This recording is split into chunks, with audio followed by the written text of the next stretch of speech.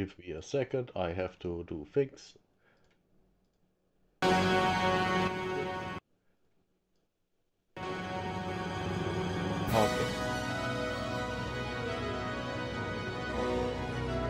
No.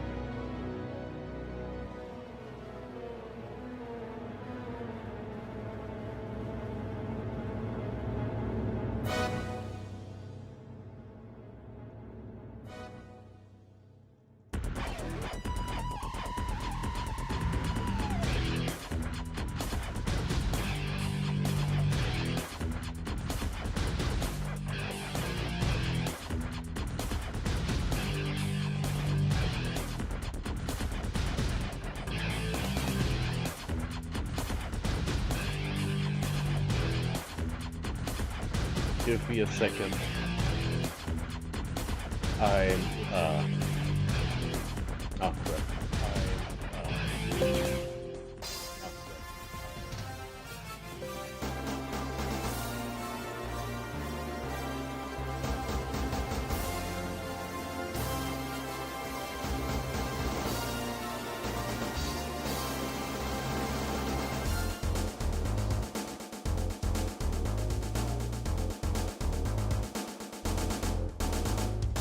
Why does it say it's offline?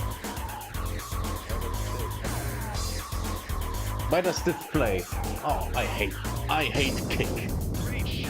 Kick is so trash. Great shot. Return to base immediately.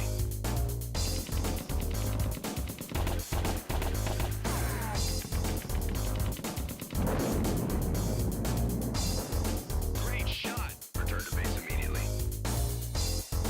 Great shot. Return to base immediately. Give me just a couple of moments. I have to.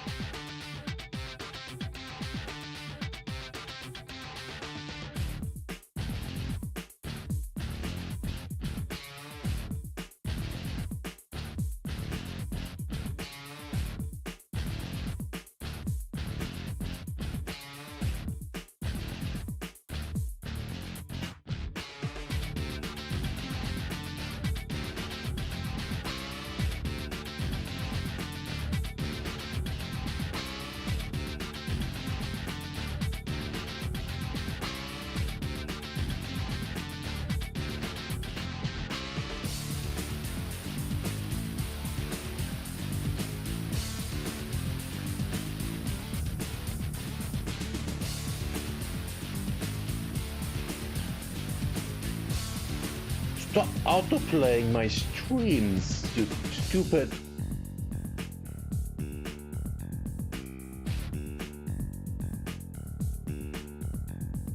Okay. Just a couple of hours. Oh Jesus Christ. Oh no.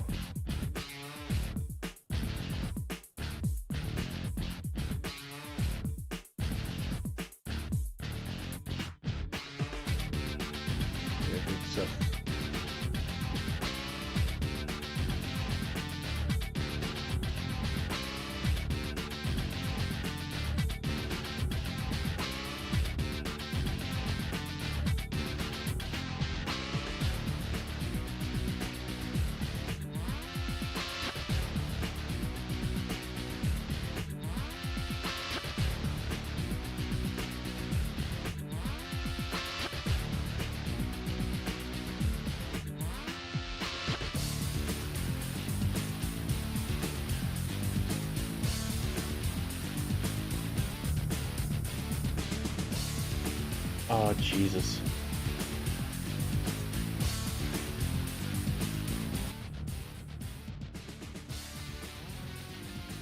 Okay, I hope everything is fine now. This is, wait, what? What? 3 hours? Oh, shit. Me and time. Me and time. Ah, Jesus, I'm so dumb. I'm so dumb. I could have just waited another hour.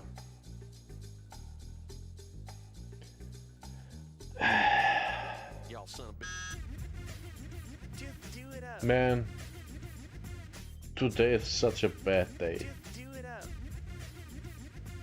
This is so stupid. I hate my life. Every encounter's gonna be that much more difficult. I really do. Y'all son of a And you, Larry, I saw you what you did when you dropped yourself the other day. I really do. What do I do?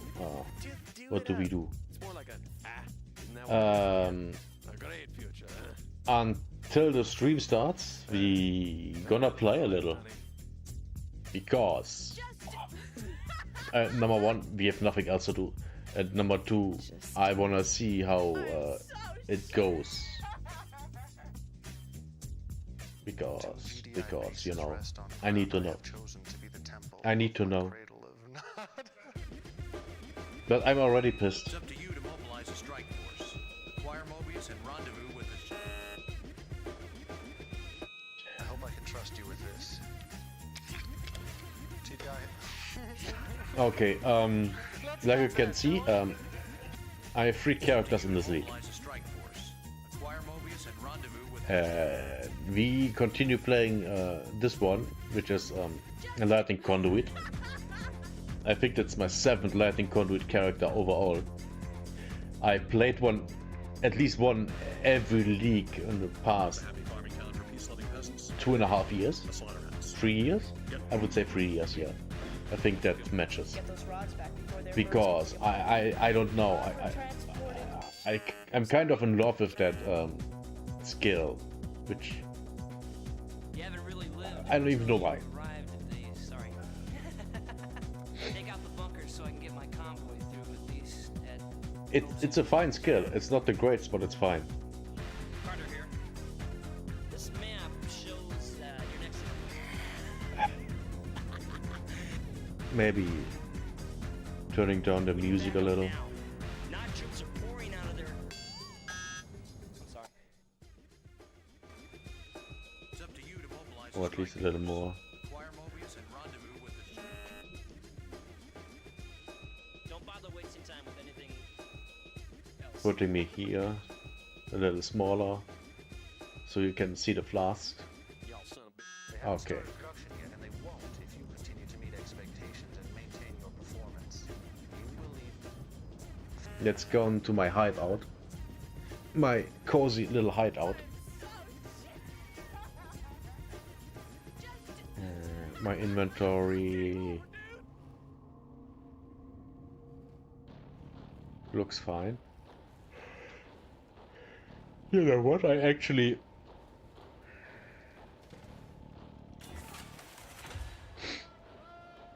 let's do some heist stuff. Then after that we do some other stuff.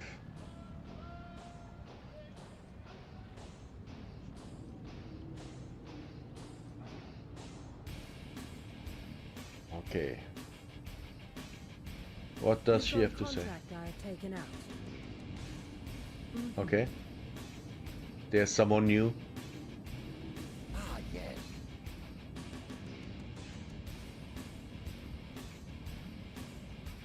Think on what I said. Okay, okay. Let's. Oh, he's something to say. Not that I would care. Yes. Let's prepare a heist. This one.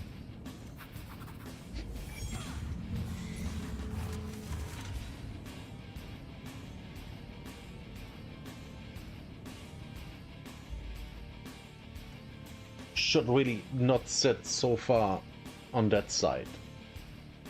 That's bad. Like really bad.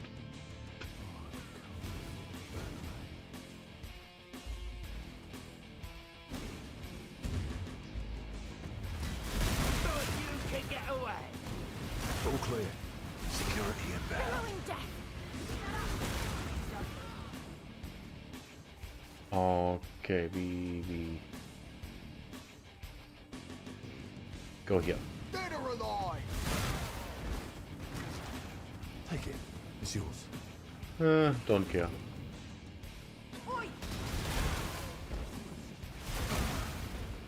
Sir, Care about this one. ready yourself for combat.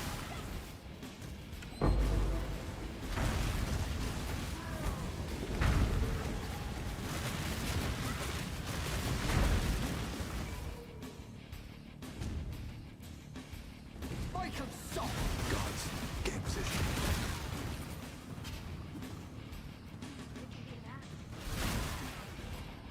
You're mine.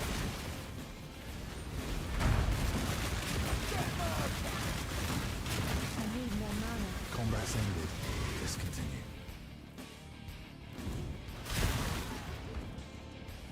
Make 'em soft. So we literally just run around, Leave do it to whatever me. we want. Stop right there! Just explode everyone. Ready yourself for combat.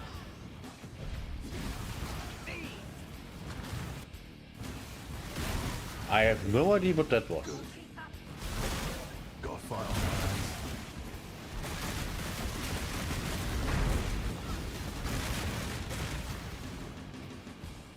Leave it to me. Stop right there. Guards, get in position.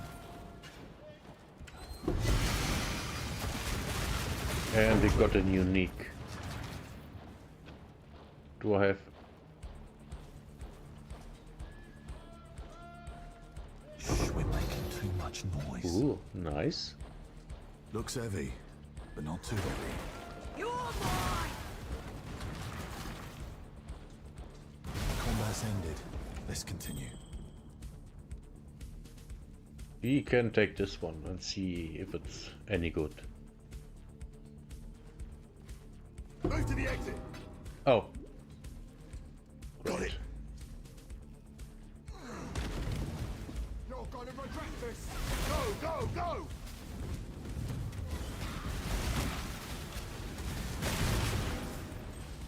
What was that? Oh. Yeah, I can take that. Fight like you mean it.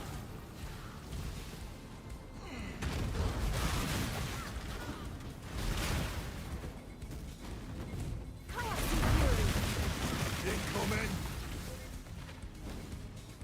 I should have stretched for this. Come on. Get him! Don't combat positions! Drop something nice on me.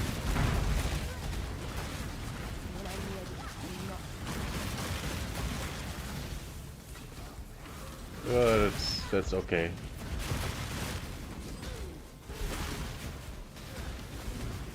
Good. Keep going. Incoming!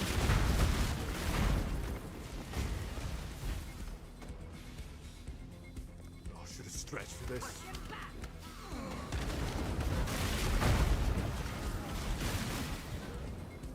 Arms ready! All clear.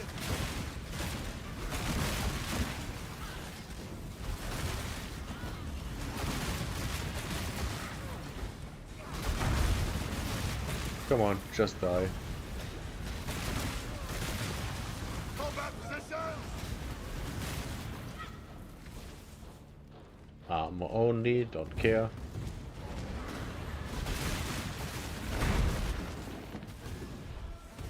Go, go, go! Yes, yes, yes, I'm on my way. Hey, Keyleth. we could do it. Mostly. Like you can see, we do something completely different. And I was bad with the time. I thought I would be at the 2-hour mark already, but yeah, I was on 1 hour too early. Is spell suppression, that's nice. Spell damage, ooh.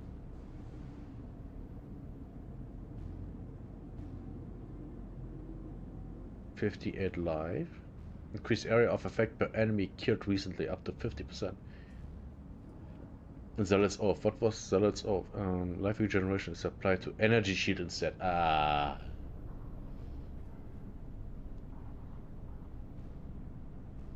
Yeah, that's what I don't like. Wish I was.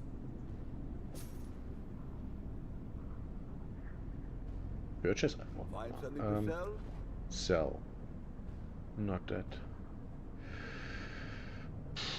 It's not good.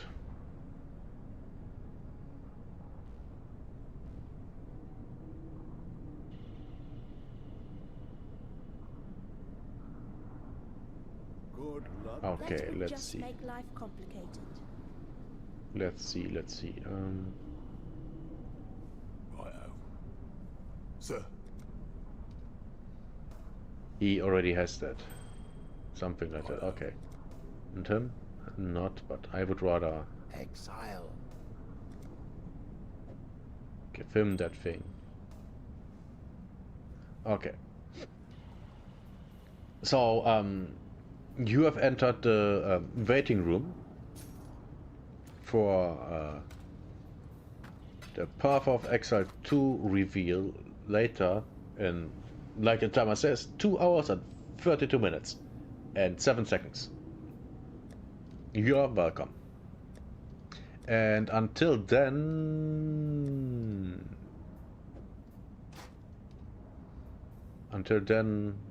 where is my... There's my... Until then we are doing some... just playing some Path of Exile 1. Because I have literally nothing else to do. Oh, I'm on this beat.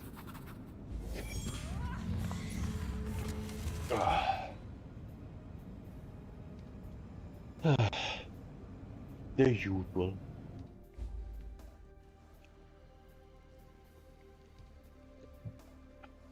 You handle Okay. the killing, and we'll do just fine.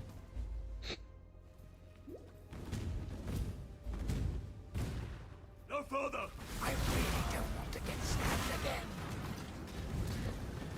Glad you're on my side.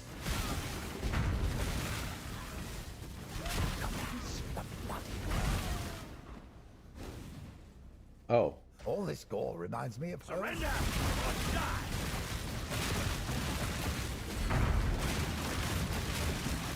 Die. I didn't get stabbed. Evasion energy shield. Yeah, no. Avarice is not entirely. Oh, nice. Oh, level 2, yeah. I see you. Level 2 maps are too low for me. Thieves, die.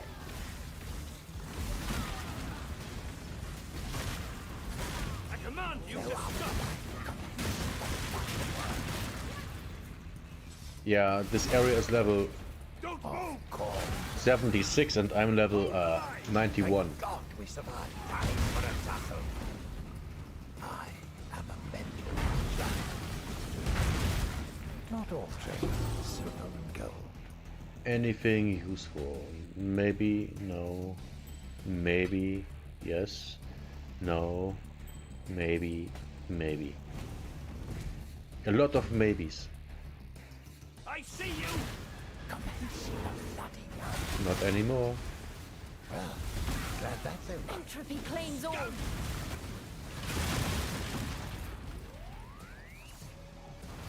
I command you to stop.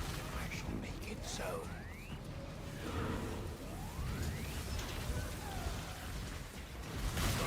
This league I actually wanted to Focus. kill all the new bosses. Haven't done that yet. Like at all. Not even close. Oh, maybe. Maybe. Who goes there? I really don't want to get stabbed again. Allow me to focus.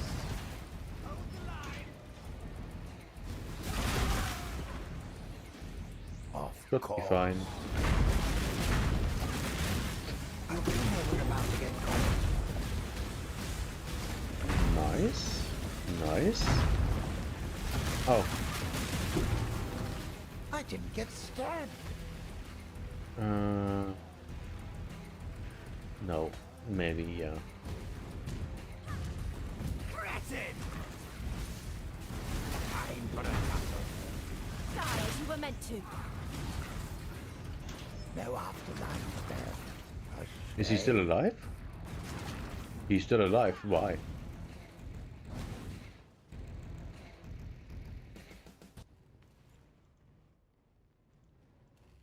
Oh, something's wrong. Let's hope it's not too late. That was lag. A lot of lag. I'll try to be quick.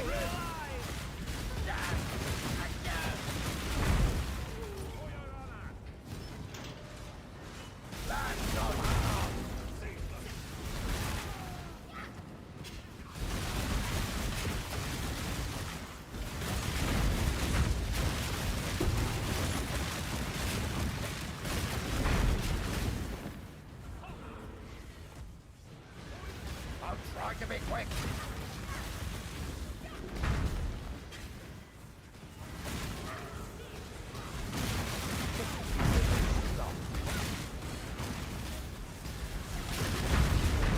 Die as you were meant to. What next? You have chosen death.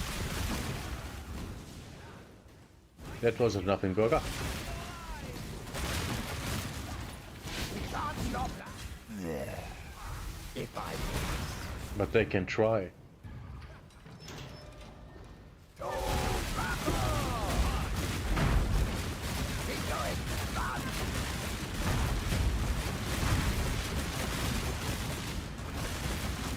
Not today. Come on, die already.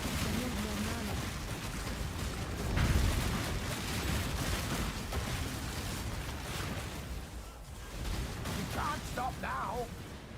I refuse to die here.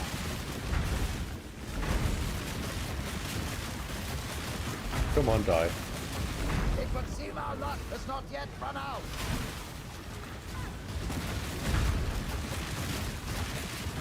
Not today. Okay, where do we go?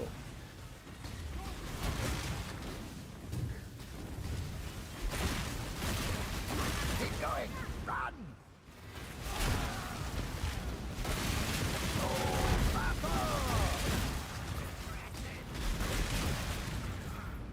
I'll try to be quick. We must somehow.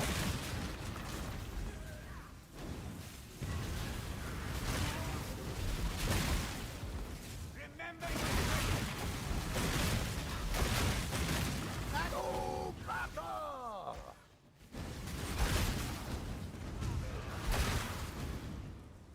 Okay. Nothing quite like That was easy peasy. one more day. I said I didn't want to sit over there anymore. Jesus Christ. Ow, ow. Shit. Ah, being old sucks.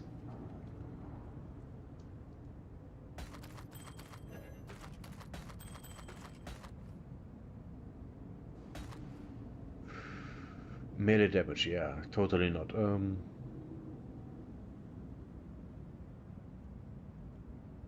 Not really, yeah. Increased damage of elements. I don't do that. Yeah.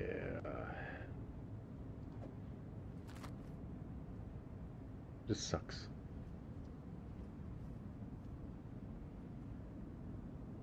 We might be able to use that. Find something to sell? Oh, that's a quest, okay. Oh. This has actually 3 good things. Might be able to use that for later.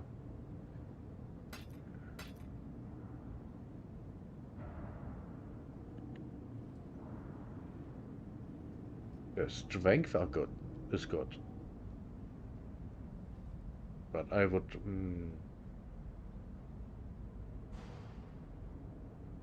I forget it. Well, actually, no. Actually, no.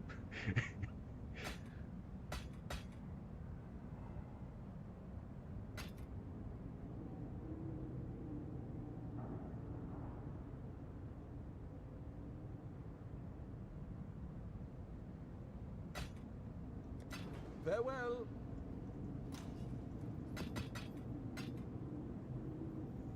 Okay, we're there. Okay. Jesus. I immediately perform. Thank you.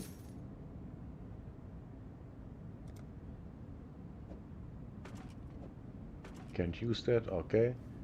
Can he use that? No? No? Okay.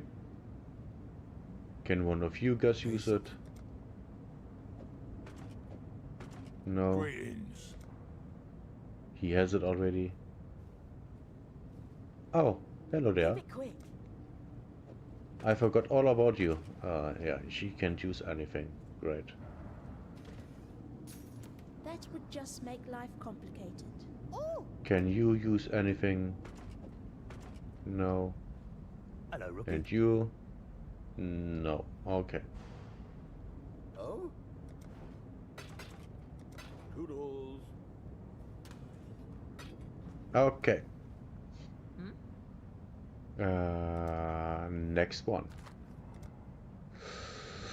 Yeah. Oh, of course. Level 2, yeah. Which we don't have. Yeah, then we take him. All right.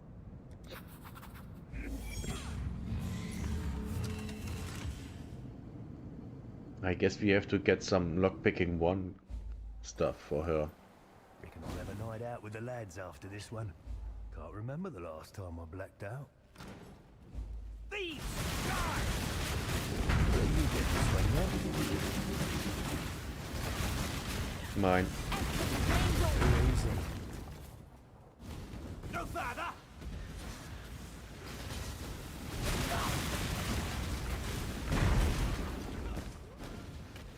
Should have stayed out of it. Or die! When I'm ready, and not before. I command you to stop! Before they make too much noise.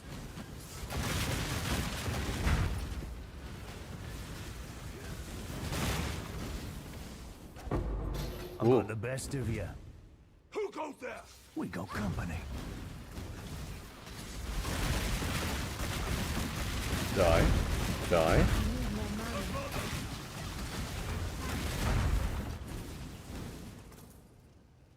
Halt! Nice. Be a problem. Please open. Remember your training? That's what I'm Please here for. open. Any more where that came from, I reckon. Yes. Maybe. Maybe. Oh, 30%, yes.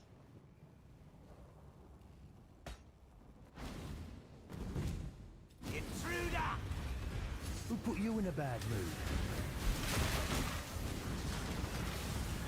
Any chance you could stop hitting me? Easy. Like you can see, this is literally just farming stuff. Like, Go on. You got him. it's even worse than War Thunder. I've got the best of... Good. Go. Just keep them off me! It's off!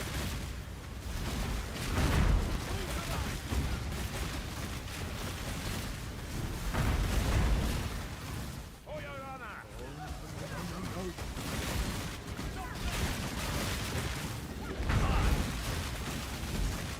Oh, You were meant to. almost died there. This lot don't look friendly! Keep moving! Yes, yes, yes. Easy!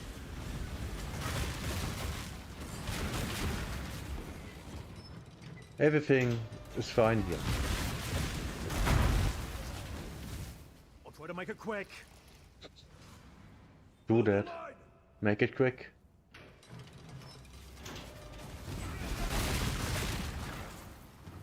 I will make it quick too.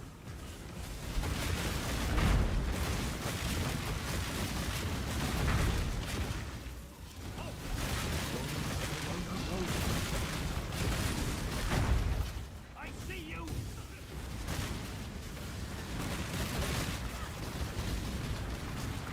What the hell was that?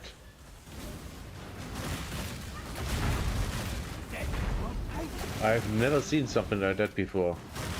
Must have been a bug or lag. I see you.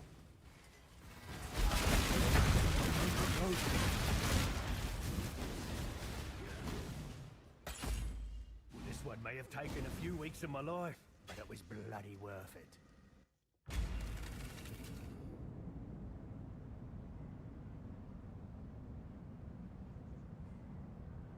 Load. Load.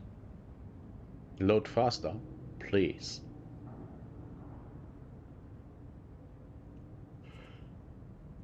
Come on.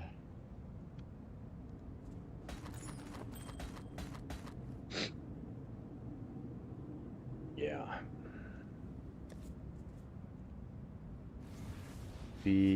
Oh. Got the book.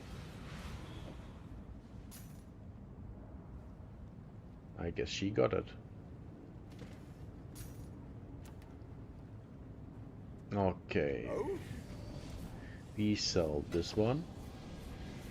This one.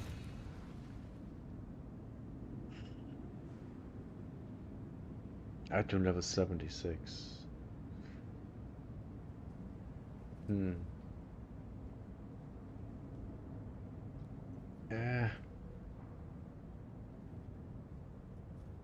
I mean, it has basically 3 things that I could need, but it's worse than what I have.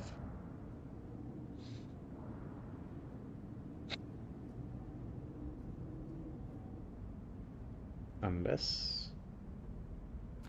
How much fire resistance do I have? Yeah, not enough, no.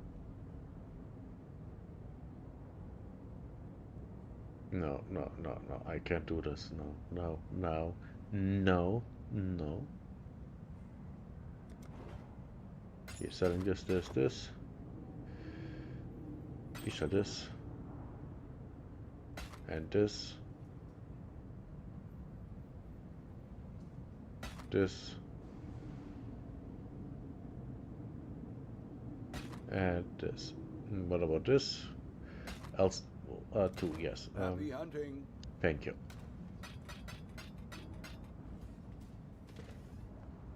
And now we... Deception. Wait, what does she do? Not deception. Keep it quick.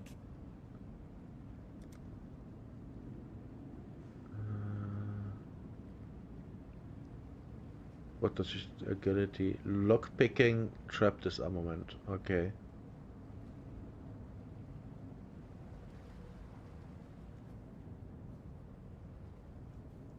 Let's see. Oh, wrong thing.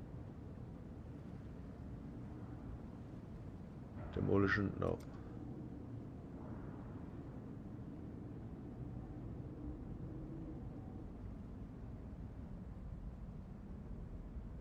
Let's see if I can. Hello.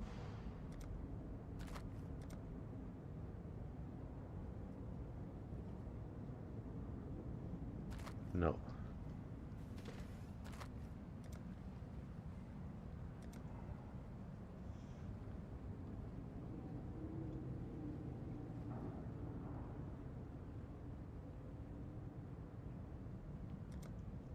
Oh boy.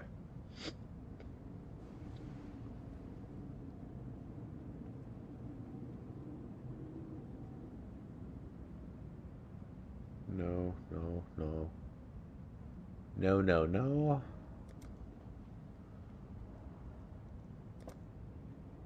Oh, Jesus.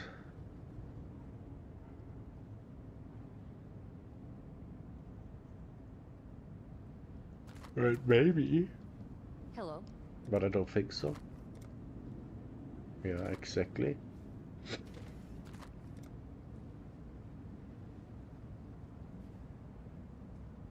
Ah, agility, nice. Now we should be able to use her. Nice. We are using her.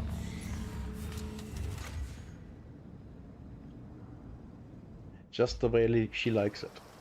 Before we set off, Jesus, I shouldn't say those things. I am Minette. See? Fight together, and we shall overcome. Together, Oh. success. I believe she will be an asset to you. What consume you? I command you to stop. I'm not charging you enough. Uh-huh. You're not charging me enough? I don't think so. I think you are quite expensive. Come on, open. You're just so much for a step. Oh my god. Oh yes, delicious. Everything is mine. Thieves, die. Careful. Who goes So the clash comes.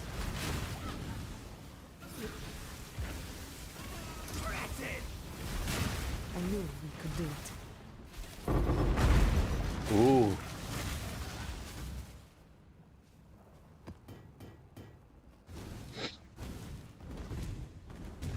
Stop there.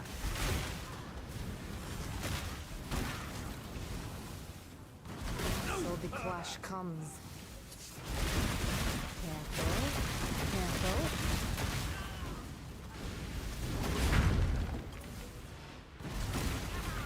Stop that.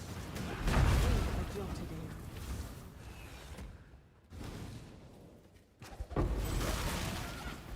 Nice. Intruder. Yes. No, I'm an witnesses. intruder. We've got a fight on our hands. Okay, Talina.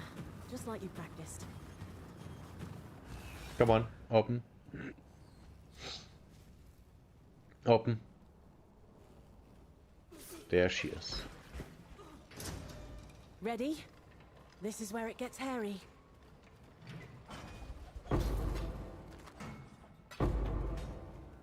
Ooh.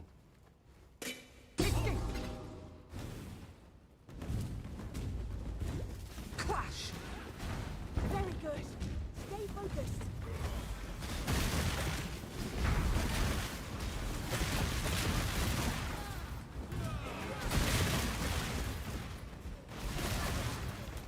Go!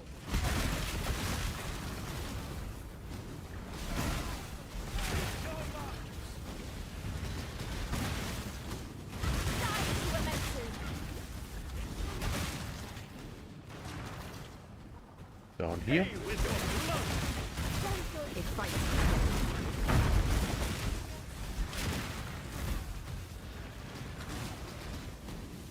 Oh, down here, and we are done. Thank you. And she leveled up, nice. Well, she leveled up that ability. Ow. Nicely done. Good job. Hello, hello, hello.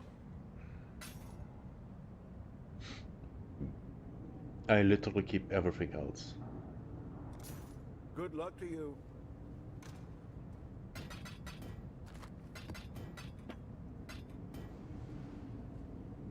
Jewels number 2 gets here.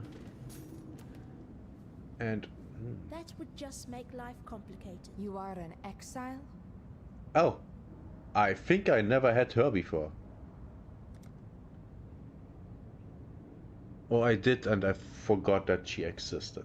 That's a possibility. Doesn't matter. We are doing maps.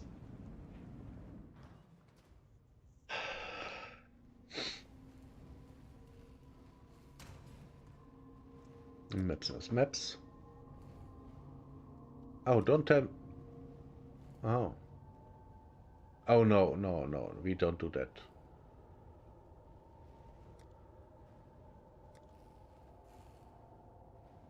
Iceberg map, let's see. Long day. No. Iceberg.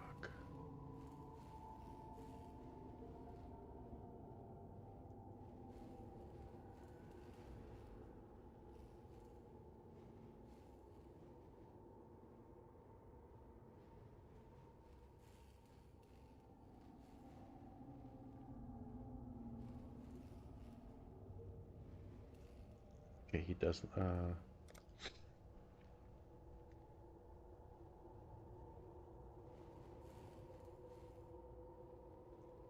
Come on, that's not funny.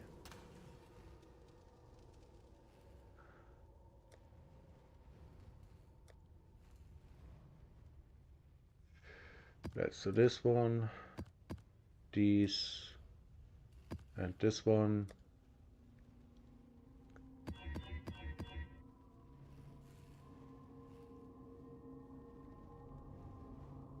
Monsters have more life. Okay, monsters cannot be stunned. Okay. Monsters take 30% reduced extra damage from doesn't matter. Unique bosses are possessed doesn't matter. Monsters have void impair doesn't matter. Players are cursed with enfeeble. No. Unique bosses are possessed. Okay. We do these first.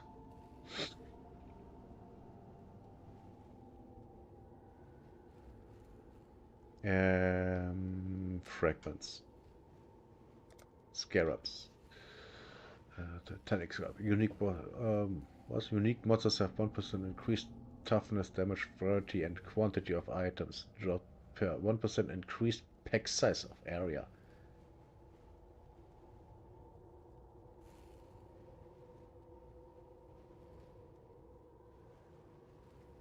Nice.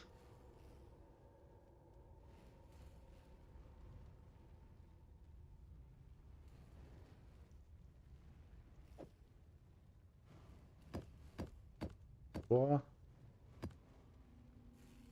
ritual scarab. Nah, I don't care about rituals. Do we have? Yeah, we take these. 1, 2, 3, 4. Harvest. Harvest is there anyway. Bestiary, don't care. Incursion, don't care.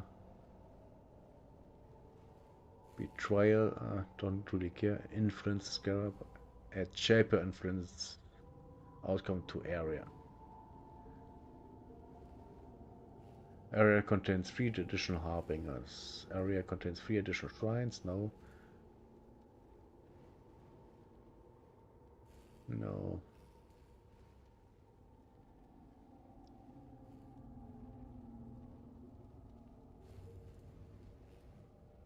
Increases maps found in what? Increased maps found in area.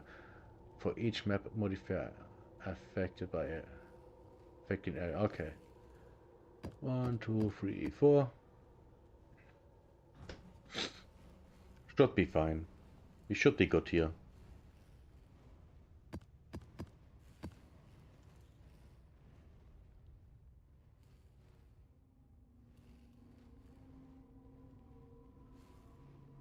One of the options available from this device will be applied at random, including options you have not yet. Okay. What is domination? Area contains 3 additional shrines. Scarabs dropped in air have increased chance to be domination scarabs. What does that? Okay, we just take this. We just take this. We are good.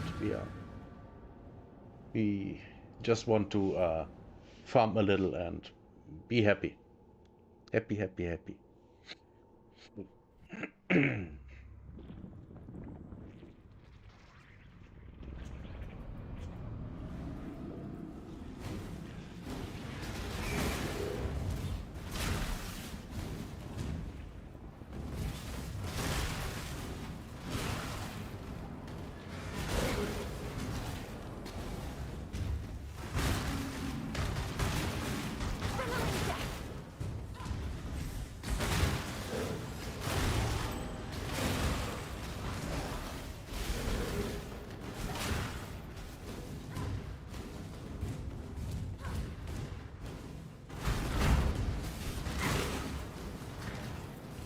Great, that was a nothing burger. Breach ring, don't care.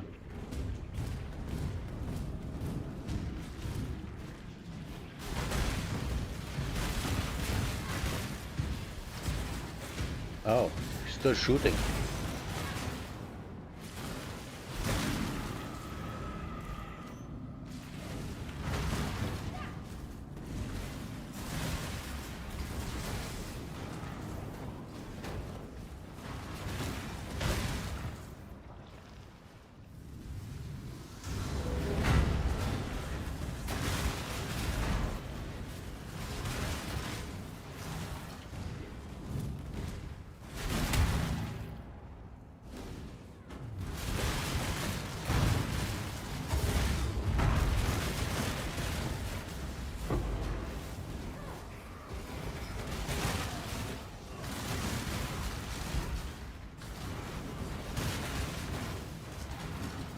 Okay.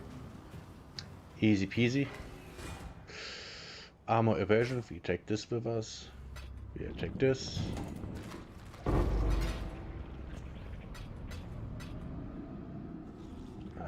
Oh, nice. That's an incubator rare abyss item to an equipped item.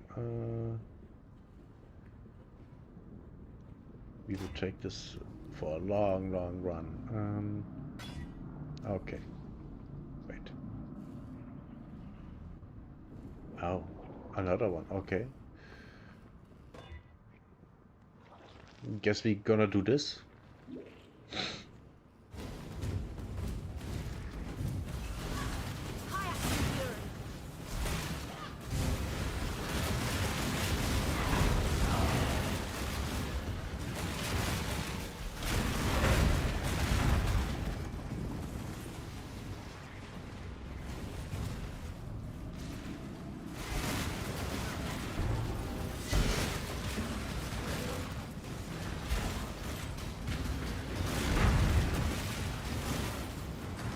Jesus. Okay, that was...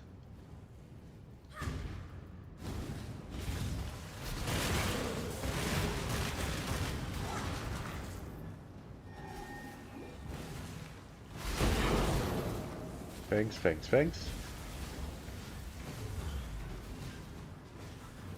Up there.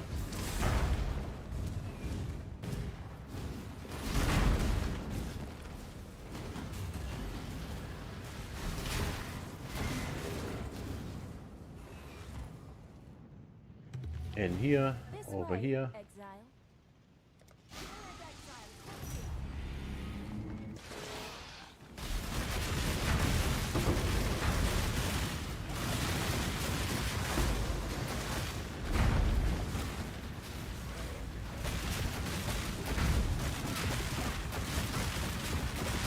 And that. Okay.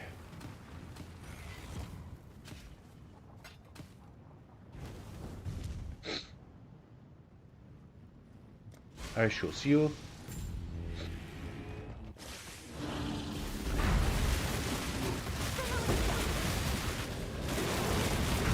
Whoa, shit.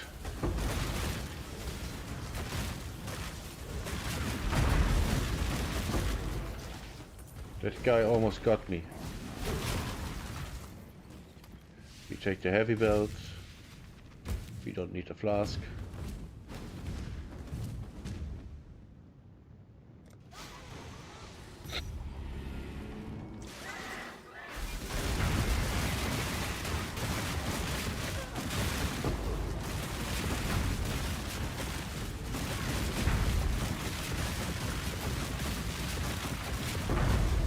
He dead.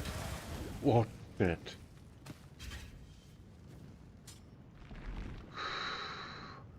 Almost died there. Again.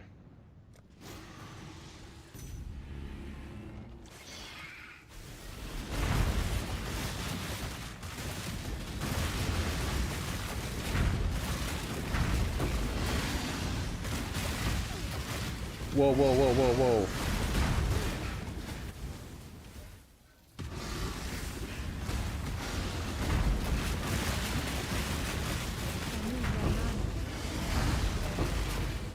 Jesus Christ.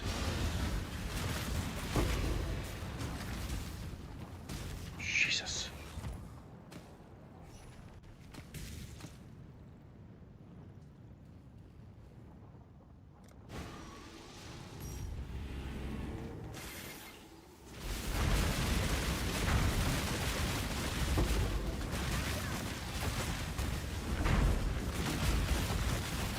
Come on, die.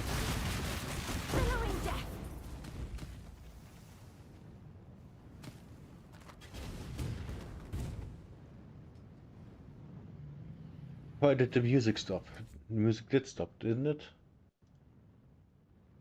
Oh, an error occurred. Oh, yeah, of course.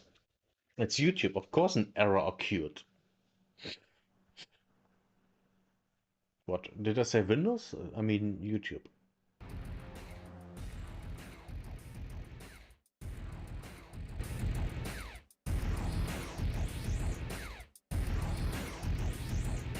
Okay. Oh no, I pressed the wrong button. I'm so stupid. I'm so stupid.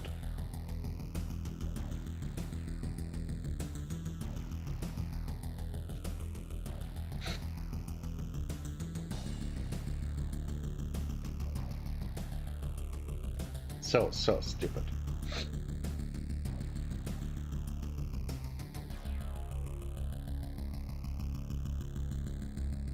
Ah, that hurt.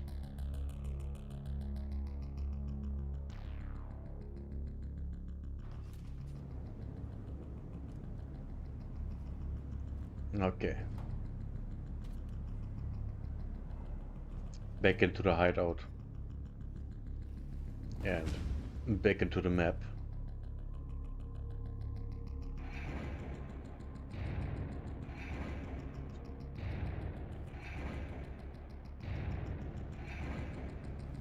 And now we have to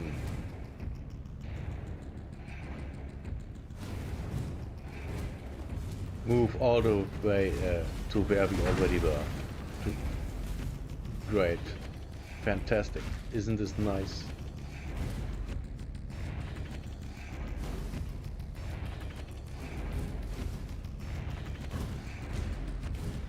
Let me zoom.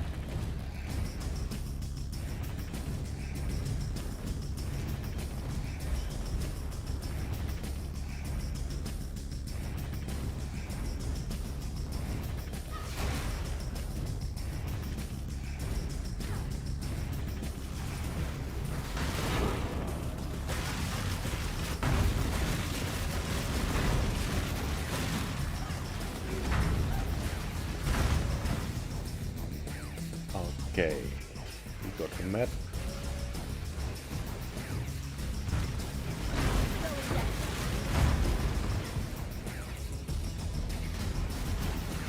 Oh, I'm of House Kyaxin. That should be warning enough. oh, it's a reanimator. Careful. Nice. We Kyaxins Oh don't my hold God. back. Plus 7% elemental resistances. Okay. Gain arcane surge when you use a movement skill. Oh. Increases the cast speed from arcane surge. Also applies. Oh Jesus. Actually don't need it. I could need these. Take item. This one. This Death one. it is then. Unravel.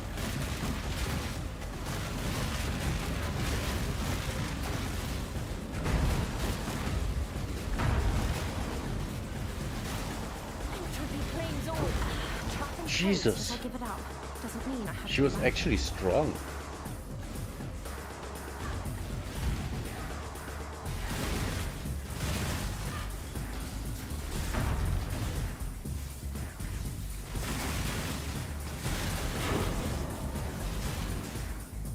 I need that.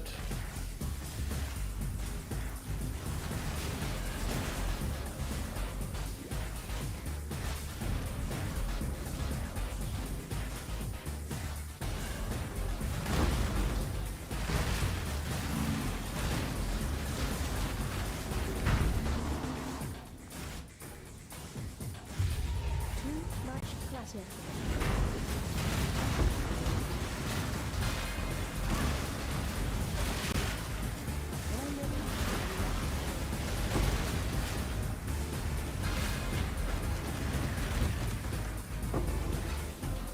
Oh crap, I have too much stuff.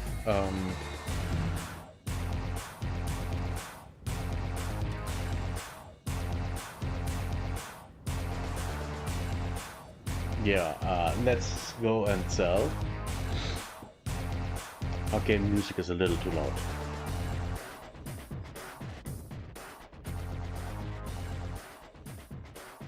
Should be fine. Let's sell a lot of stuff. We don't need this. We don't need this. Yeah, we don't need this.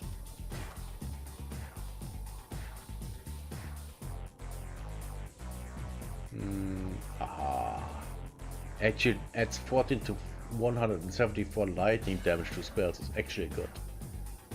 But the rest sucks. Wait, there's increased lightning. Yeah, no. We saw this, this.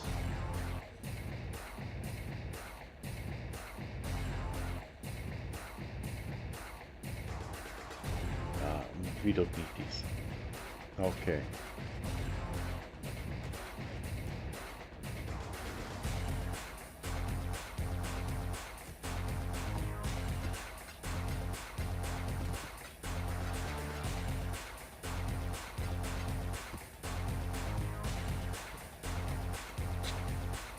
Okay.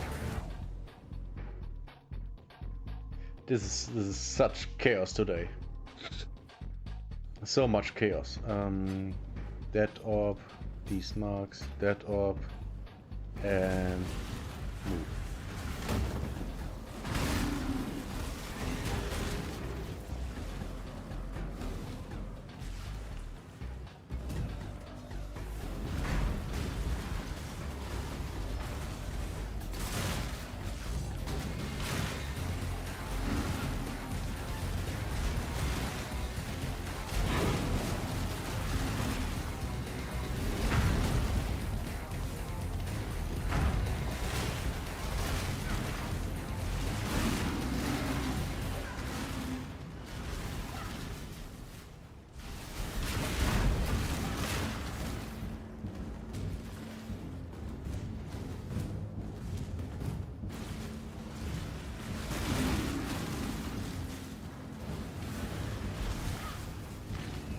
Okay, I don't really remember the fight.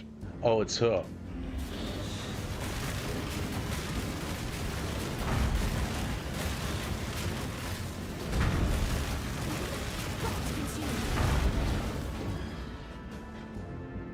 Fat slump. Yeah, you haven't heard that. I have said nothing.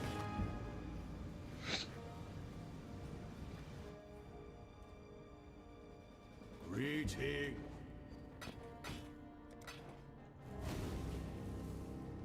Doesn't matter. Next map.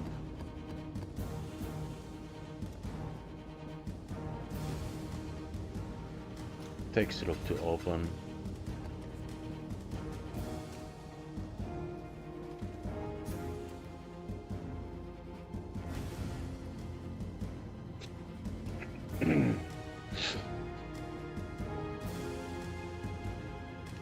Two hours. 2 more hours. I'm dropping frames. Why am I dropping frames? Is it the heat? It should be the heat.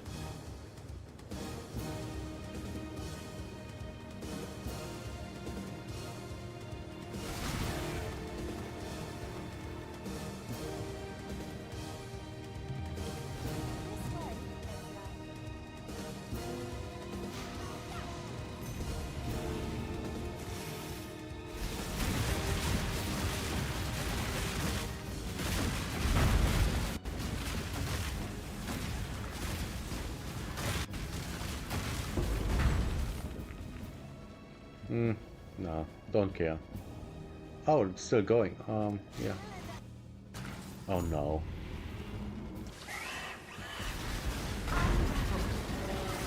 Oh, what's going on here?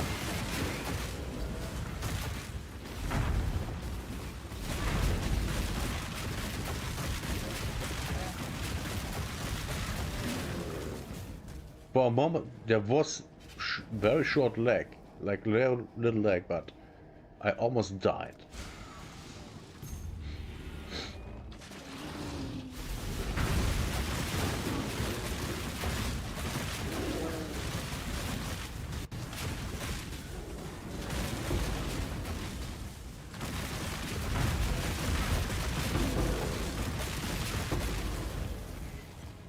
Okay. Sword, I don't need a sword. Oh my god.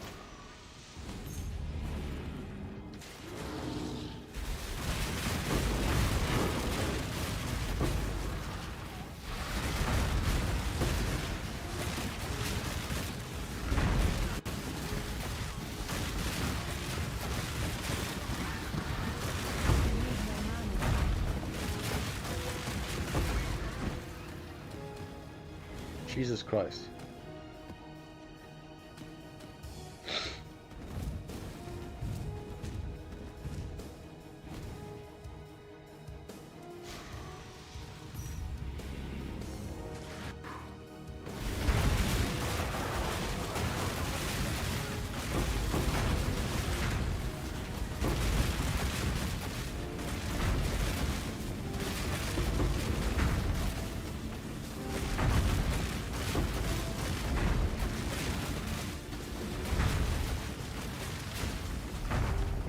No idea what that bright light was. No clue. Maybe a visual bug, I don't know.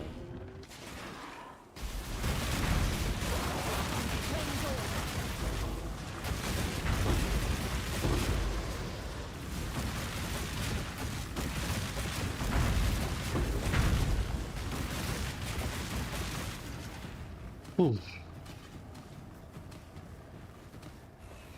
At least a lot of stuff drops.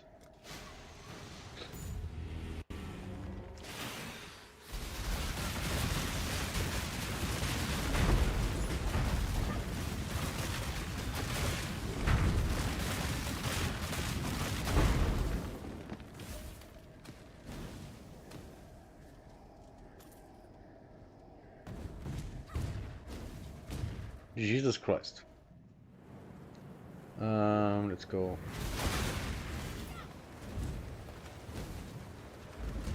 You're not gonna send me back to the dark?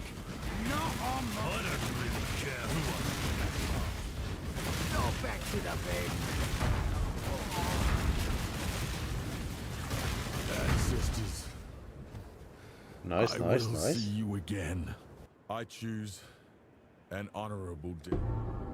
Oh, who is this, mate? Just do it. You're my kind of murderer, Exile. My crude choice. I approve. I know, but I also don't care.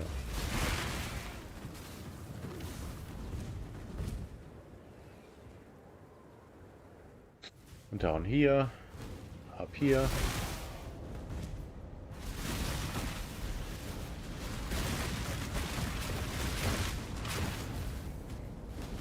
Here, no.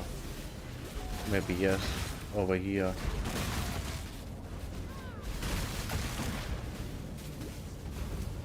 No.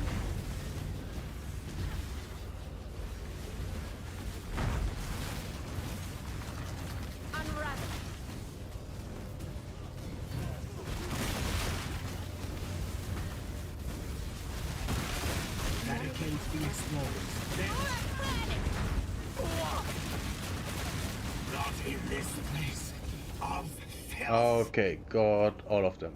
Go on, do it. You're Plus one rank. I am well acquainted. A savage slaying. Drop if a I may unique say item. so. I seek to. Let's see what I. Oh, Only feels like a mistake. that was And I see free no better items. option right now. That was actually good.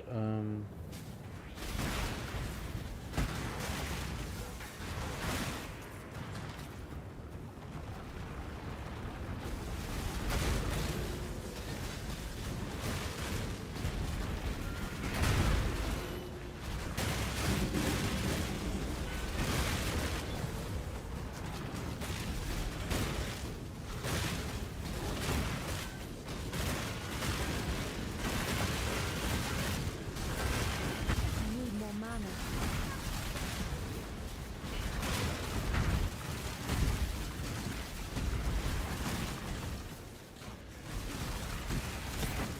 When I'm ready, I'm not.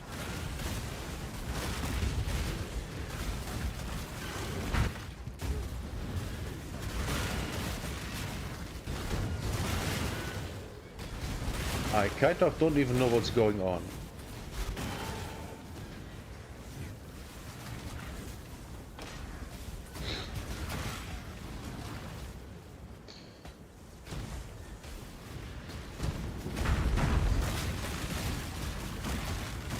That's a rogue exile, I guess.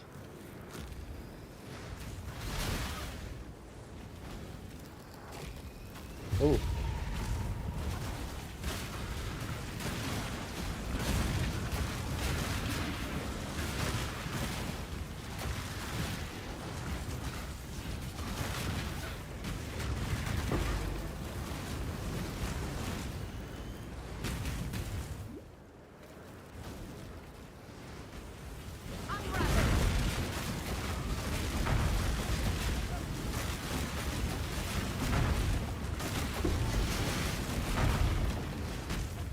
That's an a unique imbued one. Nice.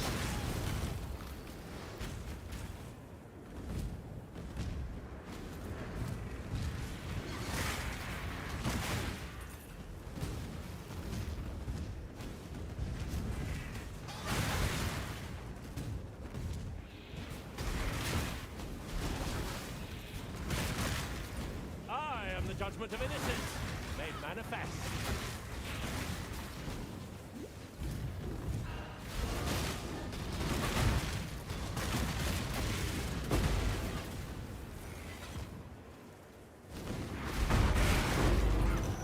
Oh nice, oh nice, nice. Too much shit. I have too much shit.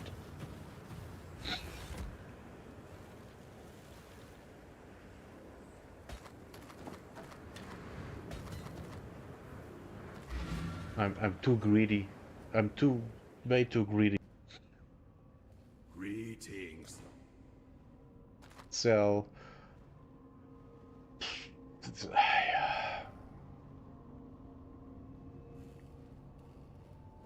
so increase spell damage 70, 82. Yeah, so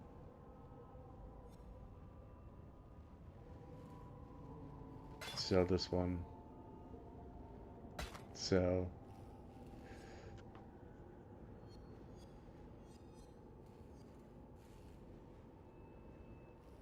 Sell. At Navi. Best prepare, survivor.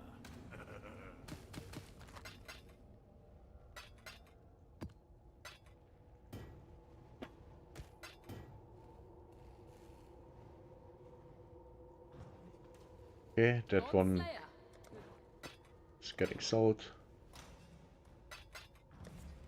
Now we go back in.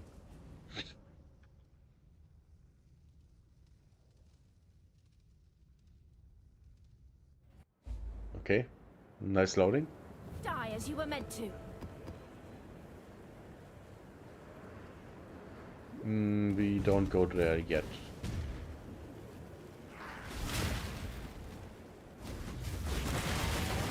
There's too much alive that can drop good stuff. Told you.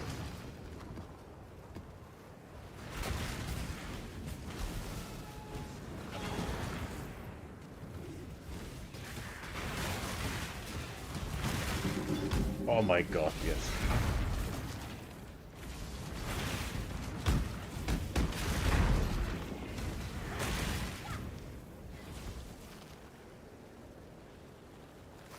What does this do? Click and hold. Oh, click and hold.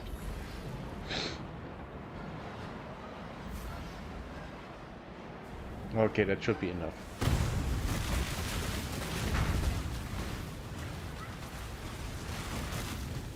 Unravel.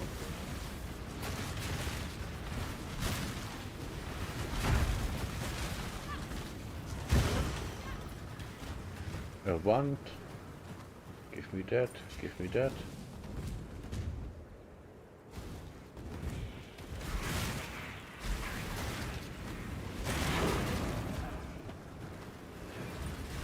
Just who I was hoping to see today! On my earth, you.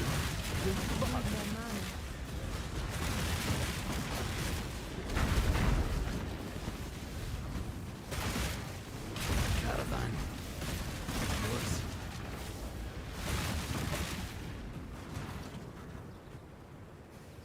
Let's Hate see. myself. Hate the sin. So confusing, this Exile. You think I'm confusing? I have no idea what I'm doing.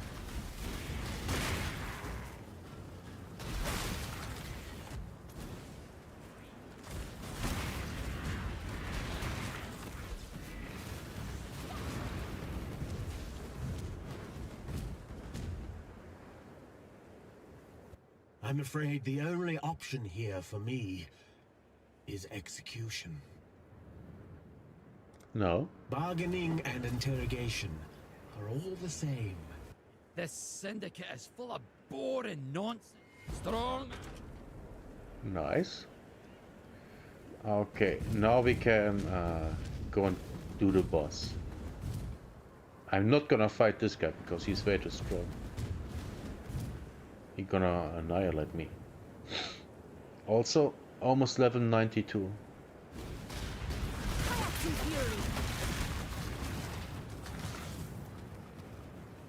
Okay, second phase.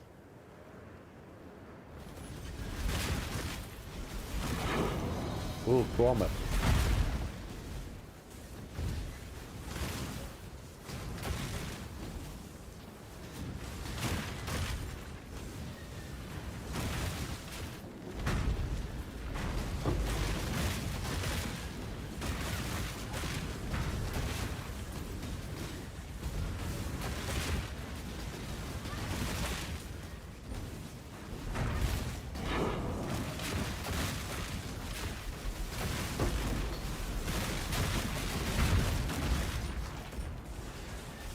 Take this.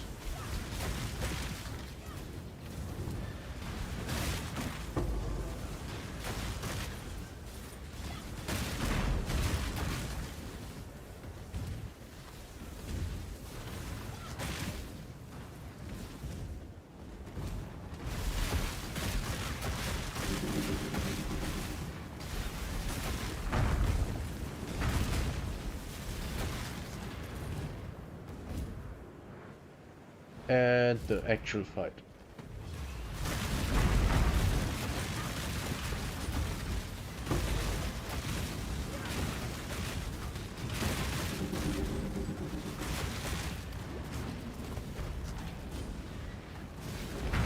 Oh, we're already done. Okay.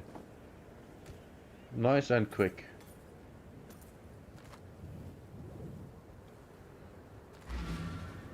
Nice and quick. Back pain. Not good. Oh, Jesus Christ. Let's see.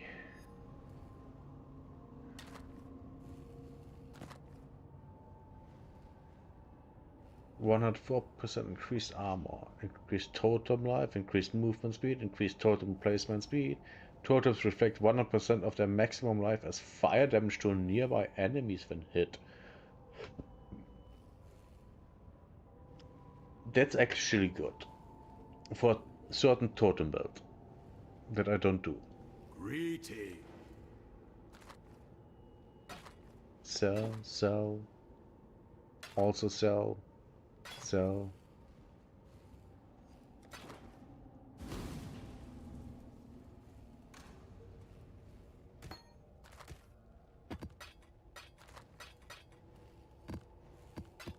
I already have a pair. Don't matter.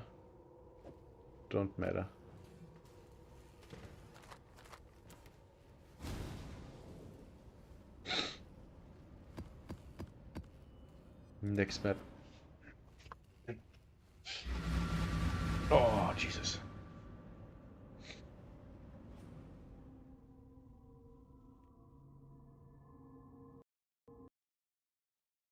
What happened?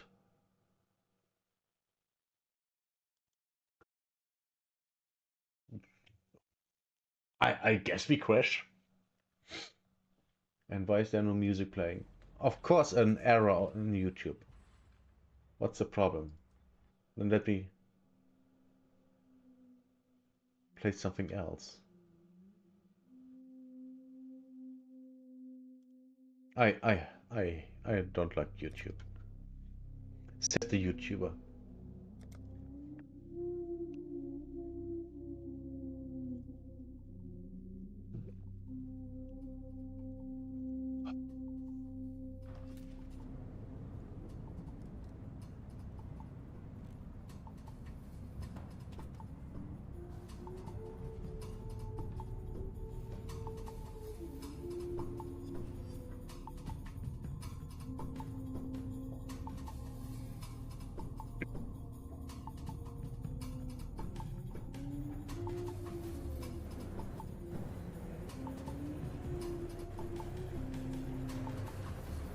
Wait, don't I have an...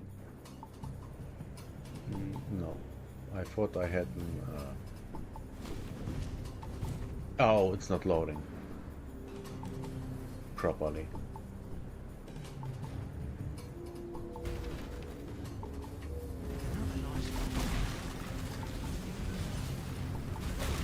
Oh, don't, please, don't die, don't die.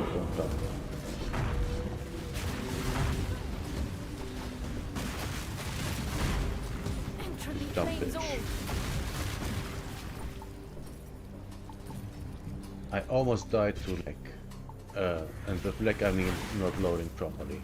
I'll never wear tails again, patent or otherwise.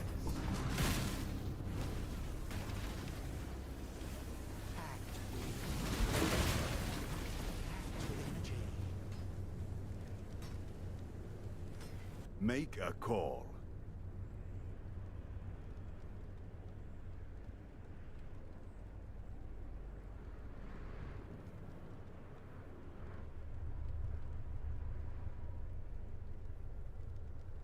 This is actually good. What does he do? Leap slam. Volcanic fissure of snacking. Oh, that's bad. Let's try it. End of the line.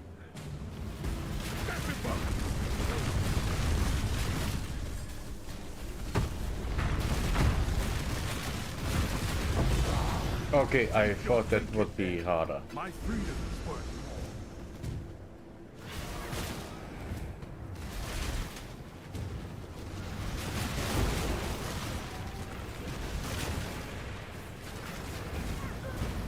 Oh, what?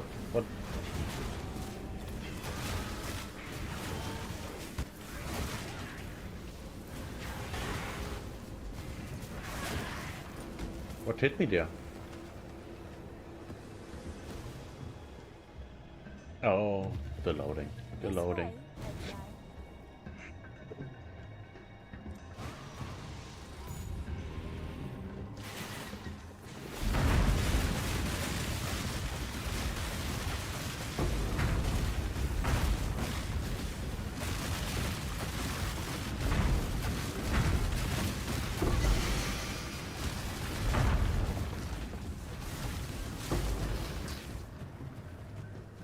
Nice.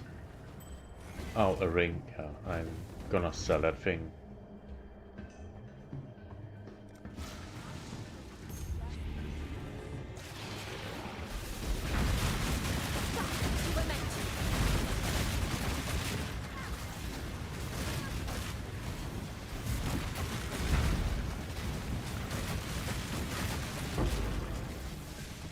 Nice, you're dead. Thank you. For the loot?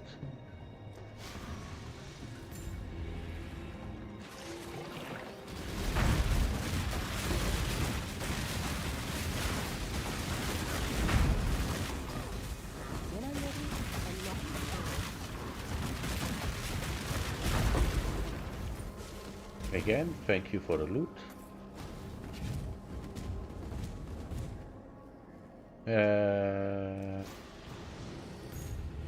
We do the same here.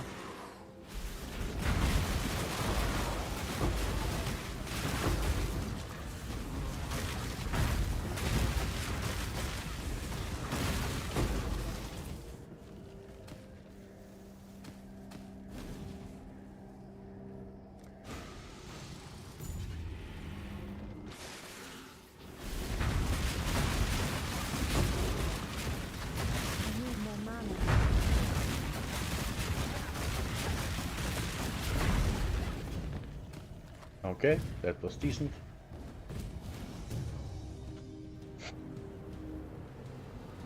Oh, it's ritual.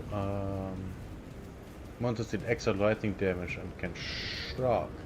Skulls, spires up. Lightning comes that. Let's see.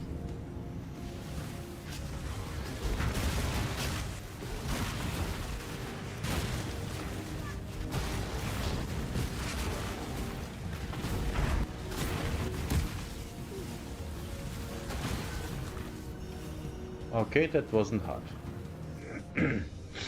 What do we have here?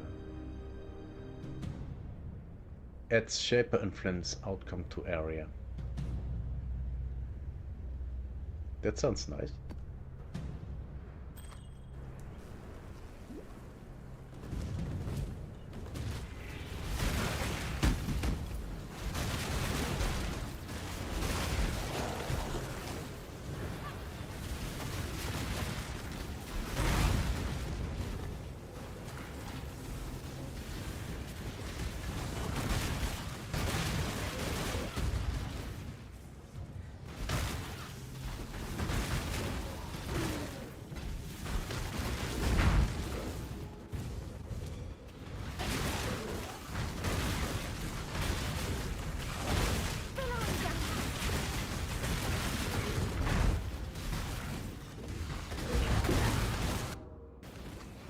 Almost crashed again. I really think I have to switch servers.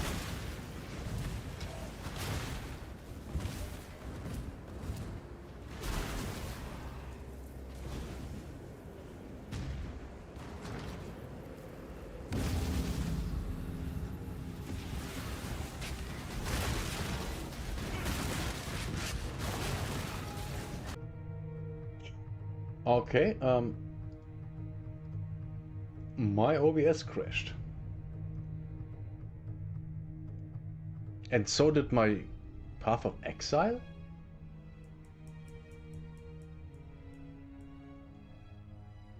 Why? Why did my Path of Exile die? Whatever.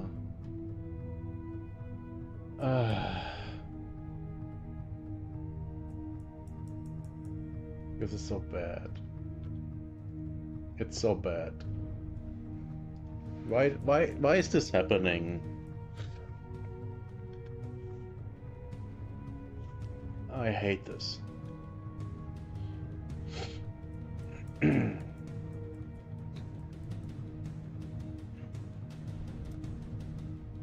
Wait. We go back. We change to Texas because it works better.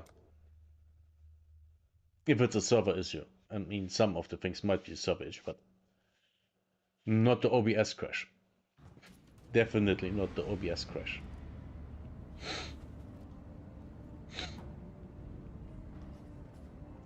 No idea what's going on. Oh, wait. I think OBS updated in the past days. Right, that might be the problem.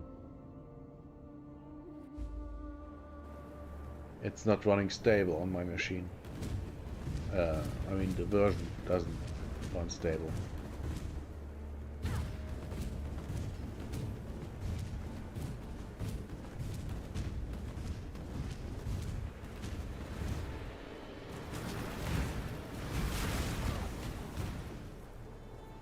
Great. Lost the ritual. I lost the ritual. Of course I would lose it. I mean...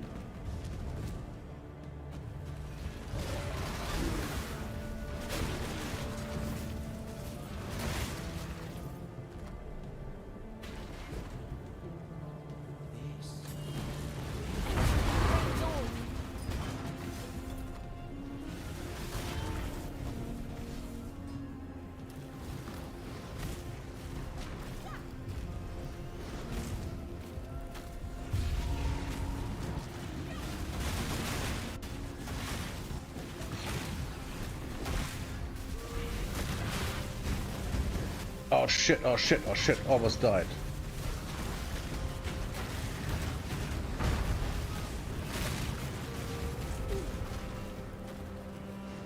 Jesus Christ.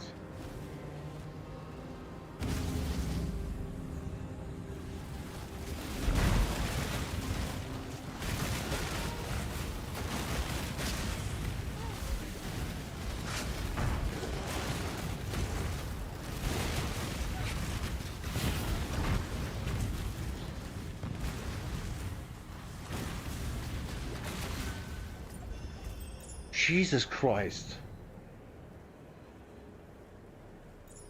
Ooh, dexterity. Okay. Jesus. This was so bad. Before just a rare item with 3 random modifiers.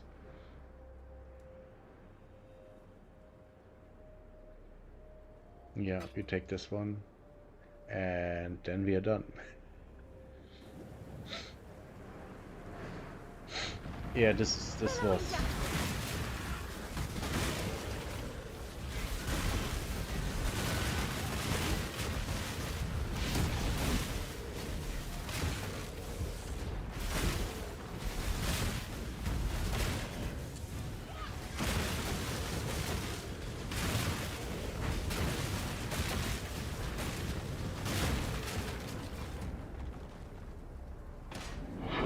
This was painful.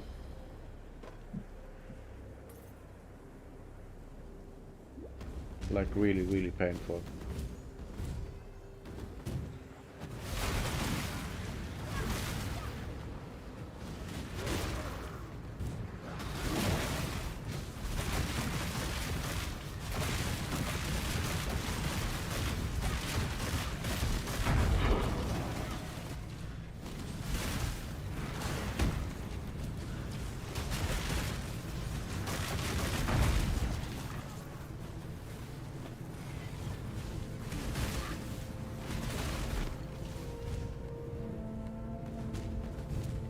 Would I even want to do that ritual?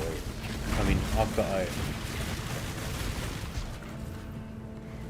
almost died at the last time. The realm is restarting in 30 minutes. We are restarting the realm to deploy... What? To deploy 3.260G update. Its patch notes are in the patch notes forums. Oh. Okay.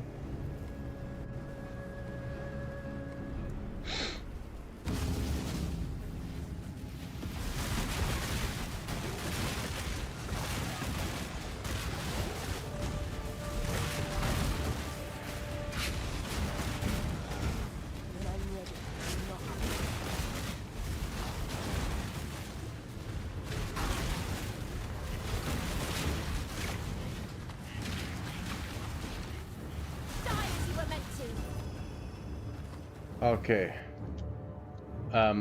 That I was at 14 FPS, which is really, really bad. Dance orb. I'd rather take this one.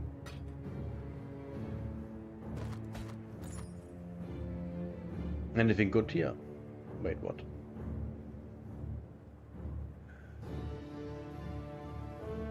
No.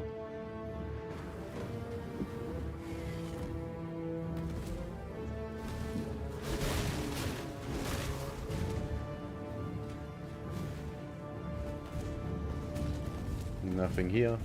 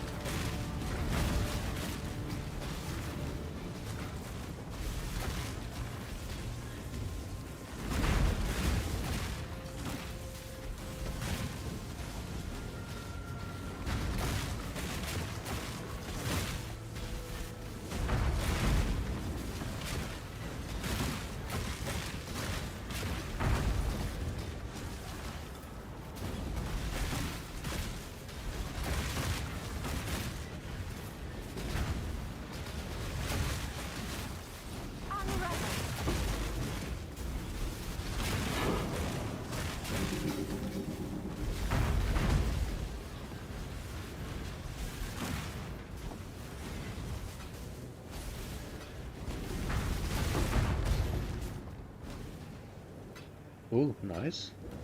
More stuff.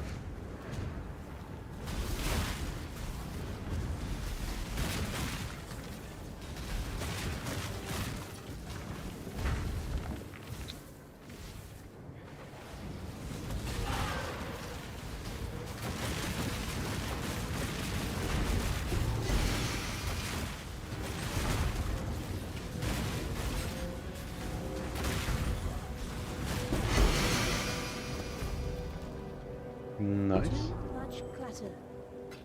Of course.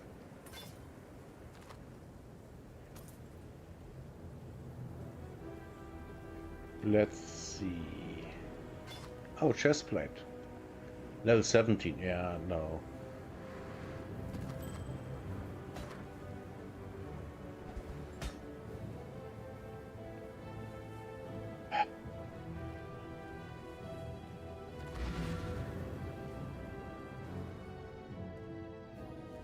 Prepared for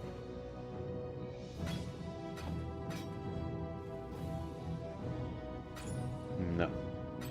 Also no. +5 to level of socketed gems. Can actually maybe.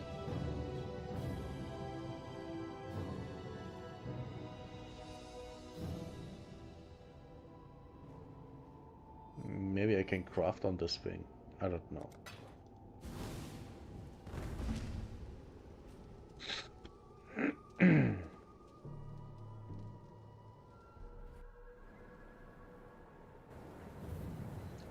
Too much clutter.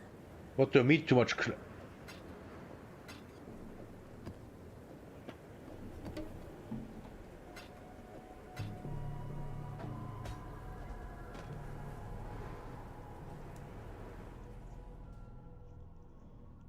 I was too dumb to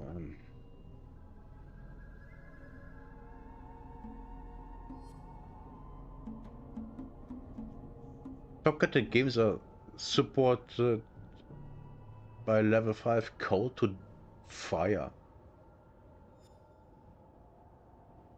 This thing is good.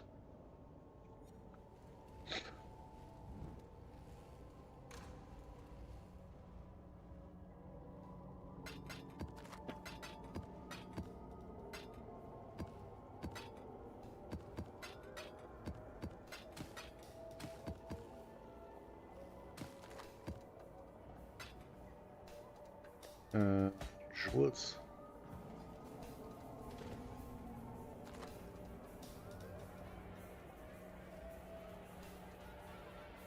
Wait. Aren't I... I'm missing something here. I'm missing something. And of course I forgot what. Rogue Exiles, Ortipus set, and what was the other stuff? Oh right, one of these. I think.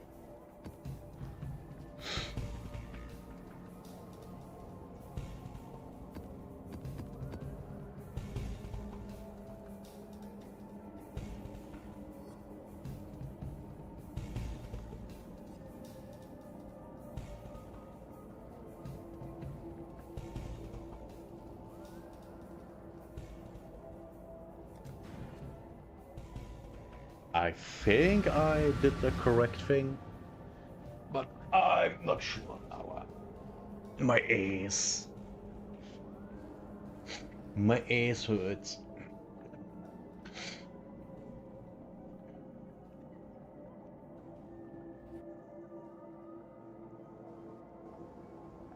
Oh, that map. Ah, I don't like this one. Mostly because of... Oh, nice. This way, Exile. Don't let it make a mess.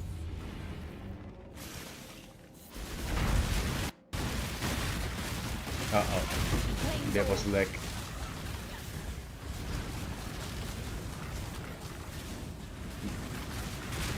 Stop running.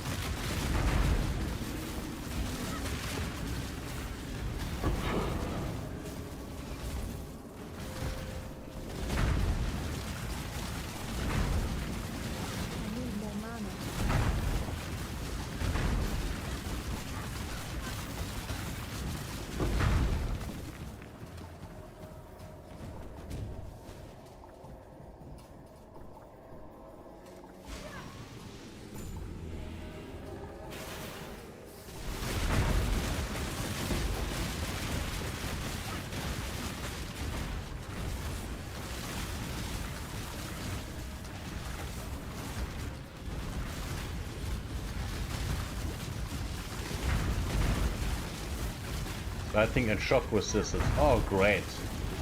And guess what damage I do? 100% lightning.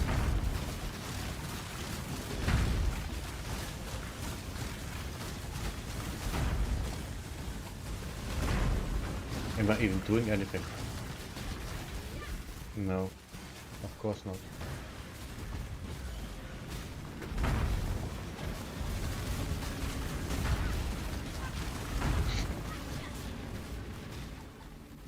Uh-oh, uh-oh, uh-oh, uh-oh. Am I dying?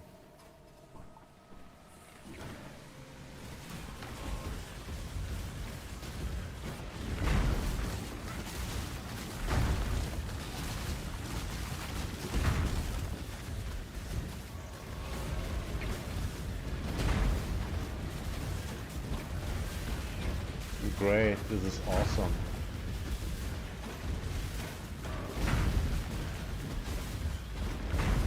Rocks consume you.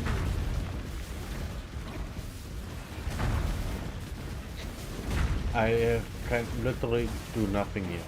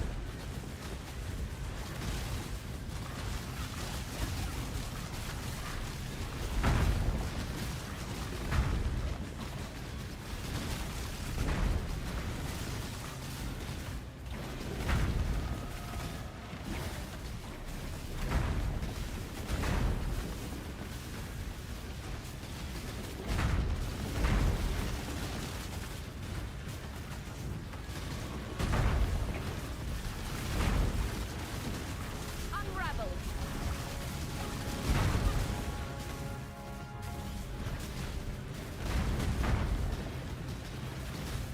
This is fantastic.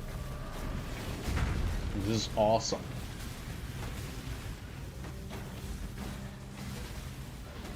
Okay, yeah, no, forget it.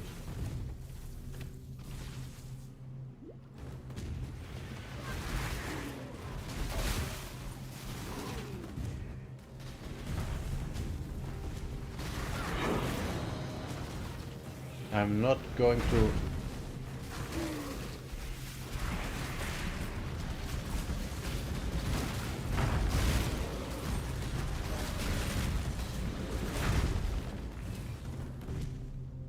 sit around there for half an hour.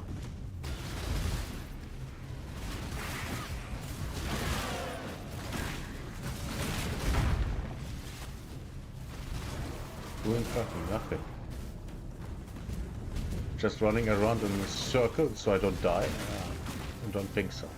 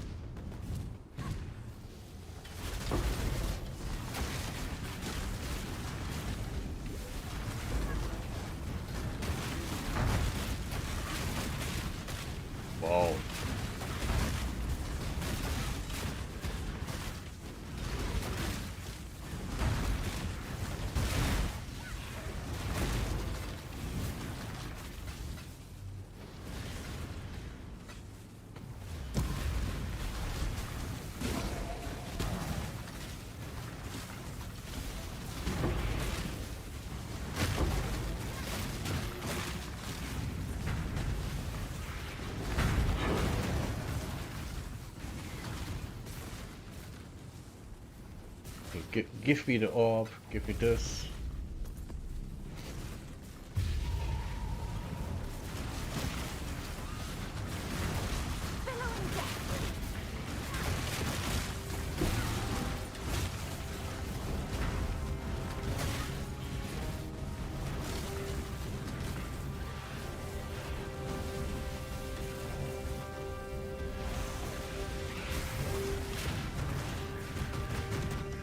Okay, got it. Jesus Christ.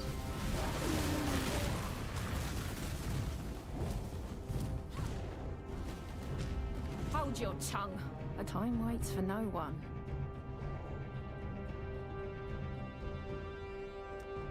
So be it!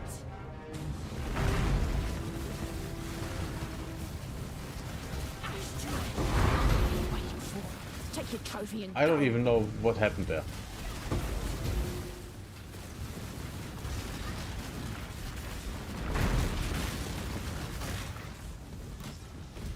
Whoa.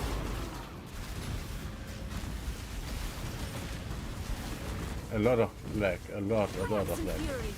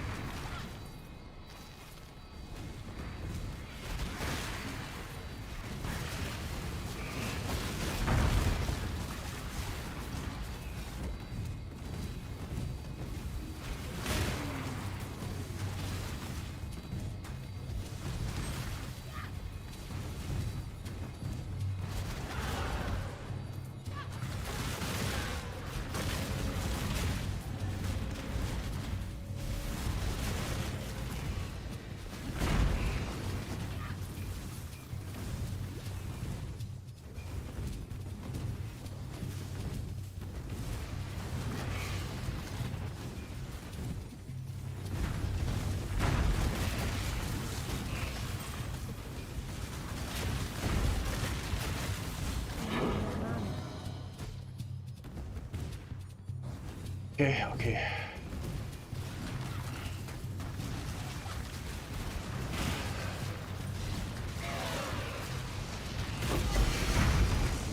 What the hell was that?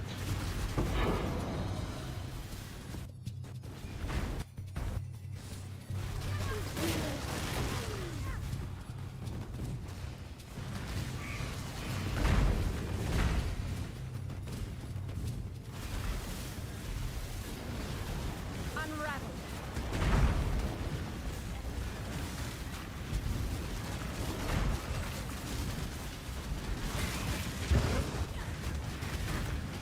When I'm ready and not. Jesus Christ.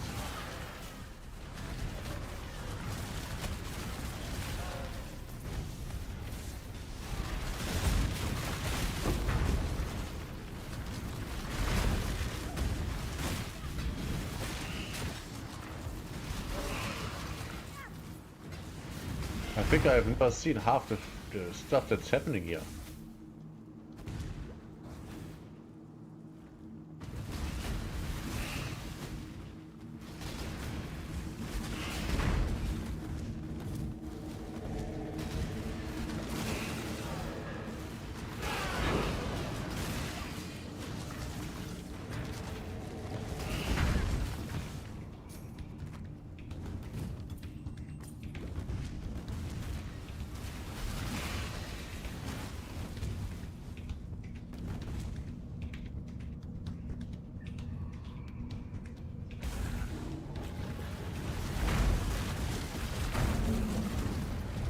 Rot consume you.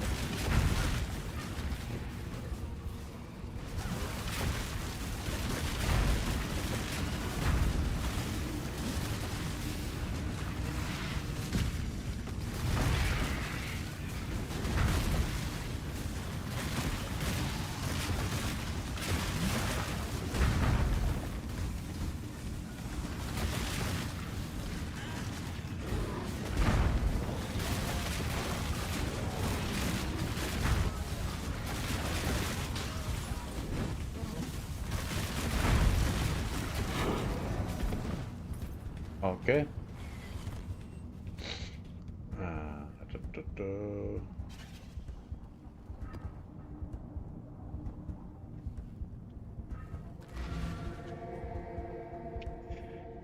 Yeah, this is not going very well. What's that? Fawn Fade. Dexterity, nice. Intelligence, nice. Maximum life. So every 5 seconds gain one of the following for 5 seconds. Your hits are always critical strikes, nice. Hits against you are always critical strikes, bad. Attacks cannot hit you, nice. Attacks against you always hit, bad. Your damage with hits is lucky, Damage of hits against you is lucky, that's bad. Greetings, survivor. Would need to completely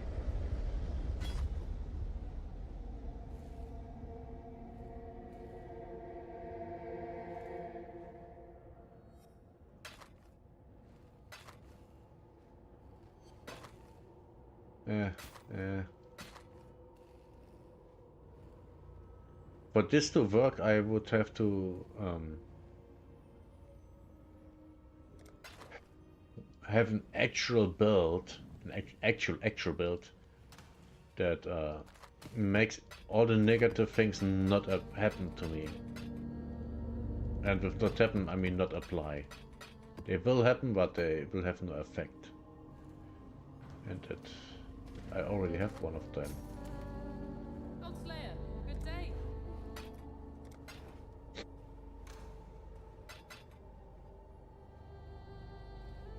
Almost next level.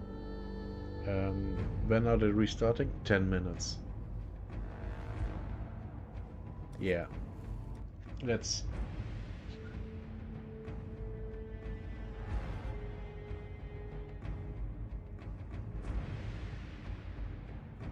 read the patch notes. We have time. We have time. 8 minutes. Okay, yeah. Where... That's Path of Exile 2 console. Then this should be Path of Exile 1. Yes. Let's read the patch notes. Wow.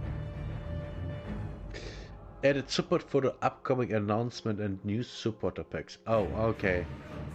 Helena now offers mass identification of your inventory items in your hideout for a reasonable price, of course. That's nice. I mean, it's a money sink after all. I mean, it's nothing more than that, but it's nice to have. And you don't have to use her. Yeah, it's whatever. Let's see the last patch here. Added support for the upcoming announcement support. Okay, players can now revive each other in endgame maps outside of boss fights at the cost of attempts / portals. Oh, yeah? That's fine. What did the C patch do? Further incremental improvements to the audio system. Okay.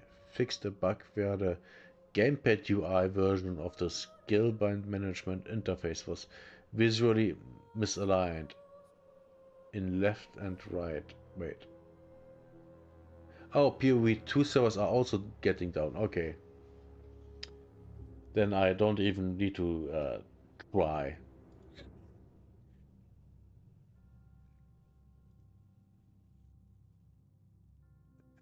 What we can do is right. Right. It's an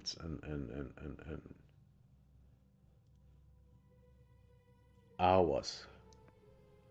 Over an hour away.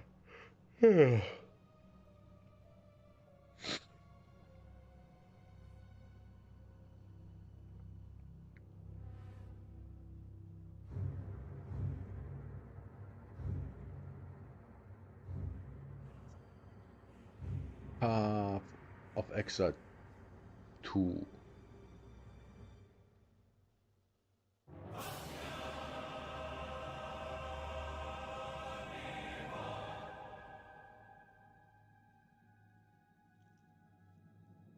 Yeah, let's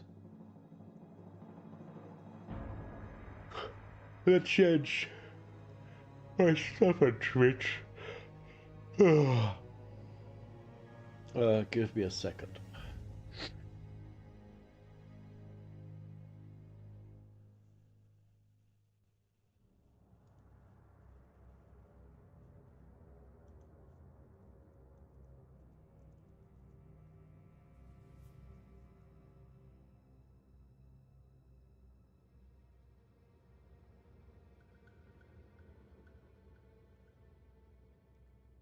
Wait, everyone has drops, right? Right?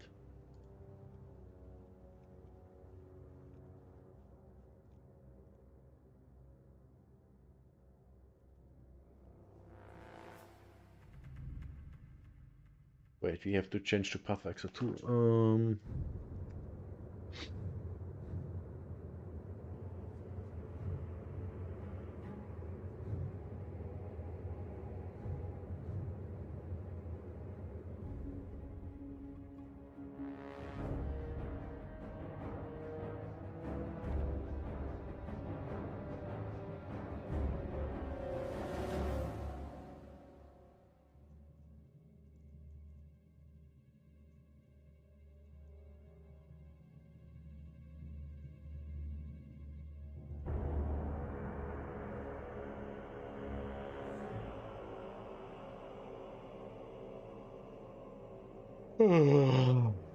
Oh Jesus!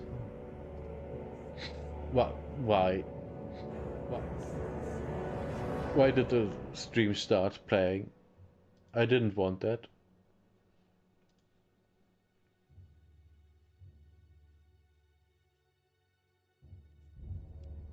Stupid thing. Stupid thing. It's my... Yeah, my stream is going. Oh Jesus.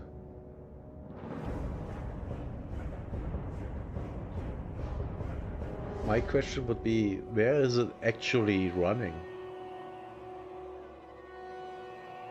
Because I have no idea.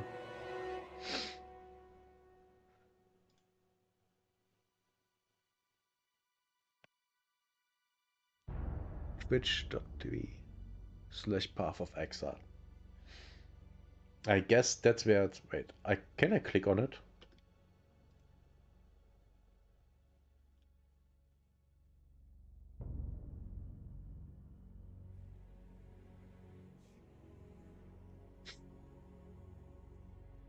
You know what? Let's produce some content. Let's produce some content. Let's watch these.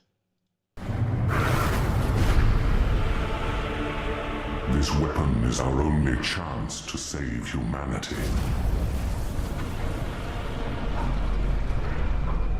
We must invoke the Third Edict.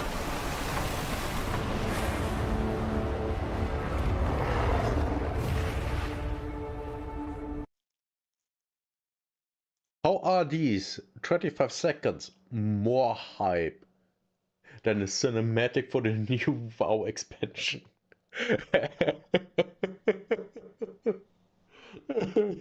It's so sad. 25%. 25% of no 25 seconds of this is more hype than the cinematic of the new WoW expansion. And it didn't even show anything. It's just the typical GGG, something amazing is coming. Look here. And they don't even show anything. It's just, it's gonna be awesome. You will want to play it. Look at this. And they don't even show anything. It's just, this, you know, having the balls hanging down to the knees and dragging his dick on the ground. That's how this stuff feels like. It's insane.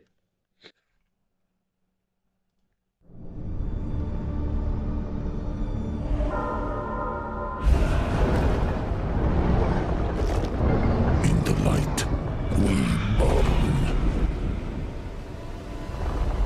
In the dark, we thrive.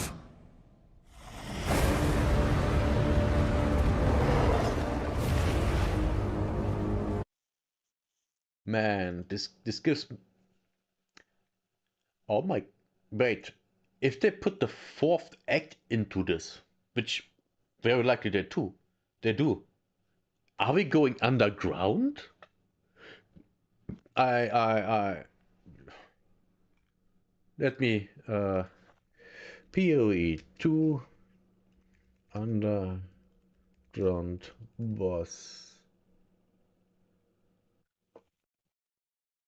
I swear to God, there was.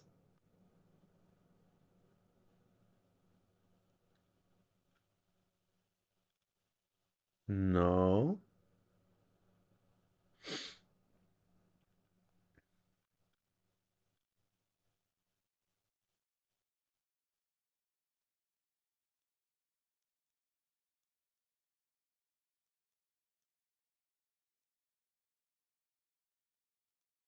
No.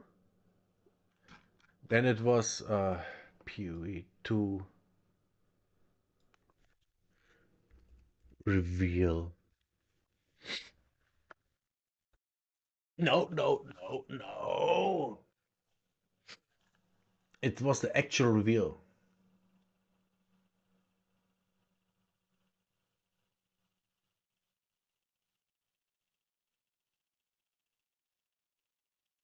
It wasn't the classes.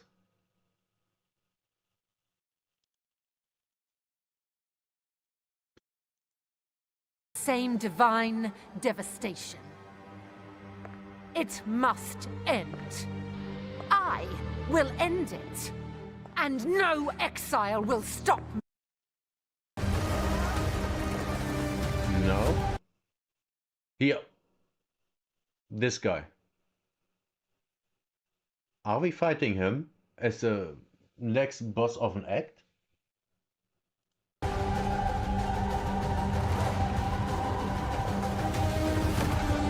See, he's underground.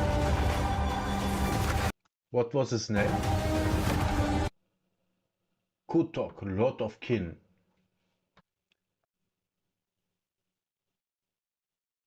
Boss of the fourth act? Maybe? I'm completely pulling everything out of my ass here. I've no clue. Not the slightest. Not the slightest. But maybe. I don't. But they had something else reveal. Let's go here. Yeah, I think I haven't seen this one. Here, you will survive, no matter the outcome. Oh. Step forth into your mountain home and seal the door.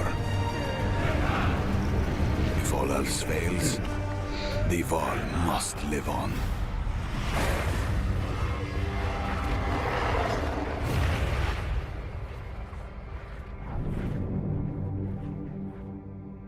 Mountain. Yeah,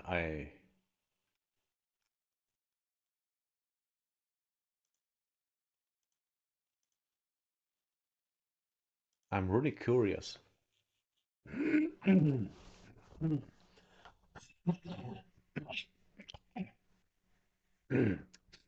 Daddy's home.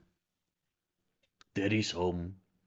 Time to make all the dead noises.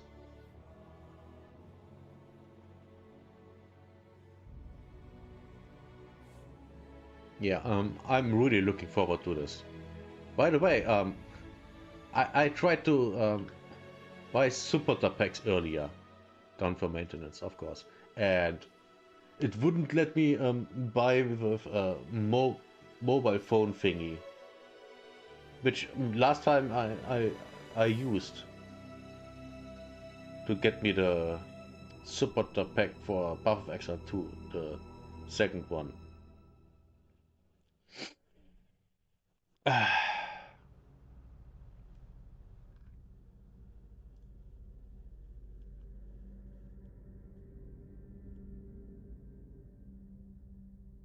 can't believe this game is free. Yeah, the thing is, the game is really, really, really, really, really, really, really good.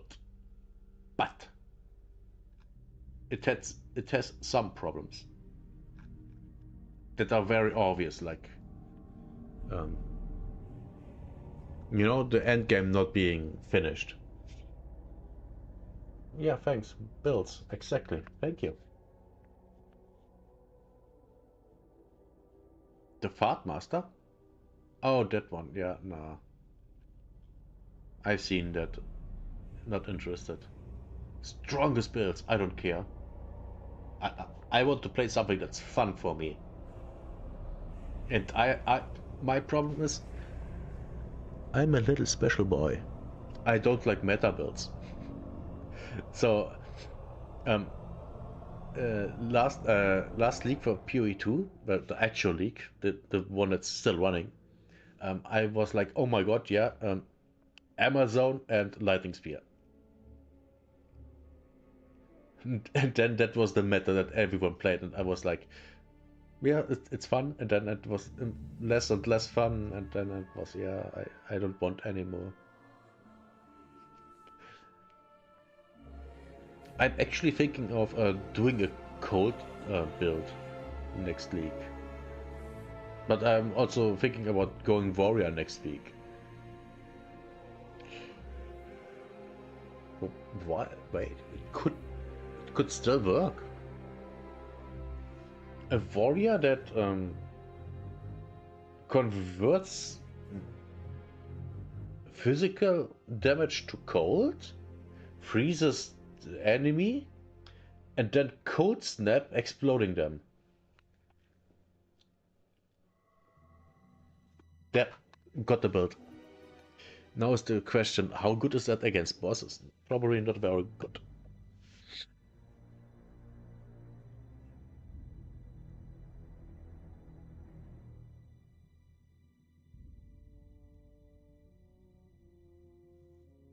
Let me have a look. I want to see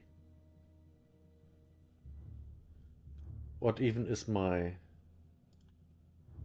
thumbnail. Oh, thumbnail is bad. Yeah, bad thumbnail.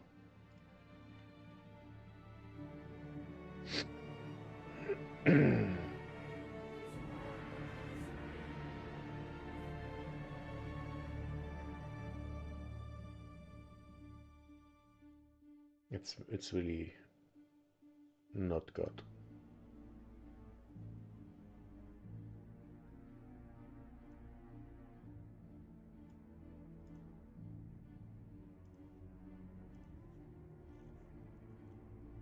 Wait, did my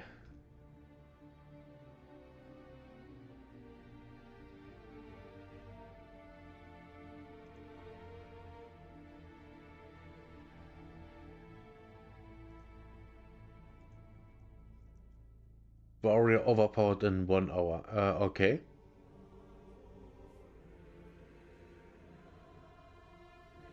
Monk overpowered in 1 hour. Yeah, I'm not into that.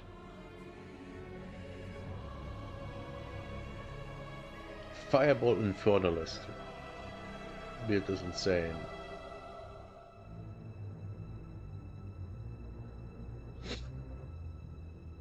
Might actually be insane. Looks good.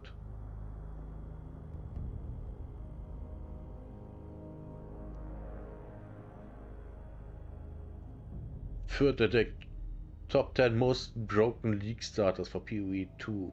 League start Path of Exile. Yeah, this is bullshit. How would he know? He can't.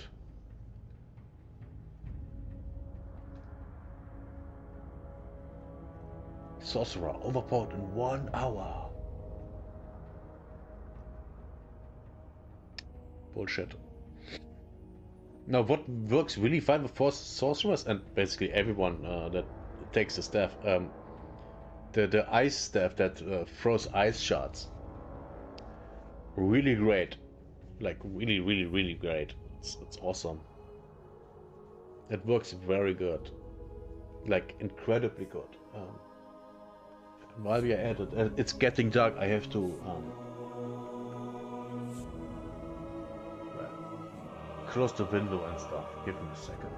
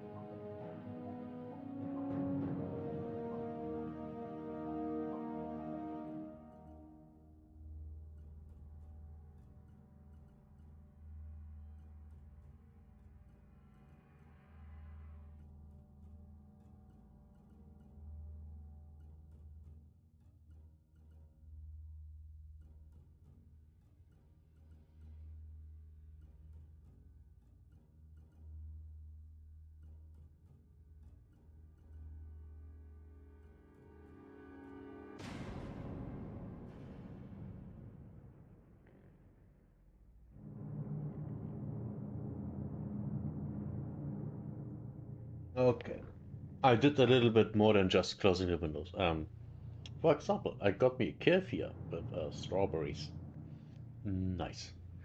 Okay. Oh god, yeah, crazy woman.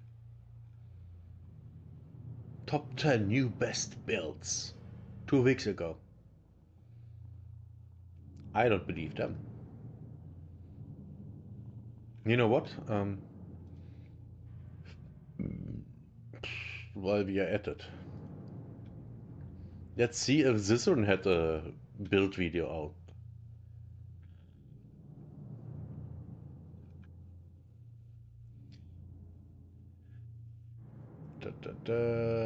No.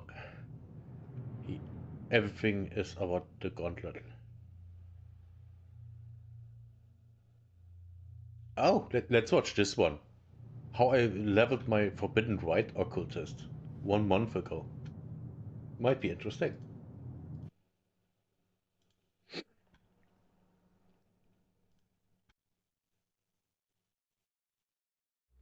Am I forgetting anything? I'm trying to like, last time I didn't prep everything and I regretted it.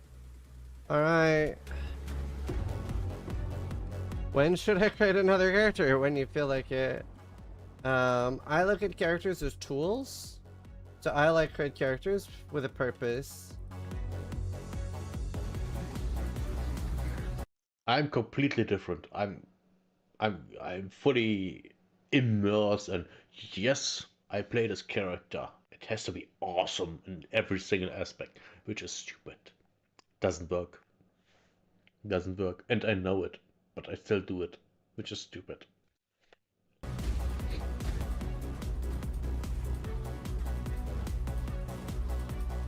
After a lot of attempts at death, I'm burned out from hardcore. I don't know how you keep it up, sis. It's a mentality thing. Like, yes. I like games like RimWorld. It's the best example. It's like, when I die, I've still had that experience. I've still had that character. I've had that character arc. It's a story. It's something that's happening. If you think of it as like binary, it's like dying is losing and living is winning, then you're not going to enjoy it that much.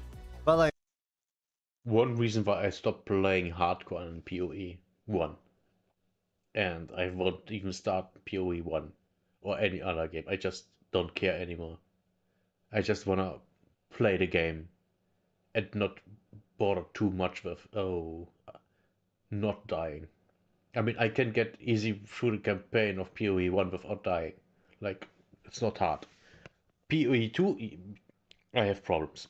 Major problems. But the game is new, everything changes all the time, so yeah, it is what it is. I'm still just playing the game. I'm never stopping playing the game, and I'm having fun now. Whereas if you're only having fun when you're alive on the character and you've lost when you die, then hardcore isn't for you.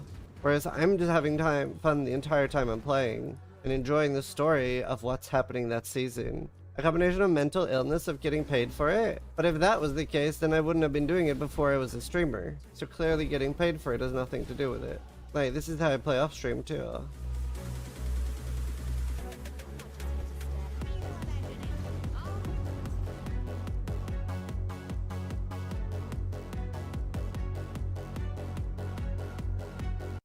How everything just explodes on the screen. It's insane.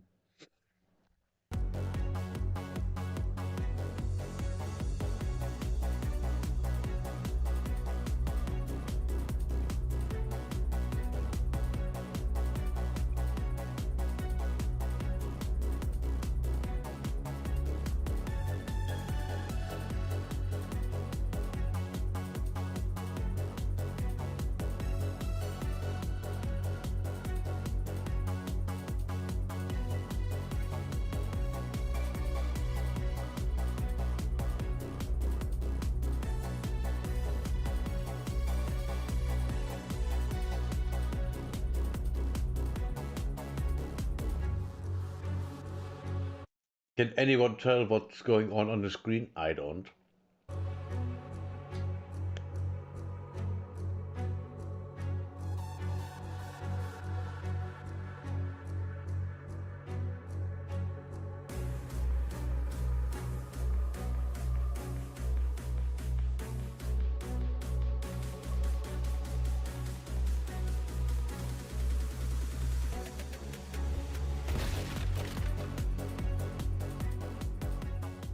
So hopefully my Merc can carry in maps. I just need level 84. 1 hour later. Your mark is stronger than my epilepsy resistance. To be fair, how many epileptics do you think actually like watch Path of Exile streams? It seems like the equivalent of playing Russian roulette. Was hoping maybe we get more merc slots. Me too. Very boring that we don't.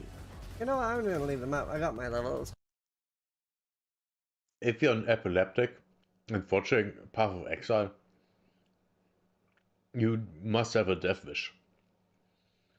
There's so much shit going on the screen. There's so much light. Whoa. I mean, I literally can't see shit. Like earlier when I played, I didn't even know where my character was. I was just hoping I'm moving out of shit and not into it. Go do for that. I'm ready for finally. Yeah, that took forever, dude. 4 hours and 44 minutes. I just need some like, because my other gear is so good, I don't really need crazy gloves and boots in the same way I would normally. I also just need to be able to play the game.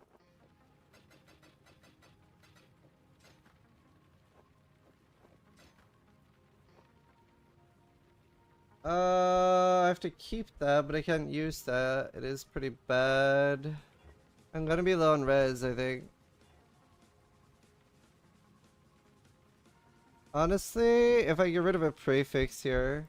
Okay, not the energy shield.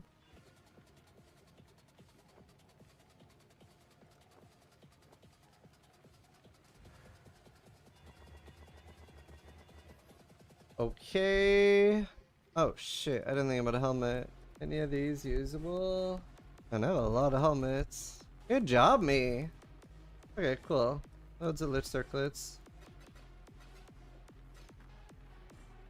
Okay, bad. Very good. Very good. Excellent, thank you. Alright, we do take those. I don't even know what's going on. I'm so bad at the game, I have no idea what's going on. That was a W. And I actually I wish I had the dexterity. have reasonable resists. That's really good. That's doable already. I don't even have rings or stuff on. Extremely, extremely doable. How did you craft the shield? Dense fossils after I made a Shaper, and then once I had good prefixes, I did those 30 divines to get the ES unblock. I don't think I want to block anything. Okay, I can rest cap. That's big. Just gotta do lightning to fire.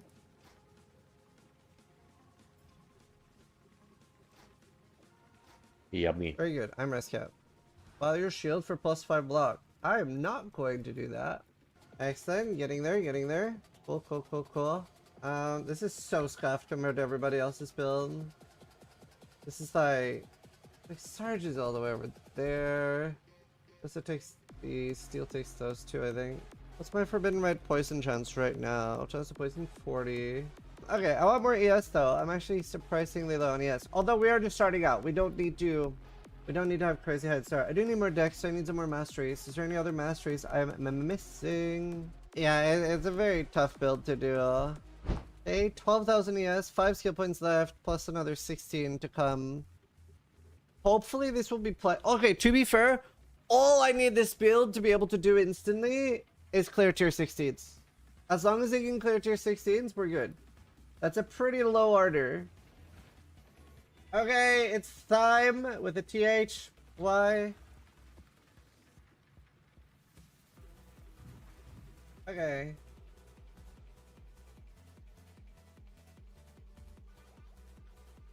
Monster level 83.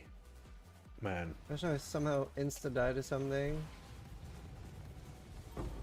Oh my god, I have Soul Eater.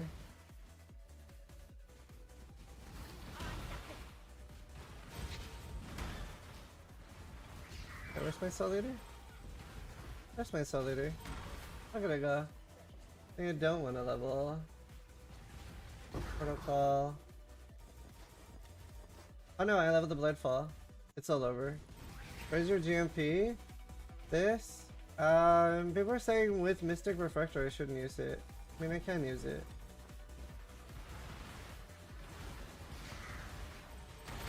This is nice. Looks good. But I also only have a 2 spot. I have very scuffed setup, okay? Very scuffed setup. Can't see shit. I also don't have the fucking Frostblink yet. Okay, I think I fucked something up because I'm not getting Soul Leader. Yes, I realize. I need to go de-level it. Oh my god. That's scary. I think I can die pretty easily. I'm surprised that did that much damage. That's scary. I'm so scared of dying. If I die on this, it's all over. There. Alright. I'm gonna try without her, but then I lose the fucking occultist explosions. His flask. No mana, no life, nothing. But now I have Soul Leader. No Eldritch Mods and Helmet. I haven't rolled them yet. Some of my boots as well. I think it's my first map. My test map.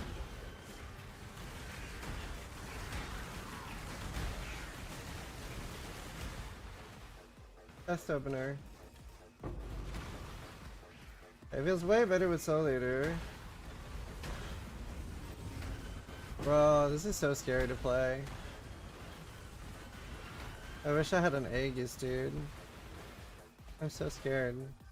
Never had 13k ES and been this scared before.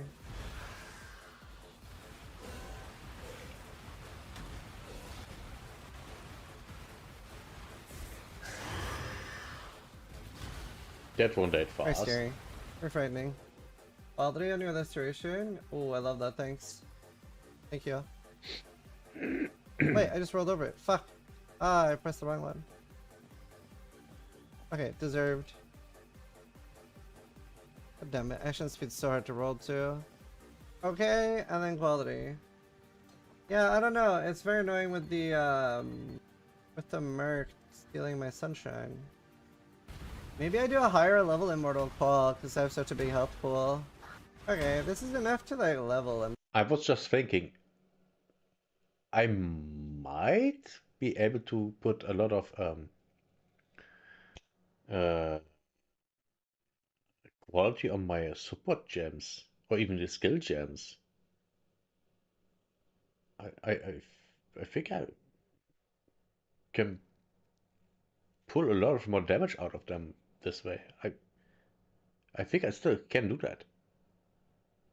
I think they aren't all completely maxed out. Play at least. Canada ain't that rich, dude. At a wedding once, not the one I recently went to, this was like a few years ago. This guy came over and started talking about like Norway. Like he found out I was from Norway. I'd never talked to this guy. He was like older, like 65, 70-ish. He said something like, oh, he won't tell you about the Norwegian money. And I was like, huh? And like, he ended up like crushing my conversation and getting into this really long conversation that all Norwegians receive literally millions from the government, but were like sworn to secrecy. It was like crazy. Like first I thought he was joking, but then he like got really angry about it and was like, it's really hard for other countries that don't have the money you guys get for free for doing nothing. And I'm like, I was so confused. Well, fun is the thing, but that's crazy talk. That's complete bullshit. It's not for that. No, I know, and I did explain the wealth fund and stuff, and he's like, no, I know. And I was like, okay. I was like, yeah, you guys get paid? I don't get any of that money. He was like, yeah, you do. Millions per year. You're just not allowed to talk about it. And I was like, bruh. That has to give us that true gold energy. It was very, very strange. Don't get given millions for being Norwegian, though. Maybe we should. To be fair, the Norwegian government could do that. Like, it is a lot bigger now, but I remember at some point, 10 years ago, it was like big enough that it's probably enough to give every Norwegian not to work for like 100 or 50 years now, because even 20 years ago it was like 50. Like, what? You can actually track Norwegian wealth fund tracker. It's all public. That's the value of the fund. That's 19 trillion kroner. Wait, 3, 6, 9, yeah, 12 trillion. That's the same as 1.2 million American. No, I'm just kidding. 20 trillion NOK to USD. It's the same as 2 trillion American. Like, wow. it just made more money than I will ever see in my life in the last 10 seconds. Oh, now it's losing. Oh my god, it just lost so much money. What are they doing? What is happening? 20 million? 50. I just wiped out 50. Oh, it's going up. It's going up. Oh, buy. Oh my god. Oh my god, it's going up again. Oh my god, 150 million. 200. What the fuck? 300. What the? We're on the up. 400. 500. What the? Oh no. It's all over. Sell before. No. By the way, these are the millions. These three are the millions. No! Oh, we could have so much money.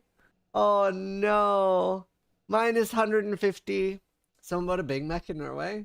That's a crazy return in the last few years. It's like actually insane. You know, sometimes I think I'm becoming responsible and better with money. Then my sub anniversary pops up and I remember I spent nearly 300 on your free content, plus 8 gauntlet t-shirts, $1,000 in PoE cosmetics, and the sunken cost of all my 1,000 hours. Still no regrets. It's wobble. I appreciate it, dude. Thank you.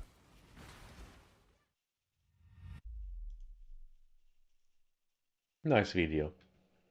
That was fun.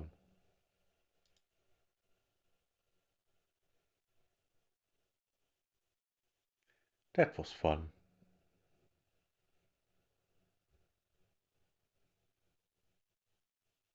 Low investment, easy strat. What? This easy Atlas strat makes you 5 to 10 plus divines per hour. Let's watch that. We still have time. 28 minutes.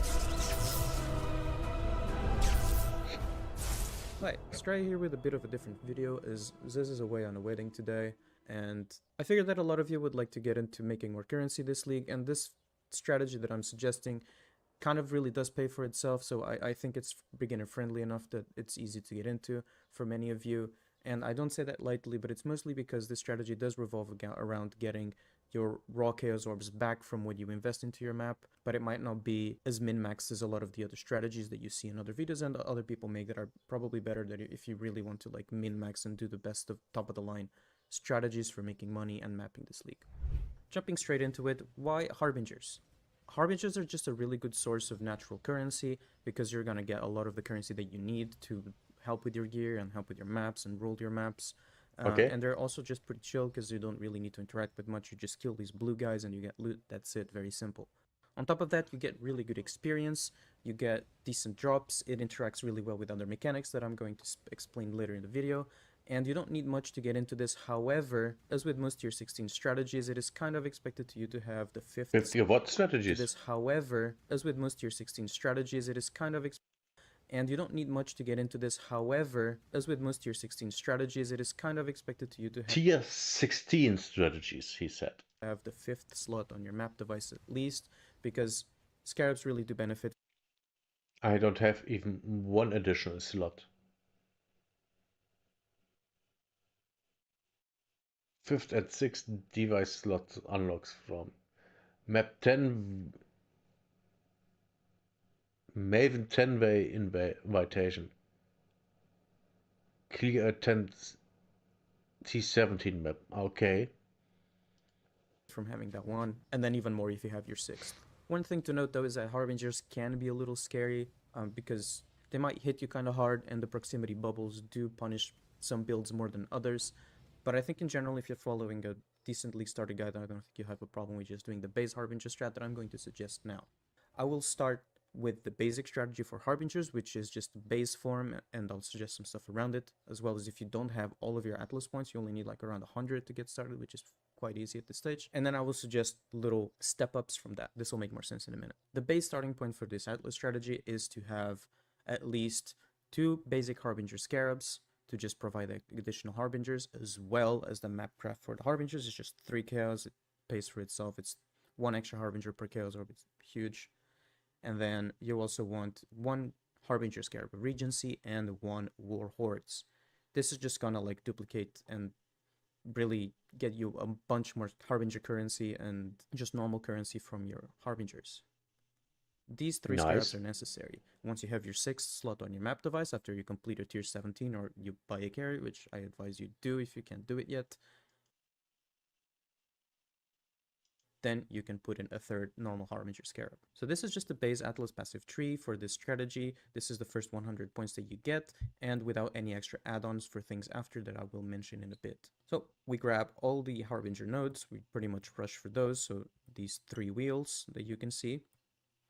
We'll also grab shrines for some extra power, and they're just fun, they add extra monsters and they feel good. You will grab some extra map sustain in the form of shaping the mountains and shaping the skies, as well as these nodes over here for extra map drops. One thing to note is because you're right here anyway, you might want to grab Harrowing Carapaces and Trapping Carapaces for extra Ambush and Harbinger Scarabs. Harbinger Scarabs because, well, they help you, and Ambush Scarabs because there's one really expensive one that you'd like to drop, and it's just a nice tink once in a while. After that, we can start dropping extra maps from our bosses, which, you know, in the form of Conqueror maps and Shaper and Elder Guardian maps. It's just a nice bonus of currency, and you'll probably want these maps anyway to further your Atlas quests. The last thing of note is that we're running red altars. I think red altars are just way better. The downsides of the blue altars are really severe. And you know, you can forever live in the copium that you will find the divine altar from the blue one, but realistically that's never really going to happen, and you're just better off getting a lot of chaos orbs, unmaking orbs, chisels, etc. from this. The only option in this Atlas passive skill tree is clicking Wrath of the Cosmos. This does give you a lot extra loot, however, it does make it quite harder on your build. You need to get your check marks for your build a lot longer, like ailment immunity, more defenses, overcap resistances and all that, to be able to run this comfortably. So that's the very basic one, without any add-ons, just Harbingers and a little bit of shrines. This one is really easy, and it will get you like most of the way through, and you can even level to 100 on this and get like enough currency to really do anything. However, when does it really start shining? And when do you get the most out of your maps, really? In my opinion, that's when you start adding fine delirium orbs to every map. They might seem expensive at first, however, they really do pay for themselves because you will just get little stacks of currency every map, and very often, I feel like almost 1 in every 5 or every 10 maps, you'll just drop a broad divine orb from them and you feel good, and they just pay for themselves. And delirium just adds a lot to your maps in, you know, in the form of extra XP, extra monsters to kill, and then it will also synergize with Beyond, which I will speak later about. But delirium, if your build can handle it, of course, because you really need to be ailment immune at this point and be kind of tanky and also have enough damage to negate the dangerous aspects of delirium, then it really shines and it really pushes most, well, in reality, most strategies forward, because it's just good to have. And 20% delirium is really not that hard. In my opinion, it's just worth it, but obviously it depends on the price of the fine delirium orbs. You can also just run any delirium orb that you have laying around, or just the cheapest ones for having layers of delirium in your map. I find it extremely worth it. This arises like what I call the stage 3, or the final stage of doing this strategy, which is when you add Beyond into it on top of the delirium and the harbingers. This, I think, will be quite difficult. I even found it quite hard to find a mercenary that would live through this, but thankfully I have one that now can live through these maps. I was just running without a mercenary for like 2 days because mine was just dying and I just didn't want to bother with it. But when you add Beyond, so you add the extra chance at Baydat here, and you grab these 2 nodes for extra Beyond chance and more quality of life for spawning Beyond monsters in your maps, like extra merging radius and stuff. What Beyond really does is mostly it just adds more monsters to your map, which adds more chances of dropping divination cards, more currency, more XP, more importantly, more fodder for you to drop more scarabs, and just have higher chances at rolling the dice more often to get more loot. Beyond is really good, but again, it is quite dangerous. You'd need a quite tanky character to be able to run Beyond on top of Delirium, because the Beyond monsters will cast that one debuff on you that shreds your resistances. I think it shreds armor or something like that. Oh. And it can make you quite vulnerable if you're not careful. I didn't know that they cast a debuff on you. No wonder I died all the time. And then once in a while, the big payoff of the Beyond is when you kill a boss, hopefully by that, and it will drop a Tainted Orb of Fusing, which, you know, just sells for a little bit, or you can save it for yourself when you're doing Corrupted Gear stuff later on if you feel like it. It's just a nice payoff.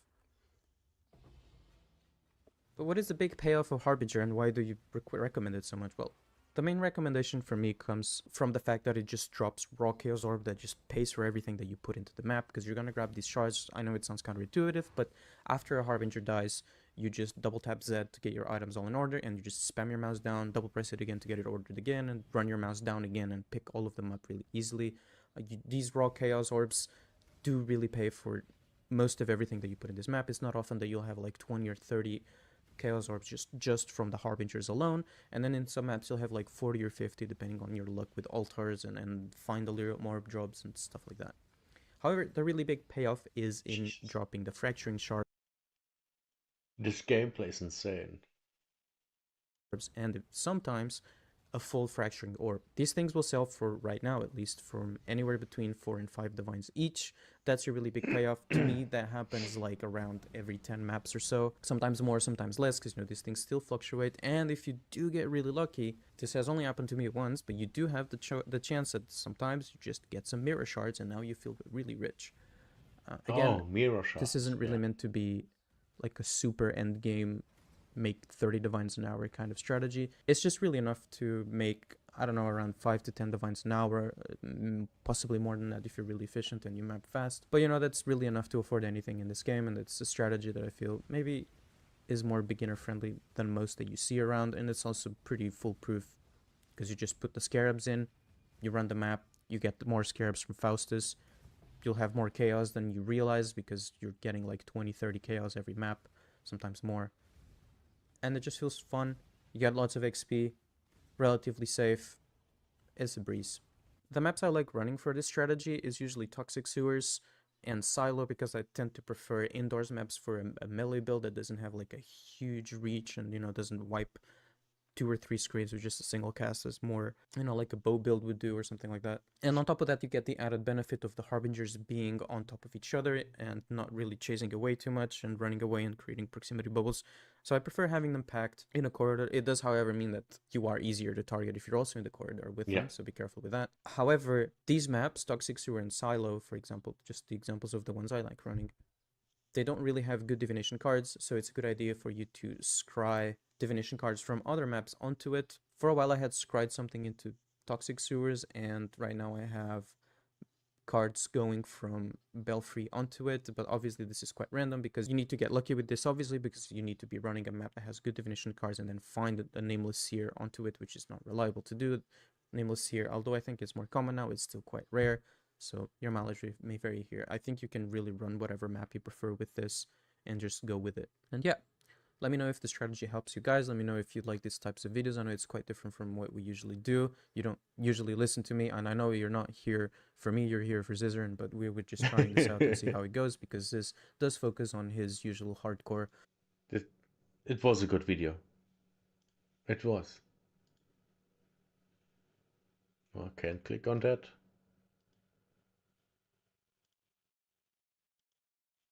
"17 minutes.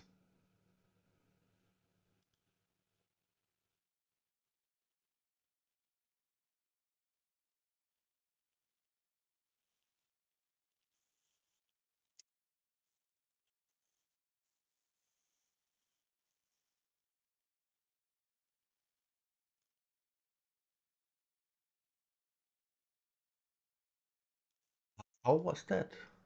Everyone has drops, right?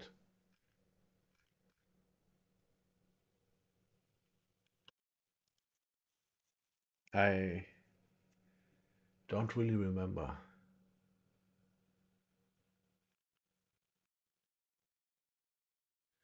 Live.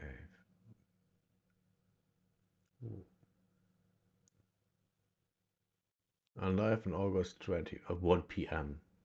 for them. Or August 20, 10 p.m. Yep. In your local time at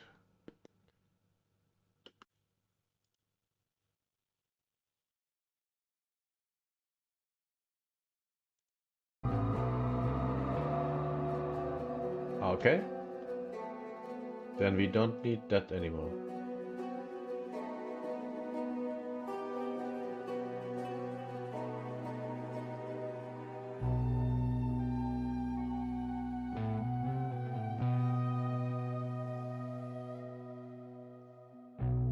He got drops.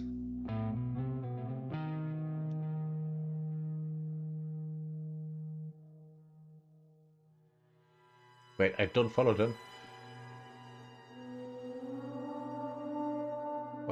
Why didn't I follow them?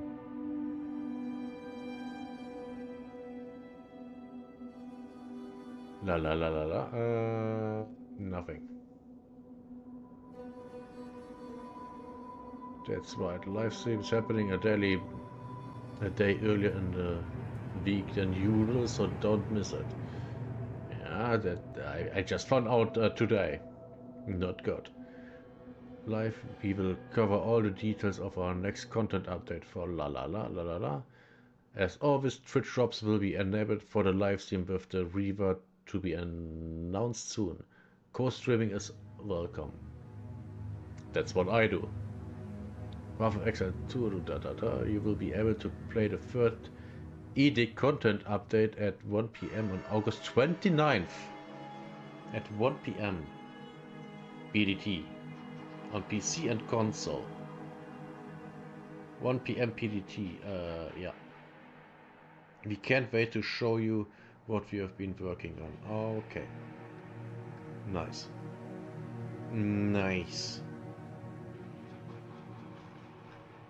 But nothing about drops. If I have drops or not. I would guess I have.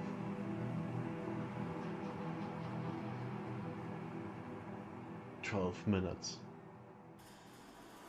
Okay, guess I can go and take another piss.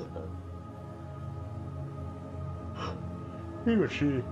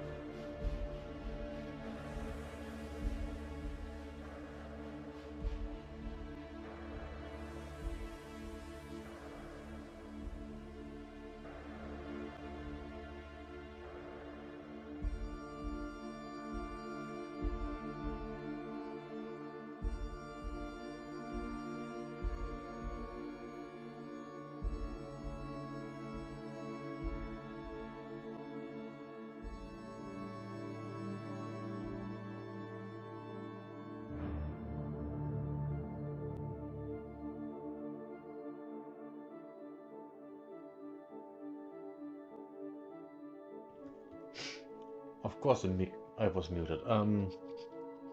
While I was walking outside, I saw a mosquito. So I kind of need that thing dead before I go to sleep. Otherwise, I will be sucked on just like last night. On, I got one here. I got one here. I got one here, and on my ankle.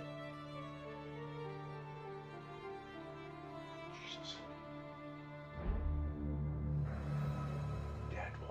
There it was.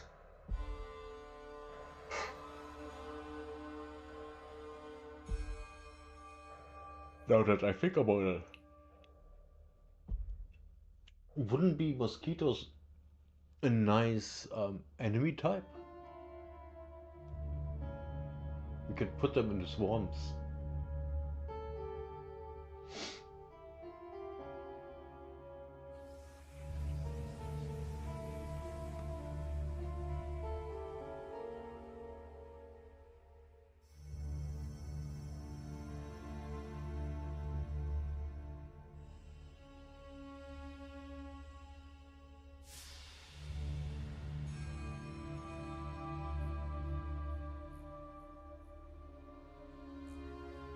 I'm getting paranoid.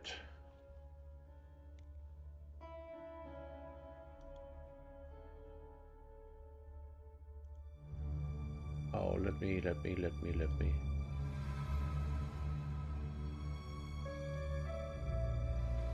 No. Wait, what's this? Oh. Don't matter. Don't matter. At all.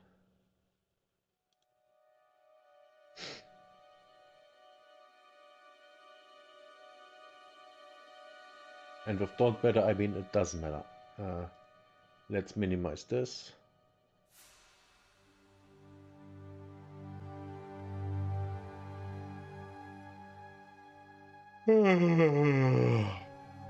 Oh, I'm so tired. Why does this have to be at this time of the day?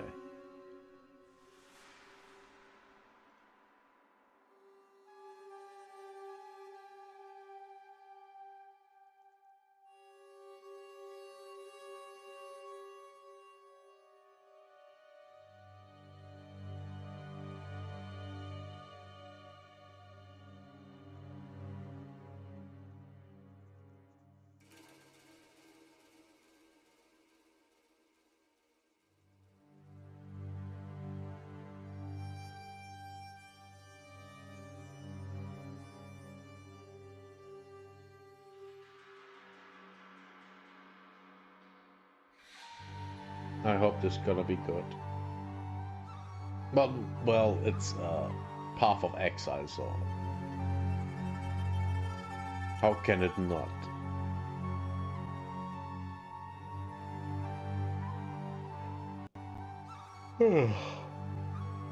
Oh boy,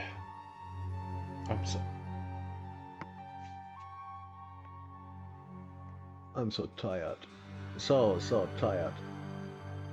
I just hope this is.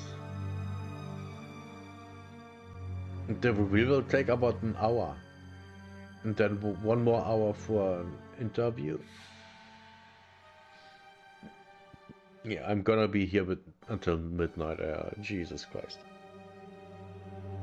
I don't want to, but I have to.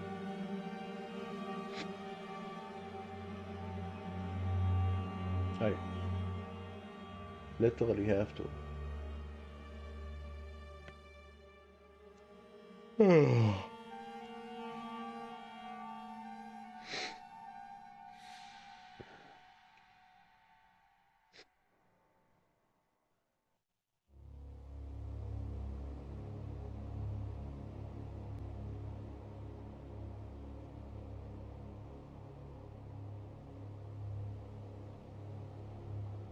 But this is, well, not really going anywhere.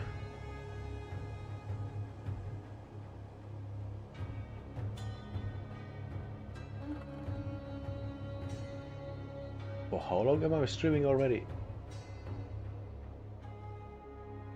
Oh right, my OBS had crashed. Yeah, I forgot that the OBS crashed.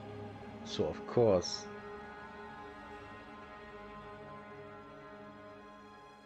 That's not a mosquito. It's something else. That has to die.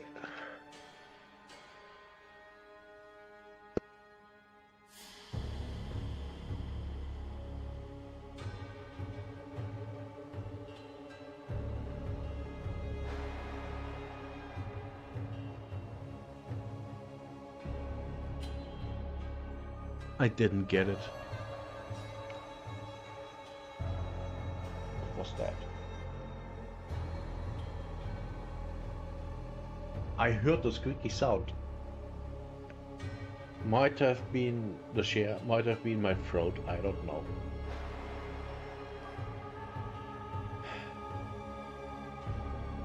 But yeah, it is what it is. It is what it is.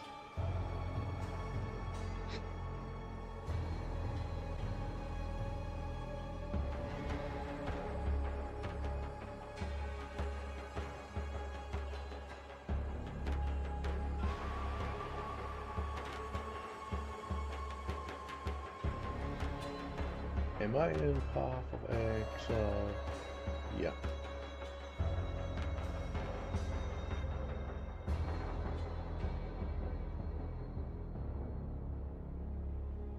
Yeah, I don't have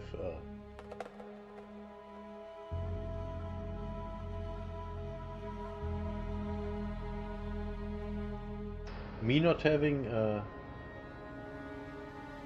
any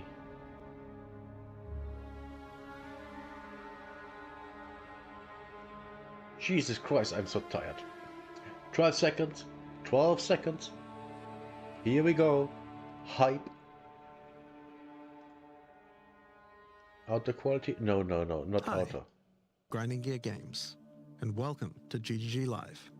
Today we're going to show you an exclusive reveal of what's coming next for Path of Exile 2.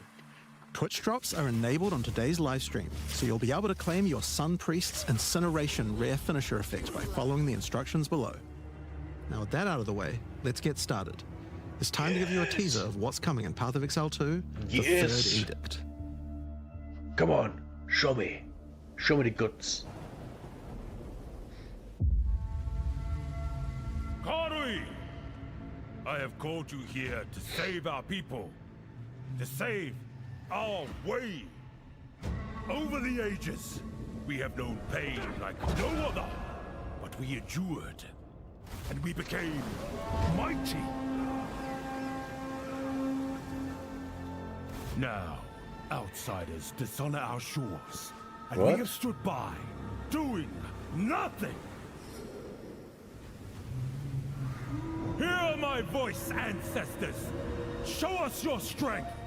Show us the true way.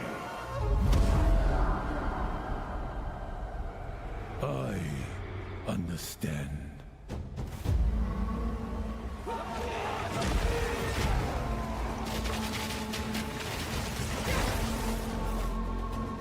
Looks good.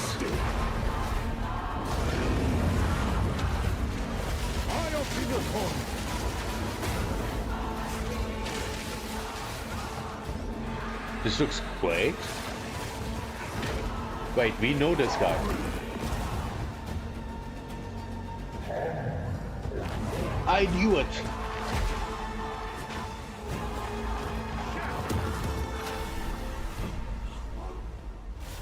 The true Makura Makoi will rise. Act 4, yes. 3 interlude packs, what? What, 35 new areas?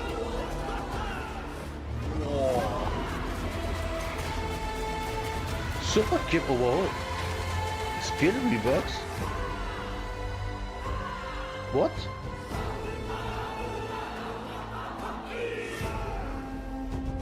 Sprinting? I'm pogging out. I'm totally pogging out. This is insane. We have sprinting. Rise of the Abyssal.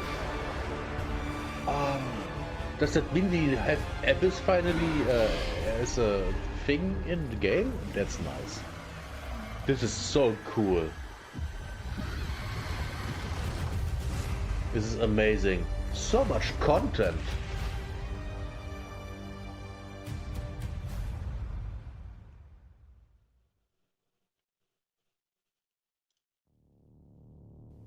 Now, as you can see, there's a lot going on, and we have a lot to reveal today. Oh, hell yeah. We'll start by going over Act 4, the next chapter in the Path of Exile 2 storyline. But that's not all. There's 16 also areas. 3 new interlude 12 acts bosses. to get you to endgame, which means we're removing cruel difficulty 90 too. new areas. After that, we'll be going through the massive Wait. changes to characters. I'm super excited to show you how I've overhauled the entire support gem system, added new skills, and yes, there are buffs. Next, we'll go over the Rise of the Abyssal, this season's exclusive league mechanic, and talk about the new rewards, crafting systems, areas, and bosses that it adds. After that, it's on to changes we're making to the endgame. Then it's time to talk about items, crafting, and oh yeah, trade. That's going to be a big one. We'll then go over our new supporter packs and finish up with a live Q&A session where Ziggy D will ask Path of Exile 2's game directors, myself and Mark, your questions from Twitch chat. And after that, at 4 p.m. Pacific, hatch notes. They're not quite complete, but they should give you some nice details to chew on. This is so insane. We've got a lot to cover today, but first, another announcement. When the third edict launches on the 29th, we'll be having a free weekend for Path of Exile 2. That's right, Path of Exile 2 will be free for the first time without requiring an early access key. That's insane. The free weekend will end on September the 1st, so you'll have plenty of time to give the game a try.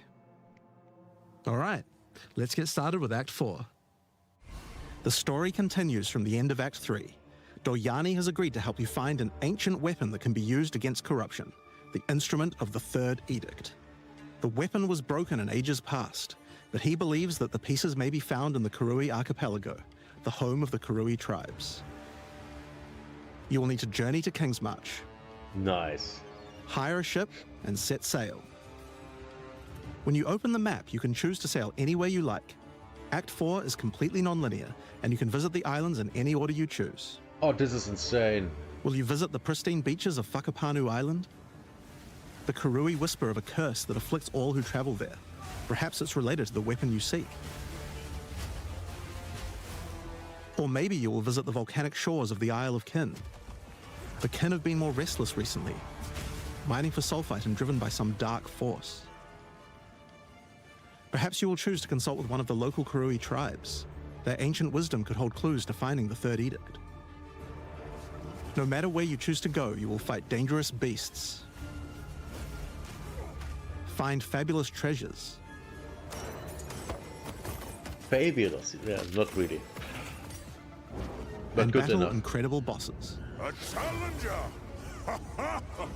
Come, Yama sees your soul! There are 8 islands to discover, each teeming with its own flora and fauna. Act 4 contains over 100 new monster types, 16 new areas, 12 new bosses, and plenty of other interesting encounters. Oh. There's a huge amount to show, but we're not going to spoil too much here. We want to give you a chance to discover it all for yourself. This is so nice. What happens after Act 4? Well, until now you had to repeat the entire campaign again before you could face the endgame. But after adding Act 4, the game is far too long to make you do that. We needed something else to do in between the end of Act 4 and the endgame. So what else could we do? Add 3 new mini-acts, of course, and we're calling them the interludes. The interludes are a set of 3 temporary side stories that will be included in the game until Act 5 is released, that will take you to level 65 where the endgame can begin. Thank you. The first interlude sends you on a journey back to Ogham.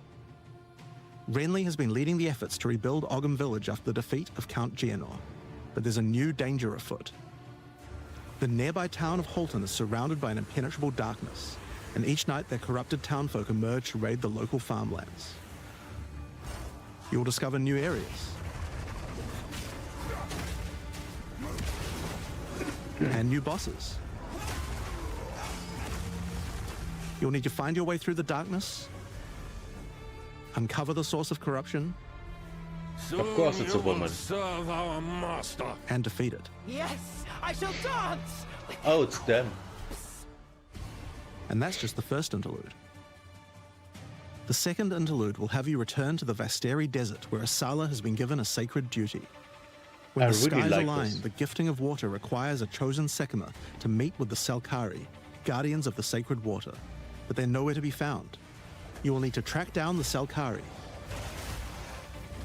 find those responsible for disrupting the gifting, fight even more new bosses, Of course. discover the secrets of the ancient ritual, discover new locations, and ultimately help Asala carry out her sacred duty. Now for Interlude 3. As Royal Thaumaturge of the Vaal, Doyani had plans within plans to save his people from the cataclysm perpetuated by Atzeri's lust for power. One such plan involved sealing a group of willing Vaal deep in a great mountain vault near the home of the Asmeri, deep enough to survive the cataclysm. Even though Okay. thousands of years have passed, he believes that their descendants may still live, and may be key to defeating the beast. The journey up the mountain will be dangerous. Maybe not. New foes stand in your way. And the further up the mountain you venture, the colder it will become. This looks really nice. Explore caves of ice and enter the vault itself. Who can say what you will find within? The interludes are 6 to 7 areas each and generally include 4 boss fights as well. When you put that together with Act 4, that adds up to 35 new areas in the campaign and 24 new bosses. That's a lot. It's worth making clear that the interludes are temporary. When Act 5 and 6 are added, the interludes will be going away. These are side stories after all, but don't worry, the bosses and areas that make up the interlude are all part of the endgame. We're not just going to throw them away. Nice. And with that, we don't need cruel difficulty anymore. We do know that it was a pretty big chore to And by have to the play way, through the that's more campaign content multiple than times with each Diablo character. 4 had been And this was a introduced. huge reason that the campaign could feel like a bit of a slog when playing through again. But we do also have another new feature to address that particular concern as well. So let's talk about sprinting. In 030, when you hold down the dodge roll button, your character will go into a sprint after they finish the roll. Oh, This is thank you. available on all character classes, and there's no limitation on how long you can sprint for. The primary Great. purpose of this feature is to make navigating areas faster when out of combat. That's Because of great. that, if you do take a hit while sprinting, you'll fall to the ground. The best idea is to use a skill when you see monsters. That'll break you out of the sprint so you can engage with no danger. Nice. If you do need to run away from monsters, just hold spacebar. You won't be vulnerable during the roll, and you're faster while sprinting than basically any monster in the game, allowing you to retreat from combat. That's awesome. Sprint is a pretty significant change to PoE 2's gameplay. What I like most about it is that we can accelerate the pace of the game for those who want that, without having to compromise on PoE 2's more visceral combat systems. Yes. Okay, That's great. so that's the new extensions to the campaign, but there's a Looks whole awesome. giant league to play through as well. I'll leave that to Mark to talk about later. And that's because what I want to talk about now is the new stuff for your characters. And probably one of the biggest new systems here is with the support gems. Now, support Okay. gems are one of the most interesting elements to creating a build. They're what enables so many interesting mechanics and different ways to play. But PoE 2's support gem system has just never been quite right. One of the major issues is the limitation of only having one support gem of each type on your character. We didn't want builds to just become using the same 5 most powerful supports in every skill. The problem with this design, though, is that it's actually working against using multiple skills in your build. If you can only use each support gem on one skill, it means that you're encouraged to go all in on that one ability. And we Yes. want to encourage you to combo your abilities, something needed to change. So with that in mind, we've removed the restriction of having one of each support gem per character. Yes. You can now Awesome. use as many copies as you like. That's perfect. This should drastically increase the amount of possible builds and increase the amount of skill diversity. That's awesome. There are a lot of potential builds that suffered from the previous restriction. For example, a poison build previously couldn't add poison to more than one skill. They couldn't use stacking poison on more than one skill either. This severely limited your ability to combo with anything outside of the specifically designed poison archetype, but now you Yes. can. Many utility skills previously couldn't scale to endgame, because the supports that would make them scale were more useful to use on other skills. You would never speed up killing Palm with martial tempo, when you would much rather use it on your primary skill instead. There are more examples like this all over the place. Yes. This is awesome. In addition to that though, we thought there wasn't enough feeling of progression in the supports as you went through the game. There were only 3 tiers of supports, and many of the most important ones were given out at tier 1. Also, there were no strict upgrades, meaning that upgrading supports when you ran out of sockets required quite a lot of thinking. In order to solve these issues, we now also have multiple levels of many supports as you go through the game. Oh, interesting. For example, double barrel support gives you an extra bolt, but at the cost of 30% less reload speed. Okay. At tier 2, the penalty gets lowered to 20%. But then at Nice. tier 3, the support gem gets something new. It now reloads automatically when you heavy stun an enemy. Now that's interesting. In some cases, the highest tiers might work a little differently, and you'll have to decide if you like the upgrade or not, depending on your build. For example, rapid casting. The first couple of levels gives 15, then 20% increased cast speed. But then at tier 3, it changes to a new approach. For each different spell you cast in the last 8 seconds, you get 10% increased cast speed, which could be a pretty big bonus if you use a lot of different spells. Yes. So that's pretty good for but upgrades to only the then. campaign. But we wanted to add a little more spice to the endgame for supports too. And that's where our new system, lineage supports, comes in. You can think of these like unique items, but for supports. There are supports that are only available at endgame, but they're much more powerful. Like Ratha's Assault. It's an upgraded version of Double Barrel that reloads your skill as you dodge roll, as well as increasing the number of bolts it can hold. But it does mean that it's the only way you can reload the skill now. Now, unlike regular supports, you can't find these through the uncut support gem. Just like unique items, many of these can be found from specific bosses. Cool. And there's a ton in the regular drop pool too. Some of them are fairly rare, others fairly common. I like this. Some of them are build defining, others are just straight up power upgrades. All in all, there's around 40 lineage supports being added throughout the endgame, so there's a lot of power to find out there. Now, the new support gems are certainly going to open up a lot of builds, but of course we have a huge range of improvements to individual character classes as well. As well as adding new skills, we had a big focus on buffing existing skills so that they can scale well into the endgame. There's a huge amount to cover here, so we're not going to discuss everything. We're just going to quick fire through some of the coolest changes. We wanted to make cold a more useful element on the Ranger, so we've expanded the cold tools available. Nice. As well as increasing its range, Escape Shot now creates fragments of ice whenever it hits the ground. These fragments explode after a short time, making the skill better for killing groups of enemies. That's cool. But not only that, we added an ice fragment support that creates more of them when killing frozen enemies. And a new buff skill called Ice Tipped Arrows that allows all your arrows to create ice fragments. This already gives clear to rangers wanting to use ice, but to take further advantage of the ice fragments, Freezing Salvo has been upgraded to shoot additional cold arrows towards every fragment, giving you a nuke-like ability. That's insane. We've also modified Snipe to consume frozen from enemies, dealing a huge amount more damage, giving you a nice ice single target option. And something you might notice about this is that the bonus is a lot higher against bosses. This is actually a change you'll see throughout the entire game. Since it's a lot harder to freeze a boss, you should get a bigger reward for it. Nice. Another theme you'll see throughout the game is making movement feel better. Toxic Growth is a skill that was pretty cool, but a bit annoying to use with the jump that it had. Now Toxic Growth is a range skill, so you can spam it more easily. Nice. Perfect. And we've also added a new poison skill while we were at it, called Toxic Domain. It creates a small area around you that makes all your attacks create toxic growth pustules, but attached to monsters. Another skill that was annoying to use was Electrocuting Arrow. It's now just a regular arrow, making it easy to use. But it also means you can support it with projectile supports. And it now also has Area of Effect, making it a tool for more than just single target, and allowing it to scale into the endgame. We also added a new spirit reservation called Mirage Archer. This is a meta skill that allows you to create shadowy clones of yourself to use a skill of your choice. Ooh.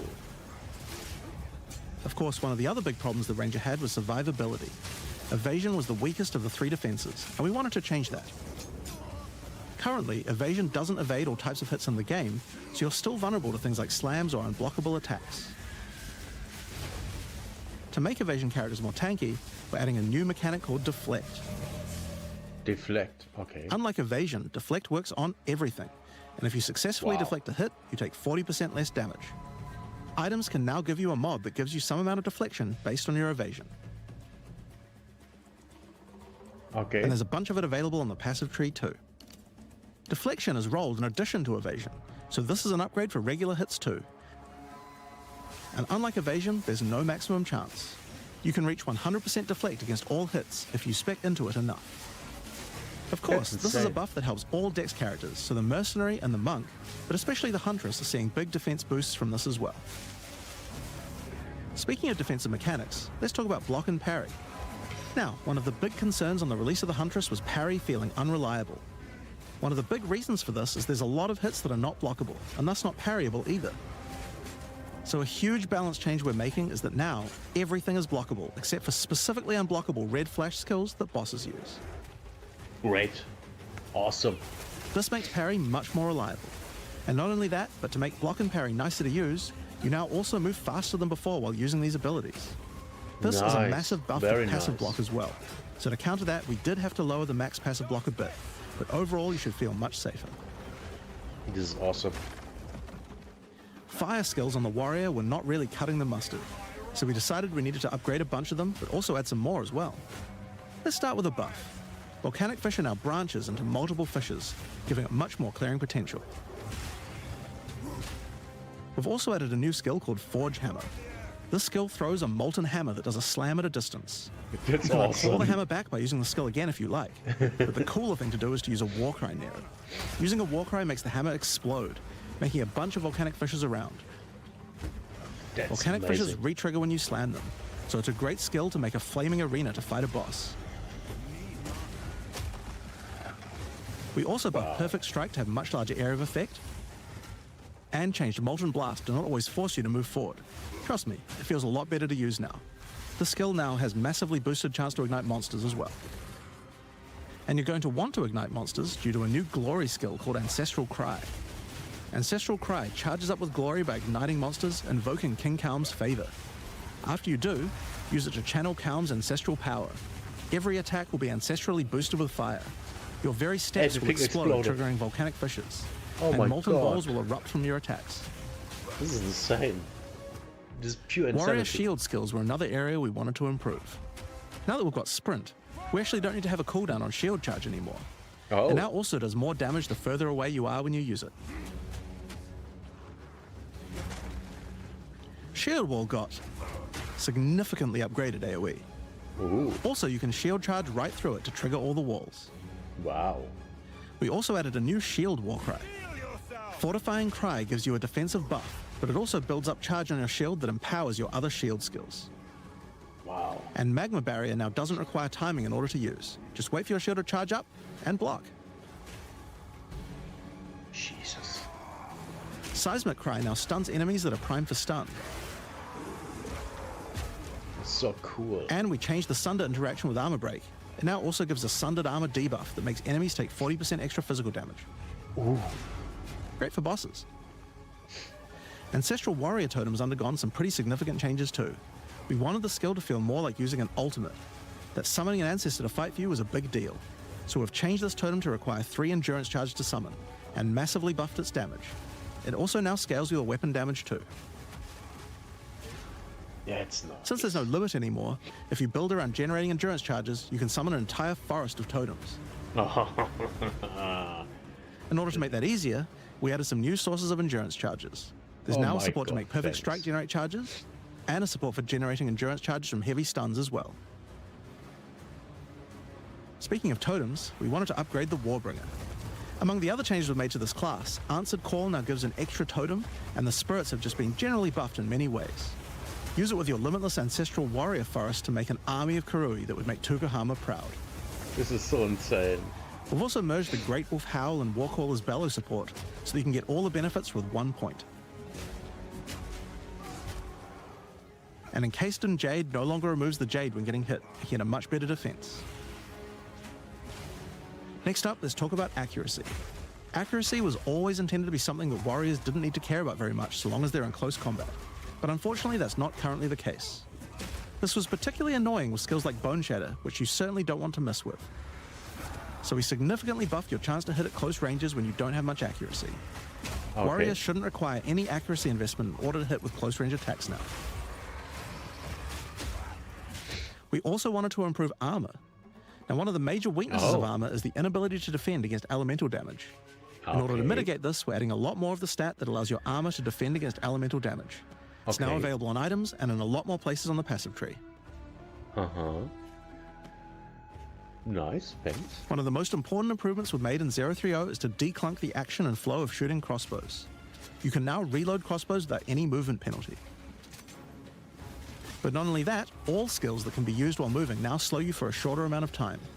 This change benefits everyone, not just crossbow skills. With both of these changes put together, the run and gun playstyle feels much better. It's hard to explain how important this change is for the feel of the class. The Mercenary is also a good chance to talk about how we're rebalancing to make comboing skills much better. Take Shock, for example. It buffs damage and lasts 4 seconds right now, but that isn't really giving you enough time to take advantage of it. If you're going to add a lightning skill into a build that otherwise wouldn't use one, we need to make mechanics like this much better. So we've increased shock duration on monsters to last 8 seconds. That's better. And skills like Plasma Blast, which are intended to be good at shocking enemies, now increase the damage bonus by a lot more. You'll find changes like this all around the game. Chill now lasts 8 seconds, giving you more of a reason to weave in cold damage. Freezing skills are better at freezing. Burning skills need to cause burns that last longer. But making skills like Permafrost Bolts and Incendiary Shot double down on how they're supposed to be used, it makes using them in your build alongside other skills much more likely. We're also making sure to buff specific combos too. The freeze explosions from frag rounds now chain to nearby enemies. And using high velocity rounds with armor break will now fragment the opponent's armor. This causes monsters to take a portion of high velocity rounds damage with every subsequent hit, even tiny pellets. So that means following it with a shotgun blast is way more effective. Now there's a lot more buffs to crossbow skills, but for now I'm just going to talk about the new one we added, the Mortar Cannon. This one lets you socket any grenade skill, and using it will summon a cannon which loads and then fires the grenade you choose. This is great. Another issue on the Mercenary were banners. They were just not very good, so we're doing a big upgrade to them. They now last longer, don't disappear when moving out of them, and we removed the Valor mechanic. They now just give a much more consistent and stronger buff, and you can use them when you get enough glory. Nice. On which, one of the main focuses was making various minion types more useful to use together. Melee minions in particular were just not that great compared to ranged ones. Yes. As a starting point, we just straight up removed the requirement for minions to have accuracy. Oh. Attack minions now always hit, which makes them way better. Perfect. Brutes got some good numeric buffs, but we also added a new command skill where they do a war cry that intimidates enemies and detonates any frozen monsters and allies around you in a big cold explosion. We've also changed the Frost Mage's command skill to an ability that adds ice armor to your other minions, adding a layer of defense. Oh. And it makes them deal cold damage back to the attacker as well. The ice armor also makes the minion count as frozen, so the Brute's war cry can detonate them too. Unearth was changed to work on corpses of your dead skeletons, allowing you to summon the minions more easily in boss fights. And they also got a new jump ability, allowing them to get into combat faster. Ooh. Ray's Spectre was also feeling pretty weak for the spirit cost they have. Yes. To be honest, we were a little afraid of these when we first balanced them. We've both decreased the spirit cost for a large range of monsters, and have significantly increased Spectre damage too. They should feel a lot more impactful. Nice. Very nice. There's also a lot of new spellcaster weapons with newer cult skills. But I'll just talk about one of them that I thought was particularly cool. The Reaping Staff is actually a wicked scythe that gives you a new ability called Reap. When an enemy is low in life, you can dash forward and rake enemies with the scythe to cull them instantly, healing you. It can also inflict critical weakness on enemies too. Now, there's a lot of balance changes in the Witcher's Ascendancy classes, but I'll just talk about 2 of them for now. On the Blood Mage, you were previously required to spend your first points on Sangomancy, which really was supposed to be the downside for being able to access the powerful abilities on the rest of the class. In order to make picking the Blood Mage a better early option, we've made Sangomancy free, unlocking the power of the rest of the class immediately. Wow. On the Infernalist, the Demon form wasn't something people were really using because you lost your weapon stats while transformed. Well, you no longer do, so it's a much better option now. Why is this so good? On the Monk, the wind skills needed a big upgrade for sure. Staggering Palm can now stack up its duration if you use the skill multiple times in a row, so you can keep the effect of all your skills throwing up wind much more easily. Wind Blast had the purpose of building up to dazing an enemy, but dazing just wasn't worth all that effort. Now it just dazes on hit, meaning a single Wind Blast will make all your skills stun enemies more easily. Following up with Vaulting Impact on a dazed enemy previously did a bunch of stun. Now it allows you to break your enemy's stance. When their stance is broken, following up with a fast attack will do way more damage. How is this so good? A cool build that certain people always enjoyed in PoE 1 was hand-to-hand combat, but until now we just didn't have a real way to make it viable. Sure. Well, that changes now. The monk, as a true martial artist, now has the ability to learn the hollow palm technique, a keystone that lets you use all quarterstaff skills while unarmed. Oh my god. All quarterstaff attacks now have a special unarmed version, and you get further bonuses to all your attacks from stacking energy shield and evasion on your character. This is cool. This is just straight up cool. A new keystone we also added to the monk section of the tree is Walker of the Wilds. This changes Mana Leech to work with elemental damage instead of physical, which is pretty useful for all those elemental attacks the monk has, but it works well for the ranger too. Now, one of the least used ascendancy classes in the game is the Acolyte of Chayula, so we knew we needed to make some changes here. One of the key things we had to do was make the chaos damage that the Acolyte can do much more useful. So we've added a new skill, allowing chaos damage to ignite, shock, chill, and freeze, embracing the elemental prowess of the monk in a truly chaotic fashion. In addition, he can make all of his chaos damage leech. I like and this. we've buffed Into the Breach and Embrace the Darkness by moving the effects of the 4-point nodes into the base skills. He also gains a new notable, Grasp of the Void, which leaves void illusions behind you as you dodge roll. If they're killed, they do massive explosions of darkness, dealing damage to everything in sight. Now let's talk about Sorceress skills. Yes, one of the things we please. wanted to improve on the Sorc is the ability to use multiple elements together more effectively. Now, this might seem small, but one of the things pushing you towards using a single element is debuffs like Elemental Curses, which lower resistances of a single element. In order to fix that, we're making quite a lot of game-wide changes to these kinds of mechanics to broaden what they apply to. Okay. So for example, there's no longer 3 curses for fire, ice, and lightning. Instead, there's just a single curse that buffs all 3 at the same time. Yes. Oh my and god. things like this is Frostbomb, insane. which gave you cold exposure, now give elemental exposure. You can use it Oh to my buff God. any of your other skills. We also This wanted is- to make switching between different weapon sets smoother, so you can use different elemental staves more effectively. To do that, we've removed the weapon switch time, and now happens instantly. Wow. This applies game-wide too. Now, we didn't just want to stop there. We wanted to add some specific mechanics that work between different elements, and that's where elemental infusions come in. Certain skills can now drop elemental infusions. For example, when a frostbomb explodes, it leaves behind a cold infusion on the ground. After picking it up, you can spend it on one of any number of different skills to transform how they work. Spark will create a nova of cold-infused projectiles. This is insane. Ice Nova will leave a chilled area on the ground. And we also added a new low-level skill that fires ice shards. Use it with cold infusion though, and the ice shards will explode. Orb of Storms now generates lightning infusions when you cast enough spells near it. And that's all spells, by the way, not just lightning. Oh. Once you have one, you could cast a lightning flame wall, which adds both fire and lightning damage to all the projectiles that pass through it. This is insane. Or power up Ember Fusillade with lightning, which will generate arcs to nearby enemies as each fireball hits. Or maybe go lightning on lightning with arc. This skill is now a projectile, and by infusing it, you can go full Palpatine. This Get is fire insane. infusions by blowing up monsters with Living Bomb. Oh then my use them god. with Comet to summon a giant fire meteor from the sky.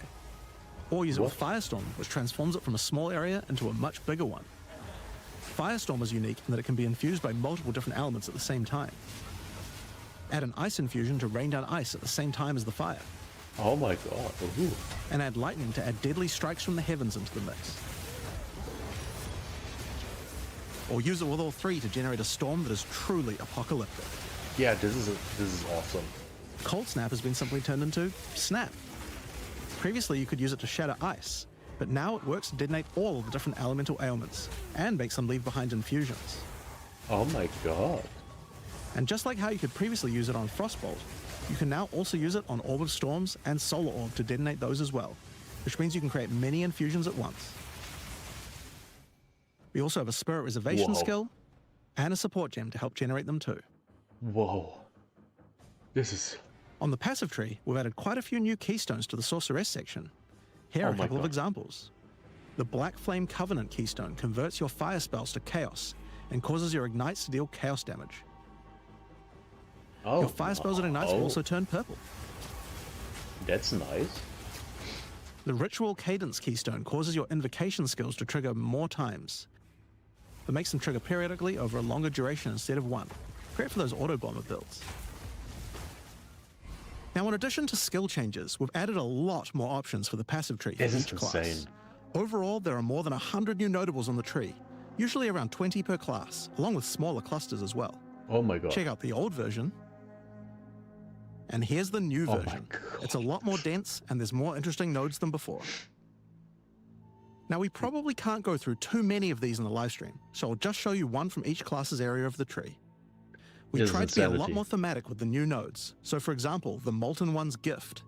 It lets the benefit of armor break apply to your fire damage. Or how about Last Stand, which gives you lots of stats as your situation becomes more and more desperate. A lot of these have themes aligning with ascendancy classes. Like for the Gemling Legionnaire, for example. You have crystallized immunities, which makes you immune to different status ailments depending on which support gem color you have socketed the most. Wow. Another ascendancy class aligned notable is Sanguimatic Rituals. It allows arcane surges to generate life instead of mana, unlocking that support gem to be used with the Blood Mage Ascendancy. In the Sork area, you'll find these Archon nodes that allow you to convert all of your elemental damage to a specific element. You become a Lightning Archon when you spend enough mana, after which all your skills will be converted to lightning, and you will do extra lightning damage as well. We have ones for cold and fire too, with different triggers. Here's another cool one. Elemental Practitioner gives crit bonuses if you've triggered a skill recently, while also making crits generate more energy for triggers. Or maybe you'd like the Great Boar. It gives you a reason to stack dexterity to make you tougher, giving a bonus to life and stun threshold. Plus one life. Or the for Cunning dexterity. Fox. It straight up gives you 5% quality to all your gems. Now, another major change is attribute requirements. We felt like players probably had a few too many nodes and attributes and not enough in interesting passives. So we lowered attribute requirements by 25% across the board. Ooh, thanks. That means you'll have more points to spend on interesting notables rather than just needing to allocate more strength, dex, and int. Now, there are way more changes than just these. These are just some of the cooler ones we wanted to show off. But I'd say that's just about enough for now. We're not even half done yet. So I think it's time that we talk about the League, the rise of the Abyssal. This is And so to do that, I'd like to hand things massive. over to Mark. As you just saw, even though there are major changes to the campaign for this update, we want to make sure that every time you come back for an expansion, each area feels different with something extra going on. It is really important to make sure your experience when returning between expansions is fresh and filled with new content. And the way we did this was through leagues. Every expansion we make has a league, which not only has a fresh economy, but also has new content exclusively available in that league. So, let's delve into the details of what Path of Exile 2's first official league is bringing to the table. The Abyssal are a race that have mastery of forbidden magics and necromancy. They were thought to be extinct, but have merely been biding their time underground. You first encounter signs of the Abyssal in Clairfell, where you discover that during the night, weaker members of the Undead Legion have been attacking the encampment.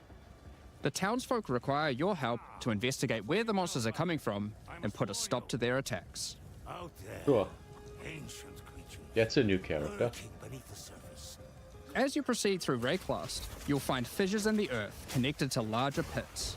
The monsters normally inhabiting the area are being affected by it, harmed by it even, having their souls eaten to strengthen the Abyssal underground. As you defeat the monsters, the fissure closes and Abyssal emerge, angered by you killing their food. Once all those fissures have been sealed, the pit activates, and more Abyssal pour out. This is where the larger and more dangerous monsters reveal themselves, as hordes of Abyssal spew out from the pit to take your soul.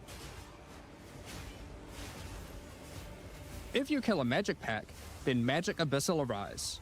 If you kill a rare, then a rare monster will emerge from the pit, having absorbed some or all of its modifiers for itself. This means the monsters emerging will generally be more difficult, and more rewarding, as each modifier gives better rewards. If you are able to kill them all, the pit will seal shut. As each pit is closed, it reveals a potential reward. Abyssal troves will rise up out of the pits, allowing you to get some epic loot. Nice, yeah. Areas often contain many pits, with many fissures, and the amount goes up as you progress through the game, getting more intense. Nice. It doesn't stop there. When monster mods are absorbed, they have a chance to become infused with the dark necromancy, transforming them into abyssal modifiers. For example, you defeat this monster with the Mana Siphoner modifier. Their soul is eaten by the pit, and a rare monster emerges. The Mana Siphoner modifier has transformed into Soul Siphoner, and is now amplified in danger and reward. Jesus. Abyssal pits also interact with other monsters and mechanics. If you defeat a rogue exile that's near one, it'll be revived as a Lichborn that has multiple abyssal modifiers. Oh boy. Lichborn exiles even have their own unique jewel they can drop, if you are lucky enough to encounter and kill them. If an abyss spawns near a boss, killing it will summon a gigantic Giga Larvae creature. Oh, that looks cool. Monsters imprisoned in essences near abyssal pits are affected by the abyss too. They will come with an additional new essence item that can be used to craft your items. So, that's your bread and butter of the Abyssal League. Kill surface-dwelling monsters, kill the emerging abyssal, close the fissures, overcome pit encounters, and reap the rewards. There's a lot more to this league, however. As you complete abysses, you can find ancient pieces of bone, preserved from the remains of fallen Lichborn. These are one of the many rewards for your mission to seal the pits. You can use this on a rare item to imbue it with abyssal magic, adding a special hidden modifier to your item. But how do you reveal it? In Act 2 of the campaign, you'll encounter a new area. This area is overrun by the Abyssal and the Lost Men. After clearing through this area, you'll find the Well of Souls, a giant cavity with a massive vortex of souls swirling beneath you. Oh boy. So how do you reveal the mods on your abyssal-infused items? Obviously, just throw them in, right? Yes, that's exactly what you do. Before throwing it in, you are given the option of how you want to transform it, in the form of a choice of 3 different modifiers. Once you've chosen your desired mod, throw it in, where it will absorb the power of the souls, and the ominous creature will then retrieve it for you. These modifiers can be ones from the core mod pool, all the way through to specialized modifiers that cannot normally appear on items. During the campaign, you can use it as a way to more easily add useful existing mods, but during the endgame, there is a whole set of new and powerful mods you can add to your items. Like this mod for crossbows that allows you to place an additional ballista totem. Or this one that adds spirit to your staff. Oh. Or this one that allows you to generate more combo with your quarterstaff skills. It's nice. And speaking of endgame, you can also use the system to craft waystones. Of course. With a preserved vertebrae fused into your waystones, you can get some new modifiers that push difficulty and rewards to new heights. Here are some examples of those mods. You always get a choice of 3, so you can avoid anything you don't think your character is capable of. With this modifier, the natural inhabitants of the area are all spawned near abysses, and there are up to 9 additional abyssal pits in the area, making it just a full-on abyss ruckus.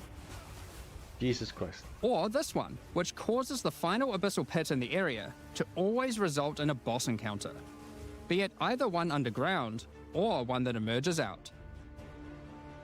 There are dozens of these waystone modifiers in total you can get from this crafting. Oh my god, I like this. That covers the new crafting mechanic. So what's left? Well, we talked about how when closing pits you can get abyssal troves, but sometimes when closing an abyss, you'll reveal an underground cavern that leads to the abyssal depths. After jumping into the depths, you'll find an abyssal city, swarming with legions of the undead. When underground, every single rare abyssal enemy will have an abyssal modifier. And at the end of the dungeon, you'll even find a rare with a more powerful Lichborn modifier. Nice. Once you're able to defeat this powerful rare, you can also find some nice rewards. Aside from the entire area being valuable due to the abyssal modifiers on the monsters, it has its own specific drops too. One example is a set of lineage supports that can rarely be found in these depths, like Kurgel's Leash. This support empowers both you and your minions when you command them, granting unholy might to you both. Another depth-specific outcome is a set of omen-like items that amplify your abyssal crafting. Additionally, we're adding some new socketables that can drop from the abyssal depths. Of course. Take Ulaman's Gaze, which can be socketed into your armor. These are a bit special in that you can only have one equipped at a time, but give some pretty powerful effects. Think of them as almost a unique socketable for your equipment. In the endgame, where you can still find depths, you also start to find a different type of underground chamber. In these areas, you'll find an ancient spire, a device being used by commanders of the abyssal factions to plunge Rayclast into a lightless void. Your goal is simple: kill this commander and destroy the spire. There are 4 bosses in the Abyss League, and there are some pretty cool uniques available from them. An example is this belt, Darkness Enthroned. It has 2 sockets, but hold on, socketables don't work on belts. Well, this belt has a special mod that allows it to count as a different slot for the purpose of socketables. This one, for example, counts as a helmet. I kind of want one that counts as a body armor. I wonder how rare that one is. This is insane. You can also find this unique jewel, Undying Hate. This jewel transforms part of your passive skill tree into an abyssal version, and has multiple depths. The deeper it goes, the more of your passive tree is affected, allowing you to fulfill your fantasy of becoming part Abyssal Lich. Now, the last thing that Abyssal commanders can drop is a Finger of the Lich. But what use do you have with a random undead finger? Well, the next time you return to the Well of Souls, with the finger in your inventory, your character will almost feel compelled. To do what, though, you might ask? To jump in. Of course. The items you threw in came back more powerful, right? So, what's the worst that could happen? Well, you will just have to find that one out for yourself.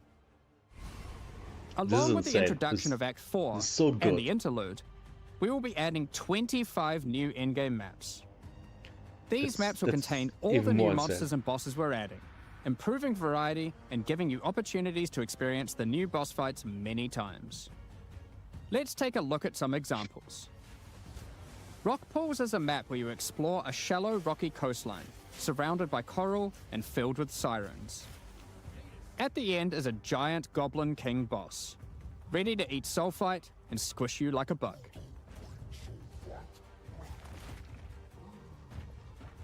Holton is an Ezomite township which has seen better days. Explore and clear the township to find a gothic, Reaper-like boss, with the ability to manipulate storms and fry you with both lightning and wither you with chaos. Given some of the new bosses like added the are a bit more epic, minion, such as from the Act PoE1. boss and final bosses of each interlude part, it would be a bit of a waste to just use them as regular map bosses. Of course. Instead, we'll be adding some new mechanics to the Atlas that use them. These start appearing pretty fast into the endgame and will help bridge the gap until you do your pinnacle bosses. In the desert biome, you can encounter a wild sandstorm. 3 maps around the sandstorm contain a device you must activate. Upon doing this, the sandstorm's magic is disrupted, revealing the map inside and allowing you to access it and find the cause. Okay. This presents itself in the form of a boss, similar to the existing Citadel bosses. This boss is a Faradin Swordmaster, who has been blessed with the power of a Time Djinn, allowing him to take his swordsmanship to the next level by replicating himself maneuvering rapidly and severing the fabric of time itself with his powerful slashes. In the water That was biome, cool. you'll encounter a giant maelstrom, where one of the maps surrounding the water biome connects to it, but the connection is obscured. You must run the maps nearby, hoping to find a beacon, which will remove the maelstrom and reveal the connection to that map. Another example is this Vaal vault in the mountain biome. But how do we get inside? Running the adjacent maps to it will yield a key, which you can then use to gain access to this vault. Or, you could just trade for one, I guess. Sure. Use the key to dispel the powerful force field surrounding it, leading to the Vaal Elite and their rewards inside. These all contain Uber versions of the Act 4 boss, and the bosses at the end of each part of the interlude. And each have their own exclusive drop pool of new lineage supports, which, as Jonathan spoke about earlier, are powerful support gems that modify your skills in pretty crazy ways. As an example of a lineage support which can come from the Faradin Swordmaster mentioned earlier, we have Garo Khan's Resolve, which causes your critical strikes to fork, but requires some mobility on your part to properly enable. From the boss sealed in the Vaal Vault, we have Paquate's Pact, which supports your war cries, causing them to inflict massive amounts of corrupted blood at the cost of your own life. Additionally, some maps can now spawn summoning circles, a room resembling an Ezomite henge. Activating this henge will spawn bosses. Nice. It's as simple as that. We'll also be making changes to how affixes and waystones work. That's pretty good. As the current prefixes equals good, suffixes equals bad iteration isn't quite hitting the mark. We tried something new here in Path of Exile 2, but after seeing the feedback we decided we actually liked what we had in Path of Exile 1 more. Like Path of Exile 1, each affix will now be both difficult and rewarding. Waystone mods now grant an increase to the number of waystones dropped, and an additional specific upside attached to it. This means as you roll your map, they will continue to get more difficult and more rewarding, and allow you to customize the difficulty and rewards of your maps better. Nice. For example, the Frostbitten mod, which causes enemies to deal cold damage, also increases the rarity of items dropped as its upside. Whereas the Of Venom suffix modifier, which causes enemies to poison on hit, has the upside of granting increased pack size. Some maps will end up having a lot of rarity, some a lot of pack size, and others will just have a mixture of everything. Due to now having more modifiers granting difficulty, we will of course be reducing the difficulty per modifier to account for this. So, that's your Atlas, maps, and waystones, but what about Breach, Ritual, Pinnacle content, and others of the sort? Jesus. We're making some changes around this too. The first change is that you'll now be able to invest 2 points into your specific League Atlas trees before having to run the Pinnacle content. There will be a specific objective for each type of content which grants you those points. For example, in the case of Delirium, it's simple. You just need to find and kill one of the bosses in a map, Omniophobia or Kosis. Okay. The rest of the points for each content come from the Pinnacle content, but we're making some changes to accessibility here too. Currently, access to most Pinnacle content requires the same key at the easiest and most difficult version of the content. This creates a negative feeling where at lower difficulties, instead of wanting to run the content, you're often better off just selling it to someone who can run it at maximum difficulty. Yeah. To address this, each content will now drop splinters, which will not form into singular items. Instead of using the singular combined item in the Realm Gate, you can now just bring your splinters. Upon inserting the splinters into the Realm Gate, an interface will appear, allowing you to pick your difficulty, and you'll notice each difficulty has a different entry cost. This means if you want to run easier difficulties, it costs less, which also allows you to run this content much sooner into the endgame. Because these encounters now just require splinters, their corresponding Atlas tree no longer affects the difficulty of them, and has been changed to purely affect the content and maps on the Atlas. So that's what the splinters the are Arbiter for. of Ash works I a didn't bit know. differently. Like at all. Instead of requiring no idea. splinters, he still needs crisis fragments. We now have only 2 difficulties of the Arbiter. The first, requiring the existing fragments obtained from citadels. The second, Uber Arbiter, requires Calamity Fragments. These come from Citadel bosses also, but only once you've allocated the maximum number of points in your boss Atlas tree, ensuring those Citadels are at their highest difficulty level. Since we're talking about pinnacle content, we also felt that the leveling curve in the late game was a bit too steep. We've smoothed this out a bit so that it's easier to get to the mid-90s. We've also added some new in-game unique items. Let's take a look at a couple. Thunderfist is a pair of gloves that grants Crackling Palm, a skill which empowers your unarmed attacks, granting the ability to call down the storms themselves on enemies you hit. Put simply, literally every monster you hit with your unarmed skills will be struck by powerful lightning.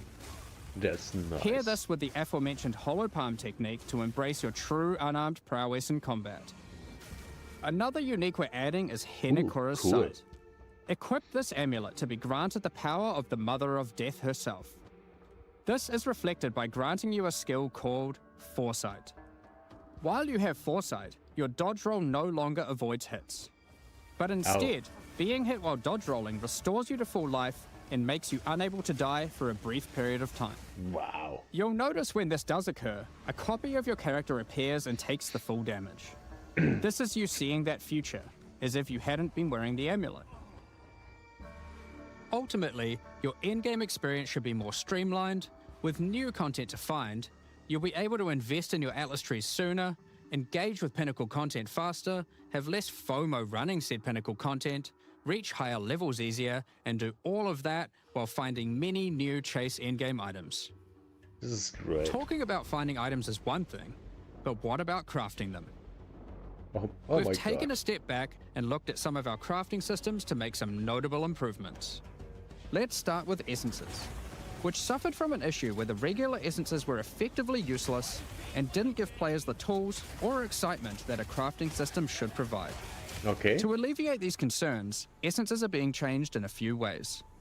Firstly, they're being changed to function like regals and add specific modifiers with specific values, meaning you know exactly what you're going to get. We found that players were often bottlenecked by regal orbs when crafting in the campaign, so this helps to fill that gap, allowing you to better upgrade your items. Perfect. Thank you. For example, this Lesser Essence of Flames, which will be able to add a flat amount of fire damage to your magic martial weapons. Secondly, we're adding many more tiers. That Lesser Essence of Flames, for example, has a regular variant and a greater variant too, adding even more fire damage with each upgrade. The intention of this is so that when you find one early on, you don't worry about holding on to it till later to use on a higher level item. You should feel free to use them as they come to get powerful upgrades during the campaign. Which is great. Lastly, our highest tier of essences, now called Perfect Essences, will function like a Chaos Orb instead of a Regal. So it will replace one of the modifiers on your rare items with the specified mod. Okay. Such as this Perfect Essence of Flames. You'll notice this one doesn't just add flat fire damage like the ones before it. The Perfect Essences often give something a bit different, with some opportunities to be pretty damn powerful. There are many different essences, each with many tiers, covering many of the more core modifiers you'd want on items early on, through to chase specialized ones for in-game. Speaking of in-game, we really wanted to expand our crafting options for late in-game crafting projects. You might have noticed that at in-game, you get way too many transmutes. Wouldn't it be nice if some of those didn't drop, but instead you got something a little more powerful? At higher levels, you can now find Greater Orb of Transmutation and Perfect Orb of Transmutation. Okay. These can be used on normal items to upgrade them to magic, ensuring that the modifier generated is of a minimum level. Oh. This is similar to how you find higher tier items on the ground, but for crafting. That's nice. These higher tiers will also exist for Orb of Augmentation, Regal Orb, Exalted Orb, and Chaos Orb. Nice. Meaning you can get all of the orbs required to take your item from normal rarity to a fully completed rare with guaranteed high tier mods. On top of these new core crafting currencies, we wanted to make sure there are powerful crafting bases to use them on. Now in endgame, you can start to find exceptional items. Oh. These are items that drop at normal rarity and are perfect for your from-scratch crafting projects. They can come with That's extra awesome. quality, up to 30%, or an additional socket to use your crafting socketables in. This is And insane. yes, they can be corrupted for yet another socket. This You is so can also good. get exceptional unique items. To add even further to your crafting arsenal, we've added a whole suite of new omens to ritual content, and removed some of the more unimpactful ones that weren't being used. Some of the new omens include the Omen of the Ancients, which will cause your next Orb of Chance to not destroy the item, but generate a Nice. random unique of the same class. Oh my Or God. the Omen of Sanctification, which is my new favorite. This will cause your next Divine Orb used on a rare item to re-roll the values of its modifiers, allowing it to exceed the normal minimum and maximum values, raising the ceiling on the new most powerful rare items in the game. That's insane. This omen will also cause your item to become sanctified. Sanctified items cannot be crafted, just like corrupted ones, so consider carefully when you use this. Another is the Omen of Chaotic Monsters, which will cause your next Chaos Orb to reroll all modifiers on a Waystone, allowing Wow. you to fix your maps if you get some modifiers that are not feasible for your build. Besides these examples, there is a huge variety of new omens for you to discover in your ritual encounters. It's so massive. With the release of Act 4, notably taking place in the Karori Archipelago, you'll be able to now find a new currency item, Henikora's Lock. Henikora, the Karori goddess of death, has the power of foresight and is able to see many futures, including the outcome of your next Why is she craft. so hot? So, imbuing her lock onto an item gives you that same power too. For example, you'll know whether or not to use an Exalted Orb on your item, as you will know exactly what the outcome is. So, with all these new crafting improvements, it's safe to say you're going to be making some epic items, and not necessarily just ones for yourself. So given that, it's time to talk about a massive one. Trade. It's finally here. The moment we've all been waiting for. Fully asynchronous trade. Nice. Over the years, the way players trade with each other in Path of Exile 1 has morphed from using the forums, through to the in-game chat, all the way through to using the website. These systems, in all their iterations, work for a while, but with each iteration, new problems eventually reveal themselves. Of Be course. it requiring you to be in your hideout too much instead of out there killing monsters, Yep. or never getting responses from people who are either AFK or just can't be bothered. In order to finally solve this, and this has been a long time coming, we're adding a new system that allows you to buy items from other players without requiring the seller to be present. They can continue farming, killing monsters, AFK as they please, and can even be offline. With the introduction of King's March in Act 4, you will encounter Ange, assistant to Rog in the Meridian Free Traders Company. Over the last 2 decades or so, since Path of Exile 1's storyline, Faustus has handed down his knowledge and expertise to Ange, and she is now ready to take over his business. If you have a hideout unlocked already, you can immediately invite her there. If you don't have a hideout yet, you will need to acquire one. You can do this by completing a quest to defeat one of the bosses inhabiting an island in Act 4, allowing you then to take a slice of it for yourself, making it your new home and base of operations. Also, new hideout.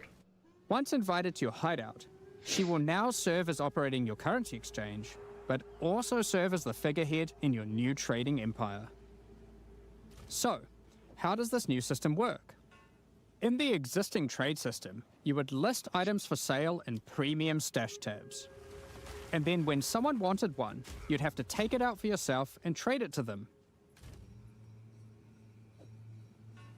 Now, instead of using those, you can give your items to Ange so she can sell them for you. Each item must have a price set. The prices are set using in-game currency items, such as Exalted Orbs or Chaos Orbs. Once a price is set, other players will be able to find the item by searching for it on the trade website. Once a desired item has been found, you can hit a button, which will instantly teleport your character in-game to their hideout. Then, you can immediately purchase the item. And while there, if you want, browse their other goods, in case there's a good deal someone else hasn't yet discovered. You'll notice that as a buyer, on top of the currency the seller set for the price, it also costs gold to purchase an item, as Ange has bills to pay after all. As a seller, you'll immediately receive a notification when an item of yours is sold, and can also see an effect above Ange in your hideout when she has unclaimed currency. Just go talk to her, claim your currency, and continue playing at your leisure. As many people already acquired premium stash tabs for the purpose of the trade system, we wanted to add a way for you to convert your existing tabs to merchants tabs, if you want. You can do that here, on the website, but only if you purchase those tabs before the release of the third edict. To clarify, the existing trade system will remain fully intact, so your premium stash tabs will not lose any of their functionality. We just figured people might want to switch over to this new system. We expect a lot of feedback around this new system and are looking forward to trying it out with you. As we are not able to test internally with an entire, thriving economy, there will certainly be some kinks to work out. Of course. Based on how the system goes, we will be adding it to Path of Exile 1 when ready, so any of the tabs you purchase will also be usable there later. Next up, we're going to be talking about our new supporter packs. Today, we're launching 2 new series of supporter packs, the Justice and Trathan Executioner packs. Oh shit, they look good. Each tier contains the pack's full face value in points, alongside several exclusive microtransactions. As always, the microtransactions in these packs are purely cosmetic and do not affect your character's power or progression in any way. The Justice series of supporter packs contains 6 exclusive microtransactions. Claim glory after defeating enemies, or inspire your allies by calling down the Banner of Justice portal. The Sphinx Mystic hideout decoration will identify items for you, displaying them as it does so. This ancient creature has been presented with many items over the eons, so has some strong expressions to make on the quality of your wares. It looks cool. Become a true warrior, worthy of delivering the justice of the eternal gods with the Apostle of Justice armor set. This armor set also comes with a matching back attachment containing a set of scales to measure your worth. With the Apostle of Justice finisher effect equipped, the Goddess of Justice herself will appear to decide on a verdict for slain unique enemies. How is this so good? Witness as she decides the fate of your slain foes. Will they ascend to be amongst the gods, or be banished to the underworld? The Griffin fledgling pet will be your courageous companion as you journey throughout Rayclast. Take your place in the skies in the Plateau of the Gods hideout. This hideout comes with many different sections for setting up your home or base of operations. In order to travel between them, you simply just need to walk off the edge. Like a true eternal god, you can float between the mountains on the clouds themselves. This is nice. The Trathan Executioner pack series also contains 6 exclusive microtransactions. The Trathan Executioner finisher effect is a brutal display of Trathan might, crushing slain unique enemies as if they were bugs beneath your heel.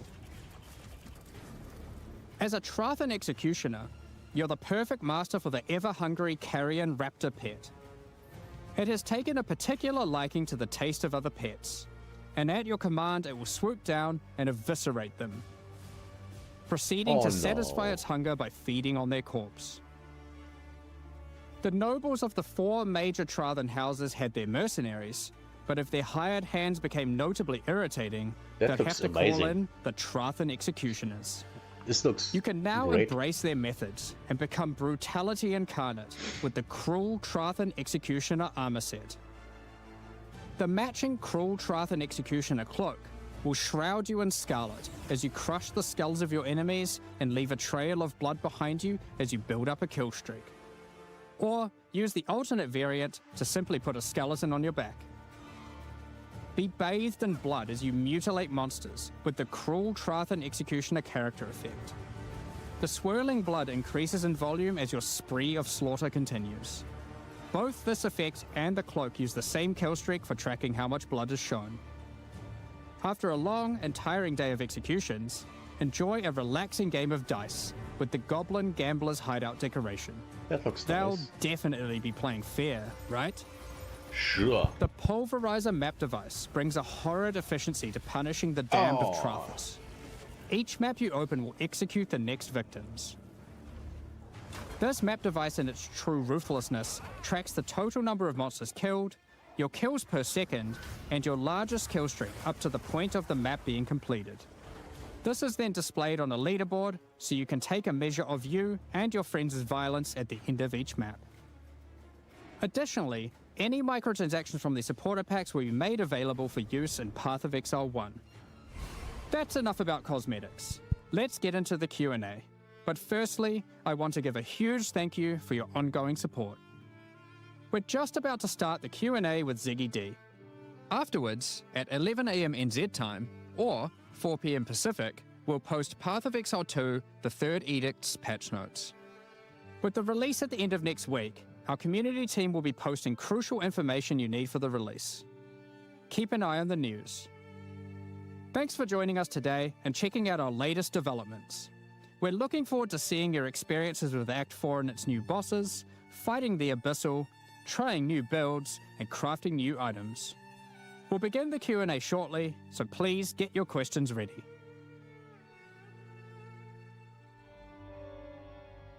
Wow. That was quite something. This was insane. Like, the changes they make for one league is more than other games have when they completely release.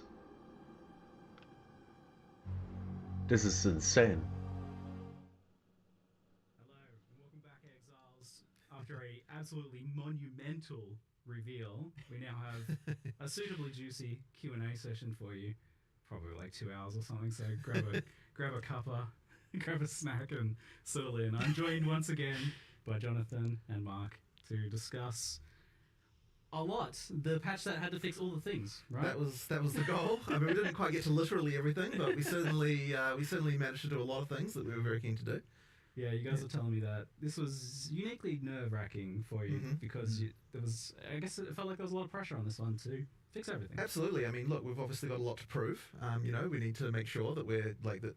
Well, put it this way: I wouldn't want people to feel like we don't have answers to a lot of the things that people have been unhappy about. So we really tried to do as much as we could in one go to kind of do everything. As it didn't get to literally everything, but we got to quite a lot of it, and I'm thinking that people will be a lot happier. Sorry for the audio. That's not me. That's them. That you've moved to this kind of like 4 and 2 cycle of. You just feels like you just released the Path of Exile 1 expansion, which also had a lot of pressure on it to be a big one as well. Yep. So I mean, it's certainly hard. I mean, look, the really hard part is having to make an act at the same time. Like that's a really huge commitment. So I'm certainly going to be happy once we finish the campaign because we're going to be back to normalcy again. But it's a what it does do is it means that there's like a huge amount of content to draw from. There's obviously a huge amount for players who are not necessarily the in-game players as well, because you've got all of the new campaign stuff. So it's like a pretty big deal for all that stuff. But it also meant we could take a bunch of that stuff and move it into the end game too. So the end game kind of sees a big expansion as well. It's been quite a good one. Yeah, I remember early on we had the process. Actually, we just literally grabbed my whiteboard in my office and we just wrote down every single problem. Yeah, and I'd say it's not a strategy we've done to this degree, this methodically before. Right. We were like, okay, we have to solve everything on this whiteboard. Yep.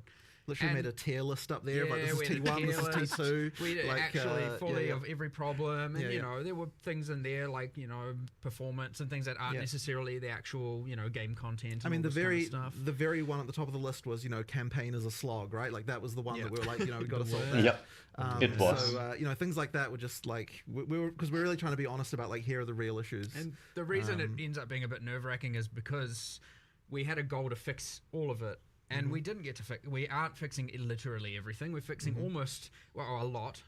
You know, and I'm sure a few new problems introduced here and there. However, of course, obviously, you know, as we're watching Twitch chat, there was a huge amount of stuff about towers. You know, we had a plan; it was on the list. It just unfortunately we couldn't get time to sort it. So yeah, that's one of the. It's probably the notable one, I would say. Yeah, so we'll kind of discuss around your vision and stuff for Endgame soon as well, so that you can give people some reassurance about like where you want to go with that. But we should also mention just the other elephant in the room, or the lack of the elephant in the room, with the druid. No elephant form, but the druid kind of works. So it seemed that druid has been uniquely challenging to get shipped. It's been something you've been working on for a while now, and just getting it right. What has been the challenge with druid and getting it out? Well, I mean, okay, so we started believing that we were going to have druid in this version. And that was the case for at least 2 months of the 4 months of development that we were that we had here. And obviously, like a bunch of work had gone on before that as well. But at some point, we realized, like, you know, that we don't want to have the mistake that we effectively had with 020, where like we put a huge amount of effort into the class and then we didn't get time to fix like all of the concerns that people had outside of that, right? Because obviously the same resources go into making a new class as go into balancing the old ones and making all that stuff, right? So if we don't have the balance in like a good place, it kind of feels a bit bad to like be throwing in a class that's kind of effectively disrupting that. So then what that meant was at some point we're like, okay, since we don't believe we can get both the class and all these other balance changes we want to make in at the same time, it's actually better to cut the class and then have the balance changes instead. So that's what we ended up doing, and obviously it was like a really hard thing to cut because obviously like, you're going to have another one without a class, like it feels really terrible. But you know, we've got the philosophy now of like we have to make sure that we're in the release month that we say we're going to be in. So therefore something had to go, and unfortunately that was it. But it means we've obviously got a huge head start for you know, when we actually do it next time. And I mean, look, there was so much stuff that was cut, like even as large as it is, like, you know, there's like ascendancies and all sorts of stuff that was gonna be there, and you know, we'll get to it. But yeah, more important to just make sure that people are happy with the stuff that's in, and make sure all those changes are great, and you know, make sure obviously you've got answers for stuff, right? I imagine for druid it's a big part of it's just the fact that the shape-shifting, getting it looking and feeling. If the people aren't happy with what's in the game, it's hard. They like, don't there's so play much animation stuff that has to go into making it's each that form feel simple. right. So yeah, like that. But we'll get there. Like I don't think we're that far away from it now. So you know, it's just a question of prioritization. Yeah, it seems like it is probably the hardest class of all. Then might be. Yeah, I think it will be. Yeah. You're getting a bit more ambitious as you go with each class. That is true. Too, which that is true. Every class is a step up from the last in terms of that. Yeah. Yes. So I guess on that note, do you have a vision for who's next after druid, or is it kind of a race between them to see who ends up feeling well, I've always said that it would be criminal to go into full release without having swords. So you know, that's that's kind of a pretty clear. It's a little bit criminal to get this far without. Yeah, to be honest, it is. Yeah. So I'd say that is would be weird when you think about it. Yeah. It's real weird. It's real weird. So that would be an obvious candidate. Is making sure that we've got that. People can infer from that some sort of duelist or something, most likely being the sword one. And as you said, the ascendancies are just kind of the same boat as they weren't. You weren't satisfied with where they were at to be able to get those in. So that's the things you missed, but that's like the list of the things you missed. That and doing something with towers. So now we can talk about kind of what you have done. We'll jump into endgame first, since I know the towers and stuff have been a hot topic for people. So we'll talk about the endgame. This wasn't ostensibly supposed to be an endgame update, from what you were telling me, but it still seems like a pretty big endgame update in the end. Yeah, I mean, well, part of that is because we obviously get all the content that we produced for the campaign. We get to make all the endgame versions of that. That obviously adds quite a lot, but we did want to make sure that we weren't just being like, okay, so we're adding a bunch of bosses. Like, we wanted to make sure that the more epic ones that we added to the campaign have some new mechanic for them on the Atlas as well. So that's where we had those various mechanics with, you know, like the sandstorm and that kind of stuff. Like, you know, those kind of like Atlas events, and it really does contribute to the feeling of exploration to have more of that stuff.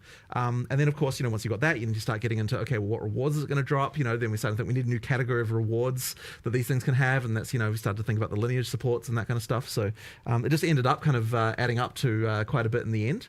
But it isn't like kind of like the big end game change that we wanted to do. Like, we had a design for that, but we just kind of haven't quite got to it. So but it still ends up being quite a lot. And one of the big things that it also, I think, will help bridge is the kind of mid-end game part. You know, like that's still a problem that we want to improve. But yeah, like it adds quite a lot there because you're seeing that stuff on the Atlas a bit earlier.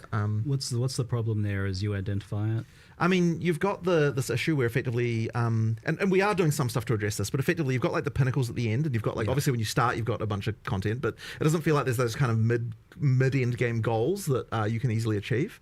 That's kind of the issue that we're trying to just solve. a lack of direction, right? Right. I think there's not enough like really guiding you. Like the narrative kind of falls apart there, right? Because it's just like open world, and you want a bit more of you know telling you where to go, what to do, have those goals where you're like I want to do this next and this next, as opposed to like I could do this or this or this. It's nice to have those, but it's nice to also have the things kind of directing you as to like this is exactly what I want to do. The boss I want to get to. So there's kind of just a big gap there. We want to add a whole bunch of stuff in the middle there. We have a huge plan, but again, it's like we need to you got this working on a campaign, you've got working on the end game, and you got all these like how do you juggle all of these things? It is brutally difficult, and you end up having to think. So I would expect next expansion to be way more end game centric in terms of fixing all of this, because it was on the whiteboard. But we did do some stuff with what we had. So like that splinter change, I think, is going to be quite a big one. Like it doesn't look like much from what we showed, but what it does mean is that you've got pinnacle fights earlier in your in the experience, and of course you've got the thing where we're making it make more sense with regard to the difficulty, the access to the different difficulties, by having it so that it's cheaper to get to the lower tier ones. So that helps quite a lot, and I think that'll improve things quite a lot even just from that. So yeah, and like of course you got the league now in endgame as well. And of course there's a league there too. The Wisps were Wisps, sure, wasn't really a league. It's kind of just like was not a full-fledged not what we've done mechanic. before. And a lot of people in PoE2 may not really even know what a league is. I mean, we kind of had it with Dawn of the Hunt, but yeah, I mean, having Abyss in every single area, there are abyssal icons you can find on the map. You can't add them because they are in every area, the Abyss. So, and you have different the waystone crafting and stuff like that. So there's a lot of endgame just added by the league's existence as well. Plus a lot more combination of the league mechanic with other mechanics as well, which is something that I'm always keen for with leagues, is like have a bit more interaction. Yeah, so, you were telling me that you had specifically made it so that Abyss would have specific interactions with basically everything else. For sure. Like if a Rogue Exile's standing there, you get a special boss based on the Rogue Exile. So which is great. It's rather interesting extra combination stuff there. It's interesting because this is a league mechanic. It's in every zone. It's guaranteed, but it's part of a league mechanic. But does this also have like Atlas tree integration in the way that it would later on as it becomes like a core element? No, not the way that's kind of handled is through some of the waystone crafting. Yeah. We depending when the league ends, we obviously do the whole again more for people who maybe don't know what a league is and how we handle this stuff in PoE1. I'll over explain it a little bit, but yeah, generally we review the state of it at the end. We see what changes we want to make. Sometimes we add it to the core game immediately, sometimes later, and then we add it to the tree and decide how we want to invest into all the different things. But we try and have the meta progression, so to speak, of a league within the leagues itself, and not connected to the core tree, because you could have a separate tree. It is a thing you could do.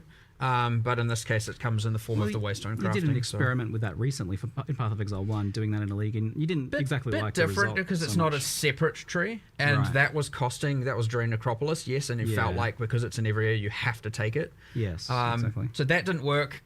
We're not going to repeat that mistake.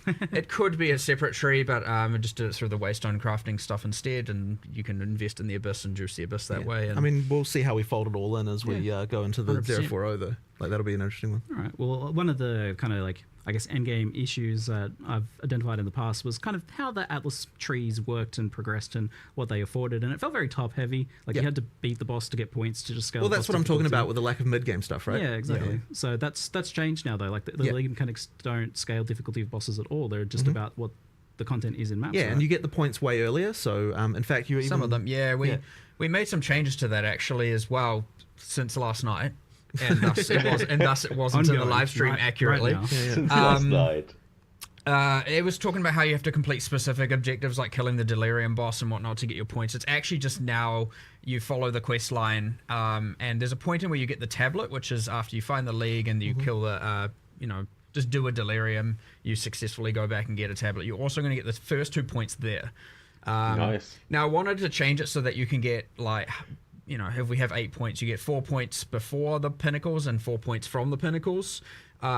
Right now it's 2 and 6. We're still looking at this just because we made a change last night. There's a good chance we might end up, adapting this a little bit more.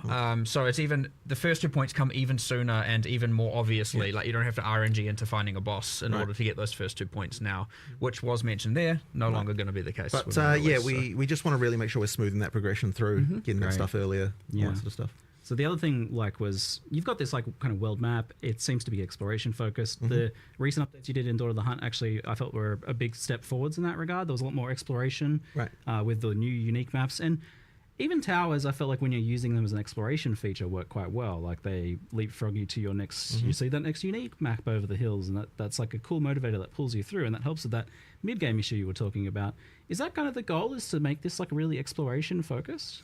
It's certainly something that I really love, and the more things you add to the Atlas, the more it feels like you're finding things. But yeah, so we definitely appreciate the concern with towers being that you've got this tension between having to turtle in one location versus explore. Yeah. And so that's something that we need to look into addressing. But I don't want to kind of talk explicitly about exactly what we're going to do here, just because there's obviously a lot in flux there still. But yeah, it's something that we understand the problem, I would say.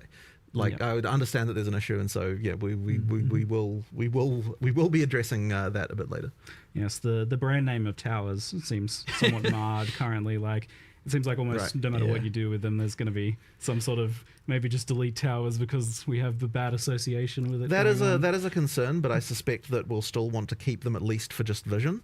Even if we remove the mechanic and do other stuff, we'll just keep them there. So I still think it's fun to just find a tower just to get a circle of vision around it. So I don't think that's the part that people are unhappy about with them. So therefore, it'd be fine to keep that and move other power sources and other things that you can do somewhere else. And I even like the empowering the maps because that is an element of control, which is another thing people. Well, I mean, I still want something that does that. I just think that it needs to work differently than how it works. I guess the issue seems to come down to, from what I see, and maybe chat might have other things that they mention about their issues with towers, but the issue as I see it is about that feeling that you still need to be stacking tower mechanics on top of other stuff, and if you're not kind of bringing all those things together, then it feels like you're wasting time. My fundamental issue with them is the way that you know that something sucks before you even run it, and that's always bad. Effectively it's if you're running maps that don't have a tower around them, you're like, okay, well, I know this is bad, or so I feel bad because I just have to get to the next tower, and then when you've done one tower but you know that 2 tower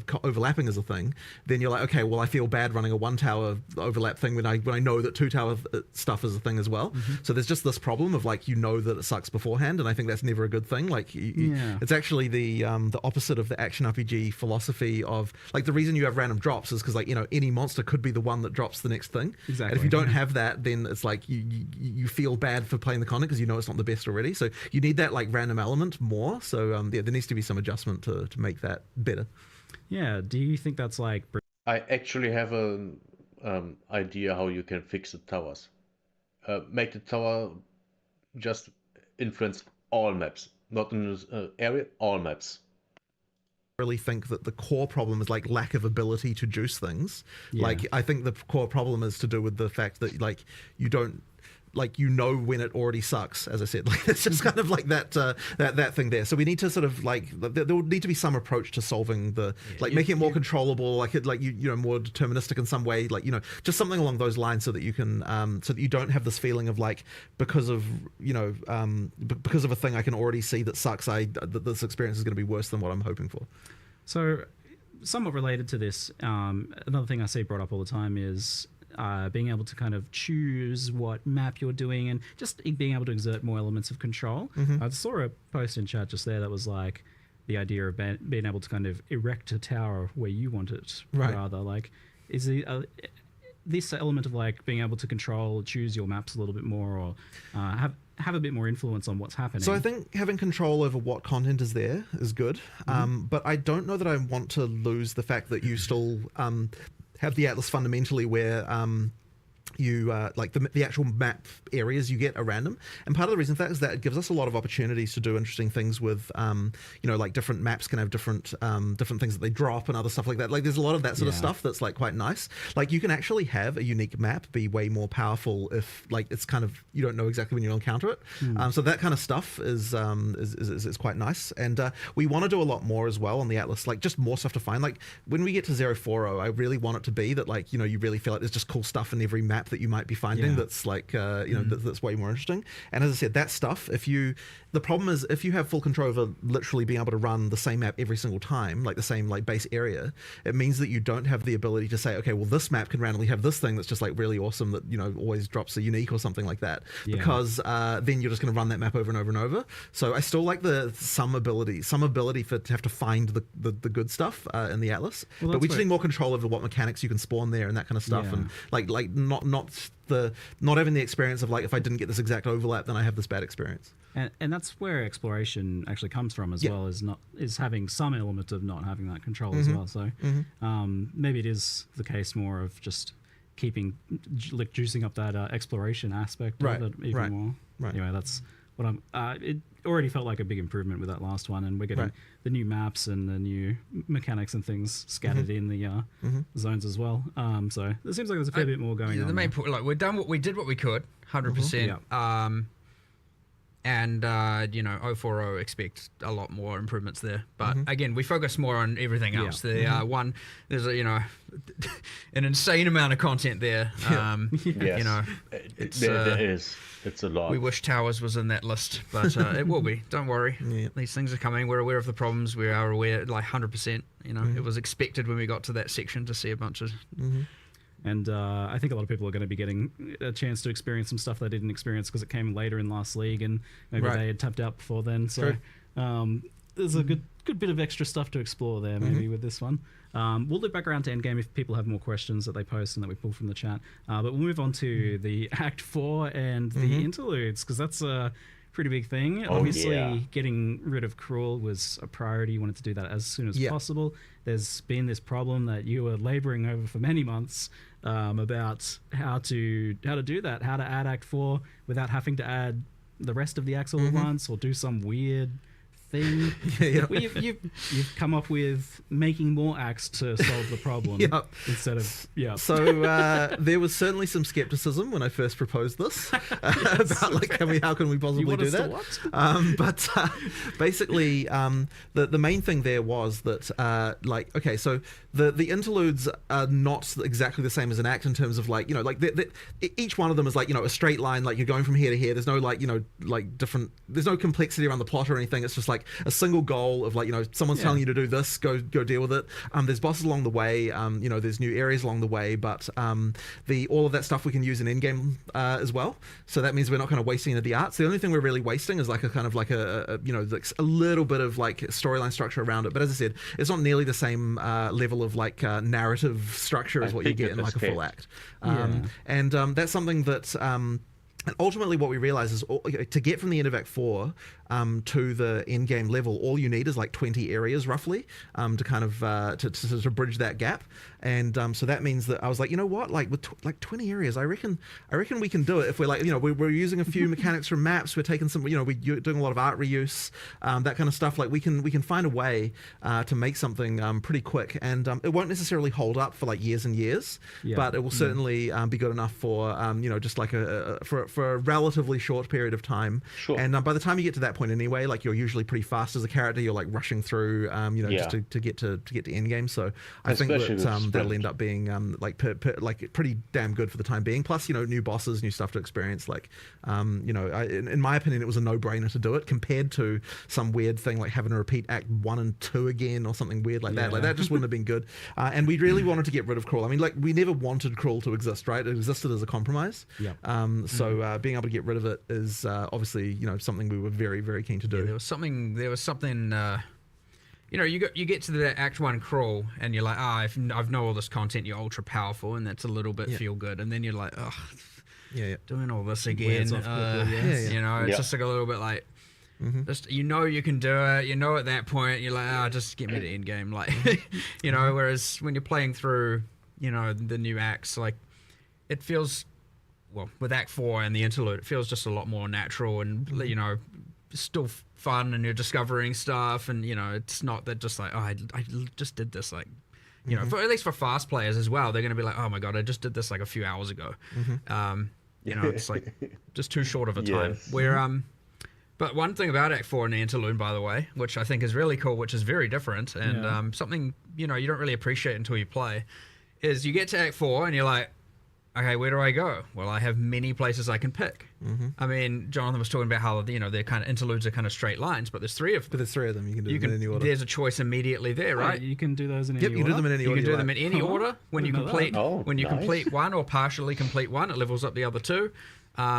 They always stay, ahead, and they bridge the gap, so you can do them in whatever order you want. It'll be interesting to see the speedrunning strategies, because there's different bonuses available. Like the spirit draft comes from 1. Yeah. Okay. Where another might be more passive point heavy, and another might be more permanent bonus heavy, and another, there's going to be all kinds of crazy stuff going on there. So you go in Act 4, where you've got full freedom of choice of which island you want to sail to, and then you go into the interlude, and you're like, which part would serve me best? And maybe the answer is do a couple areas of this part and then swap to another and do that one, and then who knows? Which is fine, because again, as you progress through them and defeat the bosses, the other ones will level up and keep up with the level. So you can do half of each, and then do the half of each again. You can do an area of each, and then That's wild. I didn't realize the interludes were sandboxy like that, because I was planning on asking about how the fact that Act 4 is like a sandbox. That's very interesting. For the great portion of it there, and that's going to be super interesting from racing and speedrunning perspective as to what people take. But also that does seem like it might help with the campaign slog. The repetitiveness of it, if you can kind of do things in a different order each time. Is there some good reasons to do it in different orders as well? Like you mentioned, differences in rewards, differences in challenges too, I imagine, for different builds? Yeah, for sure. So, the reward thing is probably the main reason you'd change the order, depending on what's going to work best for your character right now. So, yeah, each one has got stuff that we're taking all the different fixed bonuses. I think that actually the fixed bonuses are different a little bit now, aren't they, than the way that they were when they were in Crawl? Did you change what the stats they were? I thought you did. The passive point number is the same. Yeah. The spirit is the same, but the other bonuses, we've kept we'll still have the resistances that you got before, but some of the other bonuses from for example, Crawls, the snake in Act 3, I can't remember the name of these areas. We have internal names, the old snake chamber. The reward from that will be slightly different, because not all 3 of those options are available, and they're available in different ways. Some of it might be, some of it might not be, and some of it will be in Act 4, some of it might be in the interlude, So it's kind of mix and match all over the place, but there's some pretty cool stuff in the interludes that, that you've obviously got your permanent bonuses, you've got your skill points, you've got just which bosses do I want to do first or last. That's all nice, but you have a little other things subtle. The first area of one of them, I'm gonna be as spoiler light as possible here, has a wandering vendor that sells, guaranteed rare caster gear, and you can go and be like, I'm gonna go there, check that if I'm a caster, and then I'll go to the other 2 acts, because that might have a straight up weapon upgrade. And then there's another act that sells a whole bunch of greater runes, and so you might be like, I need some runes, I'm going to go there, find that vendor, get some runes, and then go to another. And then one of them has, and you're going to have to find this for yourself, one of them has a nameless seer in it, and so go for it, find that. And I'm not going to tell you which. So do you know in advance some of these rewards, so that you can make this decision? Maybe not those kind of secrety ones. But... I think it doesn't. Does it say it does it show it to you on the world map? You generally see the icons on the world map up to the point your character and the NPCs could reasonably know about. Yeah. Okay. So it depends on the act a little bit. In some cases, it's no humans have been there, so you can't know until you've opened it, and then it will, or until you have been told about it or know about it or advanced the quest, and now you see all the icons. So some yes, some not, and be a bit of a discovery process. But look, it's gonna players are gonna share information pretty damn quickly.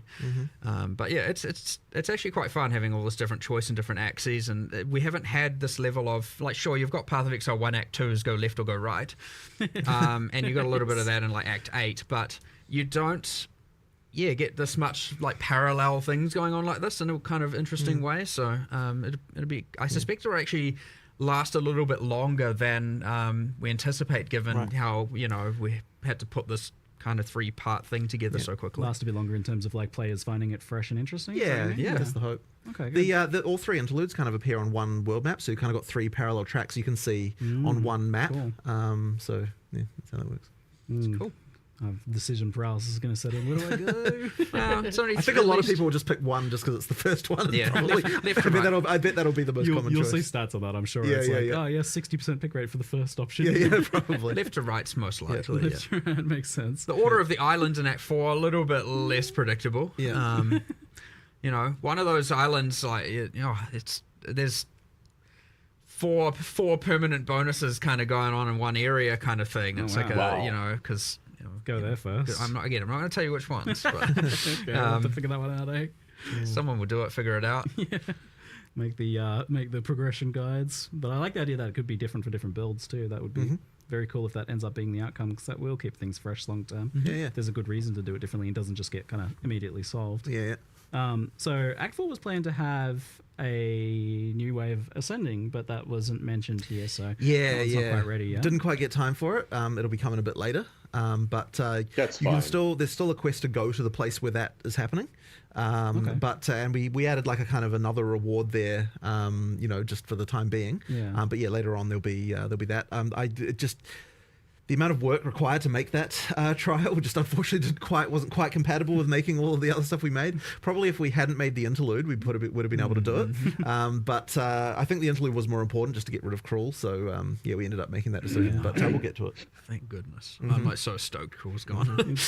If it's what most of us imagine it's going to be, I can imagine where a lot of that work comes in. So hopefully you guys, is it something that you'd like to get ready for next league then, it sounds like? Well, I don't want to promise anything because at this point we're in the mode of like, we'll cut stuff if we need to make the release happen. So I wouldn't want to promise anything, but that would be nice. We'll just have to see. I guess the other question then is, do you think it'll be like different enough and appealing to people who don't necessarily want to ascend the other ways? Well, it's certainly different than the other ones by a very significant margin. So I think that'll be that'll be interesting. Nice. I'm looking forward What's the to vision that. for how ascending C works long term then? So is it the idea that you ascend once in Act 2, once and then again in Act 3, and then again in Act 4? I mean, you will be able to do 6 it that points way, but if you want to do other, I mean, that's a way to do it. But if you want to, if you like a certain trial better, doing it that way is also fine too. It's just interesting because there's like not as much of a gap as there usually is between those first 6 points that way. Like they're quite rapid fire. So and then it would be a big gap until the end game, and you do your choice of fourth one. Yeah, I mean, I guess we see that as fine. Like you kind of want to get your build locked in to some degree by the time you get to that sort of level. I kind of like it. It's just different to how it's been done in the past before, right? Where it was like right at end game you did that third one. So that's interesting stuff. So a big part of this obviously is then continuing the campaign slog kind of discussion was just the speed of the campaign, how that tied in with difficulty, zone sizes and things like that. You guys did a whole bunch of big changes a couple weeks into the last league where you reduced zone sizes. So we did a bit of that. That's one of those things that's a bit hard to see exactly until you've played it a couple of times. So I like, for example, right now, like the first time you play through Act 4, I doubt you'll be worried about zone size. Second time, then it might then start to realize like what places are too big and what places aren't. So there'll probably be a little bit of adjustment to that even as we do the first couple of patches in 030 as well. Just because, like as I said, it's actually a bit hard to appreciate until you've kind of played it a few times. But the sprint helps a lot. Like sprint is a big deal as far as like changing how the game feels in this regard. So if you're fast and you know how to use it well and that kind of stuff, you can motor quite a lot more than you were. It'll be interesting to sort of see how how many people are using that all the time versus how many people are kind of just using it all the time. You have, well, yeah, but the thing is, you're an experienced PoE player, right? Like you're gonna be. But like, that. There's a fun risk reward to using it that way, though. Like, if you are just using it to traverse or like backtrack or something because you go the wrong way or something like that, then it's pretty cruisy and it works well for that. But it also is a very powerful like combat tool. You can use it like a boss is doing something, you can get further away than you could before. For boss stuff, you can, although it is dangerous, right? Like, I mean, if you screw it up, then you get knocked down. Yeah. But I think the thing that I find kind of interesting about it as well is that like you can skip monsters now more easily, and that means that if you are overpowered due to getting a good item drop or something like that, you can kind of like motor through a couple of areas a bit more, like sort of then catch up to the point where you sort of feel about right as far as the difficulty, and then keep going from there, like more specifically. So you've got that kind of tool at your disposal. Not something I'd expect like new players to do, or like players who kind of don't want to engage with that stuff. But if you're talking about like like the person who's playing through the campaign the 5th time, certainly that's an option that you've got that can kind of speed you through a little bit faster. So yeah, that's something as well that it kind of does, just because you are faster than basically everything. So you know, you can skip past them if you want. We're a bit of like, you know, good players, like knowledge players knew how to move a lot quicker. You know, there's a bunch of skills, you get animation cancelling, you got shield charge. It's true. It's true. The speedrunners already have a way, but like no one really wants. Like, obviously, you don't want to be doing that all the time, right? Like unless you're like really dedicated to speedrunning. So. Niche, unintuitive, and whatnot. So like, you know, there's a simpler way to now, you know, close the gap between the players who knew all of that and the ones who didn't, and which is great. And maybe a lot of those players are still using all of those tools even on top of this, and that's fine. I actually wonder if like the sprinting is faster than like the shield charge, dodge roll, animation cancel shenanigans. Haven't exactly done a race. I think it's close. I'm pretty sure it's relatively close though. Yeah, the difference there. I know there's some passives on the deck side of the tree for like slightly increasing your speed while sprinting, and a few other different things while sprinting, like increasing your evasion while sprinting. Oh, Jesus. So you know, there's some of that going on as well. That maybe when you speak into all that, you have a more of an advantage over those other skills. We'll see. You know, actually buffed dodge roll a bit for the sprint too. Like you can turn a bit better. For longer during the dodge roll. You can. So that one was, man, I'll tell you what. So this is kind of inside baseball stuff, but sprint was like way harder to implement than you might expect. Like it seems like, oh, you just add a speed buff, but like getting it to be smooth and like feel right, and like all of the stuff around like the turning at the end and like all that stuff, that was really, really hard to do. Like it was like there was like a programmer for a very long time just working on sprint issues. Like holy crap.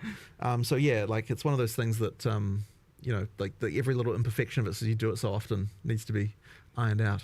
I'm looking forward to stacking move speed and dodge roll distance in Sanctums and using sprint. I use sprint in the Sanctum and when I was testing earlier, and it's so fun doing some of the things with sprint. It's like we're like mega long dodge rolls into sprinting is gonna so fast.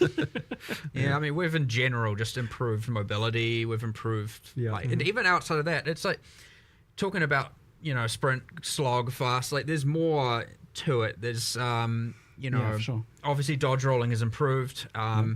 The mercenary, like slow while reloading, but also something like Jonathan and I both just randomly did one day, just logged in on live, we played mercenary, and we were both just like, what happened? What did we do? What has gone on here? Well, I this believe feels terrible. It was the 0-0 change that related to like contact points or something. There was something like that I think broke it. Because the thing is, it wasn't actually feeling like how it felt before we released.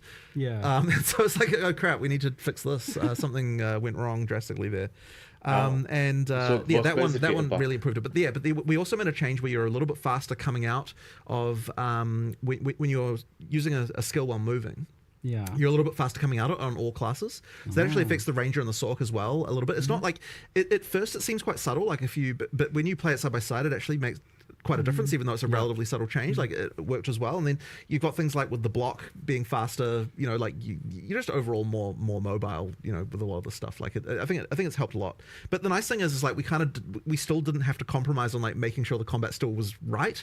So that's obviously been like a big worry, especially because there's like so many other buffs and things to other character classes. Like there is definitely a concern that we've like overcooked, gone too far. Like things are, you know, like things are going to be too easy, and I'm a bit worried about it. But I think it should be okay.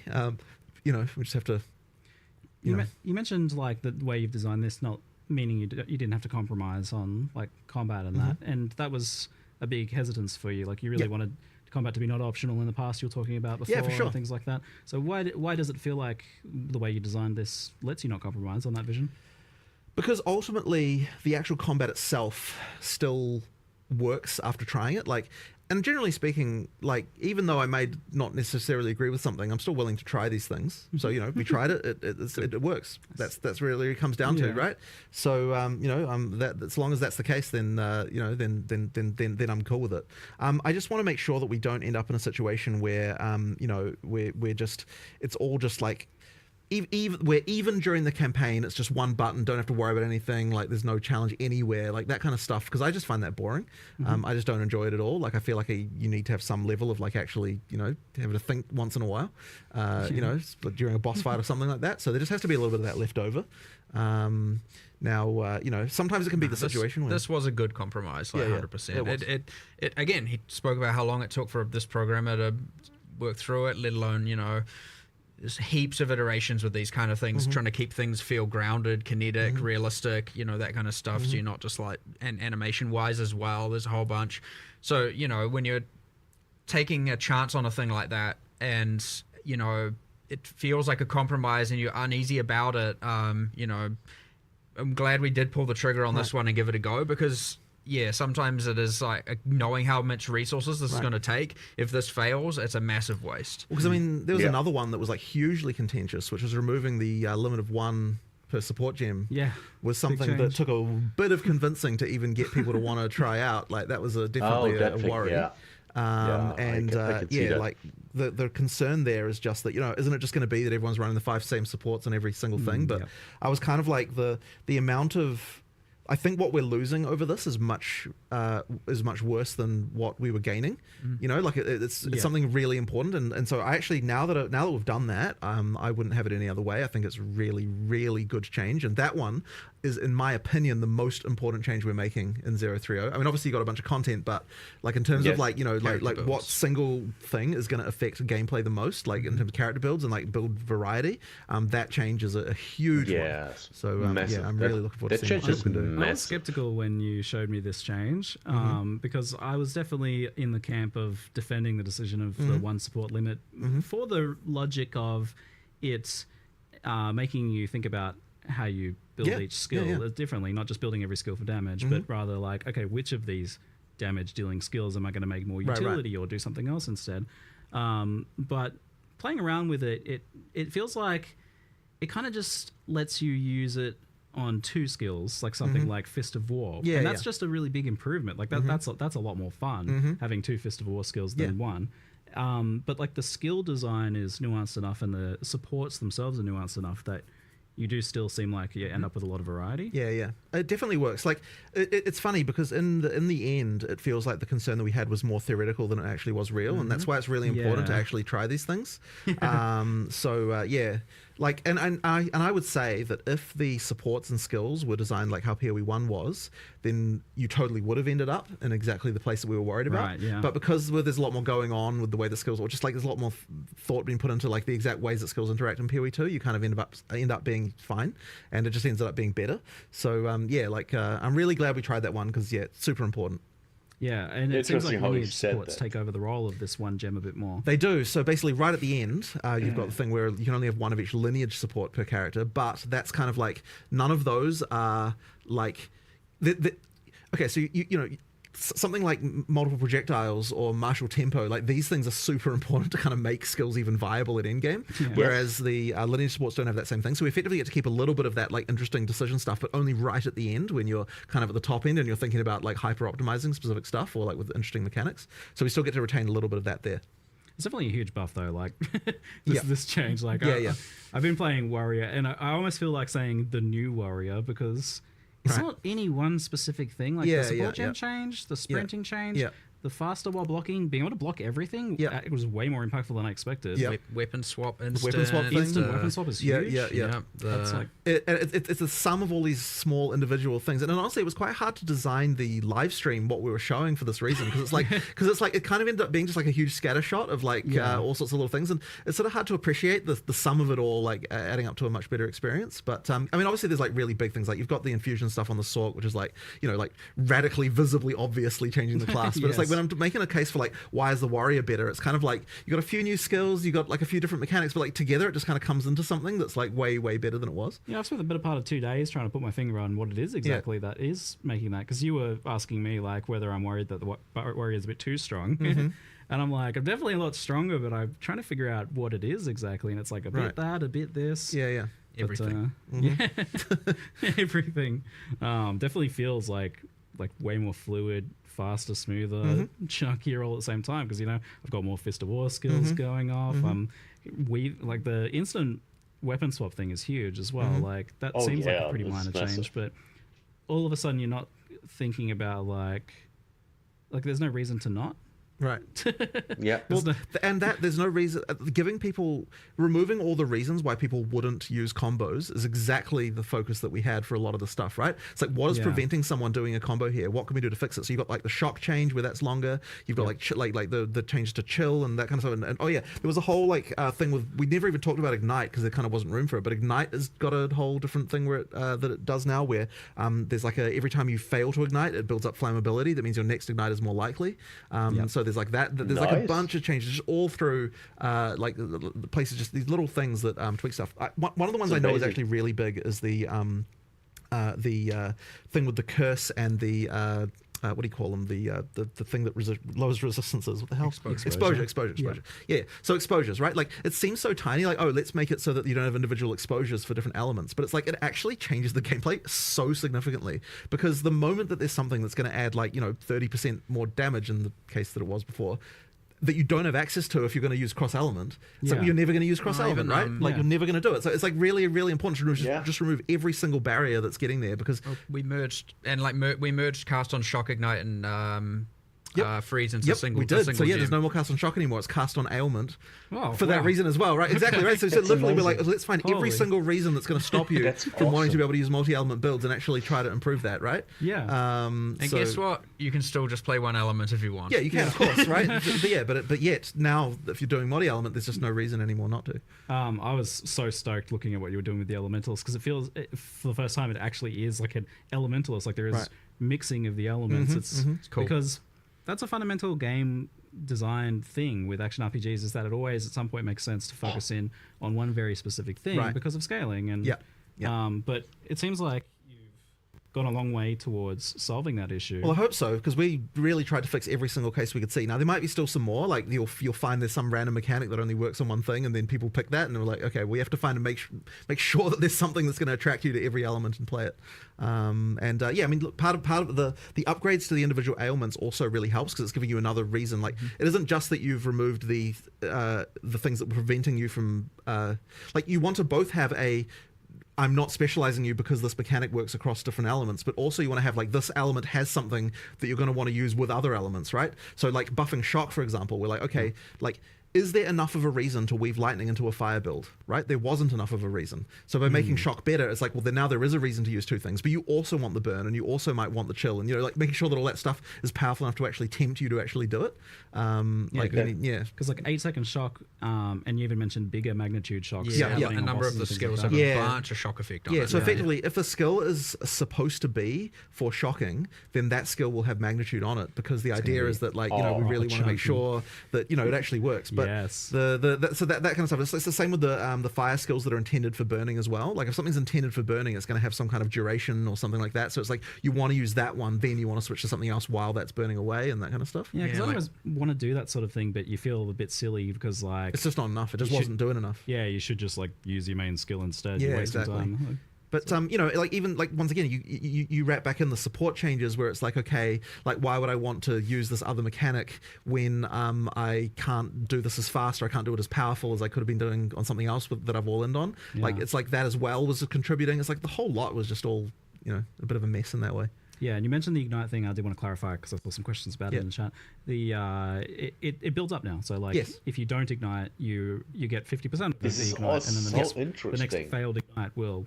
It's called flammability, since we no longer have the curse. Right. And as you build up more flammability on an enemy, the probability of an ignite occurring goes higher and higher and higher, and once the flammability is full, the ignite is deterministic.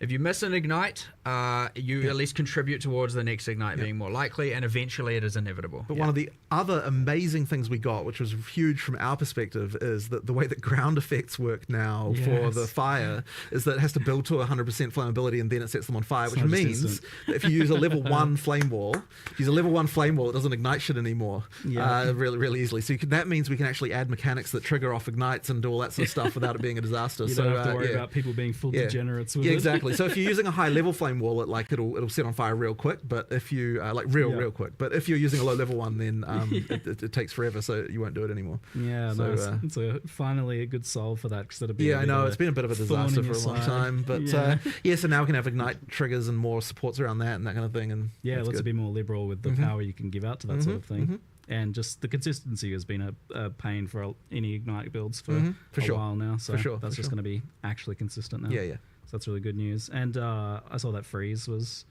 getting a lot better too. The same idea of like any freeze skill.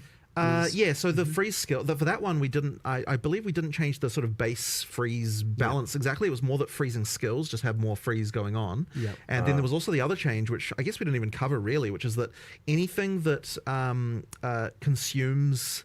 we'd use the word poise, but basically what that means is that anything that's like harder to apply to a boss, if the mechanic is harder to apply to a boss, then we want to increase the reward for doing it on bosses. So then we've got like a extra damage versus unique monsters, like kind of in quite a lot of places and different skills now, because once again, if you freeze a boss, it's way harder to freeze than it would be a regular monster. We want to make sure that the payoff for that, for utilizing it, is now much more chunky. And this was substantial enough that you could actually see it in the footage. Like you saw the boss getting chunked from those shots in the footage compared to like the regular attacks. But there were other ones as well, right? Like, so with the armor break, for example, it's like you weren't really incentivized to consume armor break on bosses. So the way we solved that particular one was like, okay, if you're an armor break consumer, rather than consuming the armor break, we're going to upgrade the armor break to a new state, like a new higher, like a level buff that's going to do something different.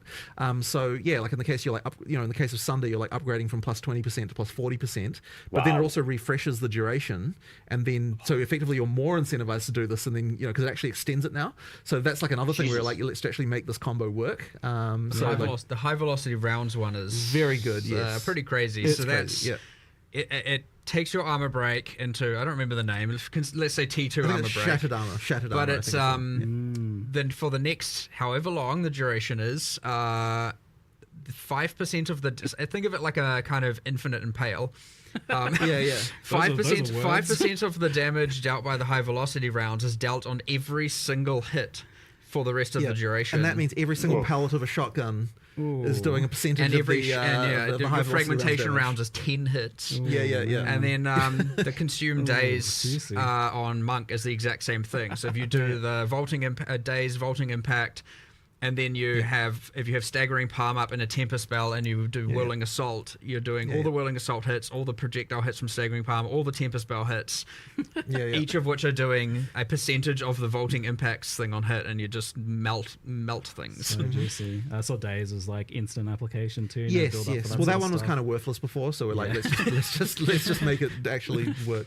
This idea of like buffs that get escalated into tier 2 buffs is like a kind of cool concept. I like that one. And the other funny thing about it that's like less obvious but really good from our perspective is that it means you can't repeat the combo piece immediately either, because once you've upgraded the armor break, it's extended the armor break, which means that you can't just reapply the armor break immediately again either. You have to do something else. So it actually kind of generates that rotation kind of naturally, which is kind of a nice one. It's chunkier and it feels like you're not an idiot for doing it. Right, exactly. Before it's like, why would I want to remove their broken armor and make them tankier again? Like it never really made any sense. That's a good one. But it also like prevents some of the weird edge case stuff that is a pain for you guys. So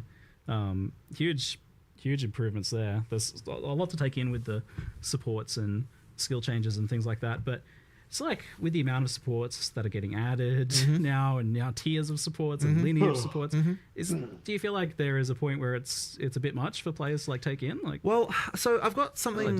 There's some stuff around this that I would like to improve, which is that first of all, we did a full pass on recommendeds to because there was a lot of terrible recommendeds right now, and so we did like a full pass on that. So basically, what I'm hoping is that now, at least all the recommendeds are not bad. Like I was kind of trying to really answer the question of like, are these 3 supports the truly best supports that this skill could have, right? And previously we had this extra constraint that kind of screwed this over, which was that because you could only have limit 1, there was always this thing of like, but would you use it on the skill or would you use it on a different skill that we were always kind of working around? Now we can just be like, what are the 3 best options, right? With no other constraints, right? And so that means that like that immediately makes it easier for us. But I think the other issue was that what it was the whole like there's too many supports thing. Part of it was because since the recommendeds were bad, you kind of had to go to that other screen where you've got all this other stuff. It's like if you actually rely on the recommendeds to be good, it's like it doesn't. The fact there's a bunch of supports doesn't kind of matter as much. I remember we had a ranger with the 10 skills, 50 supports, and it was 2 out of 50 were recommended. I think for the skills they're on. I'm like. Yeah, it's a bad sign, right? And so if that's a bad sign, if your in-game ranger is that, it means that if the player who's following the guide that we have given them is not only not being rewarded, they're being punished because they're we're making them make wrong decisions. Yeah. So I'm sure there'll still be a few that are incorrect on there, but like hopefully it should be way better. And the other thing as well as I'd really like to do is I think that we might want to get into starting to recommend more stuff, or maybe even like recommending stuff based on the previous stuff that you've already done. Crazy. Which might be just get a bit complicated, but I'm kind of I feel like we maybe should start thinking about that. That sounds like a nightmare to code. Maybe, but then it's kind of like, or maybe like if you've got this other skill on your build, then this becomes an option, or there's something like that we might have to do, because I think there's more we can do there. But whatever. For now, it's just at least we're like, here's the 3 best shit. Oh, but also the names. After the game, the names are so much better now. Yes, as well. right. So we did a pass of like making the names more obvious. Like, because there was a lot of supports that just kind of weren't like search for there's this thing that does a thing I don't what is it called? I don't know. Yeah, you just I don't know. Impossible. Whatever. Yeah. Google it. Yeah. Like there's something that does an explosion with armor, but what's it called? Well, that one should be obvious, I think. But armor explosion. Yeah. Yes. But yeah, that's what it needs to be like. No, I'm pretty sure it is called that now. Yeah, good. But yeah, I remember just being like, if I'm struggling with this, so many people must be struggling with this. Like I remember to build or whatever. Right. Yeah, it was not the most intuitive of systems for sure. So massive step forward in the UX, the understandability, all of that stuff for sure. I'd say as you play it and as you take it as it comes, it's not overwhelming. It's easy to look at it in this context and go, oh my god, 100 in support and whatever the numbers are, and lineage supports, and oh my god, there's so much going on. The lineage supports really should be treated more like uniques, so they kind of just go into the big pool of like, stuff that at end game you're kind of like, potentially working on. But I mean, a lot of the lineage support things will end up probably being like, oh, this build guide says, this is the thing to use here, so and here's the boss you need to farm to get it. So I suspect that it obviously ends up a lot of that way with uniques a lot of the time. But there being so many options for this stuff, actually, kind of like, so there's this thing that ever since kind of the internet, we're spoiled, right? We're inherently spoiled for everything. We have the build guides and all that, and there's a lot of fun to that as well. But we obviously lost some of that kind of mystery of your own self-discovery. But I feel like you're almost forcing us back to that age a bit, because there's just too much for guide creators to really cover. I don't know about that. Like, people will still converge on things. But even if a guide creator creates a build, even if it's like quite well optimized, there's usually like a few other options. Well, that are ideally, almost as optimized, that's part of the fun, right? Like, over time, people come up with more stuff, and ideally, since we're shaking the meta up each league as well, like, there's still new stuff to find. I mean, that's like, I think that Path of Exile is actually a game that still has that, because of the fact that there's enough stuff and there's enough meta changes to actually cause it to be that there's still cool stuff to find that no one's discovered yet. Which is, there's not many games like that really that still I don't really think I get that as much from Piri 1 anymore, but Piri 2 is getting that. I guess so. But that really just comes down to the amount of meta shake-up that happens, Yeah, I guess so. Yeah, for sure. So with the sheer amount of like supports and things, have you taken a look at how we obtain like sockets and get a 6 link, and how hard it is to do that, and how many we get? So there have been some adjustments. Actually, this is probably a good time to cover a topic that was probably not obvious in the live stream, which is that here we go. We now have a system that allows us to effectively. And I don't have a good way to phrase this really, but it's like, so I'll take the transmutes as an example, right? Okay. So in the live stream, we're like, it's dropping too many transmutes. We want to instead drop these more powerful ones. The way that actually works is that as you get higher level, it specifically takes like some of the juice, if you will, of the transmutes that would have dropped, official term, and then instead drops higher level ones but less often.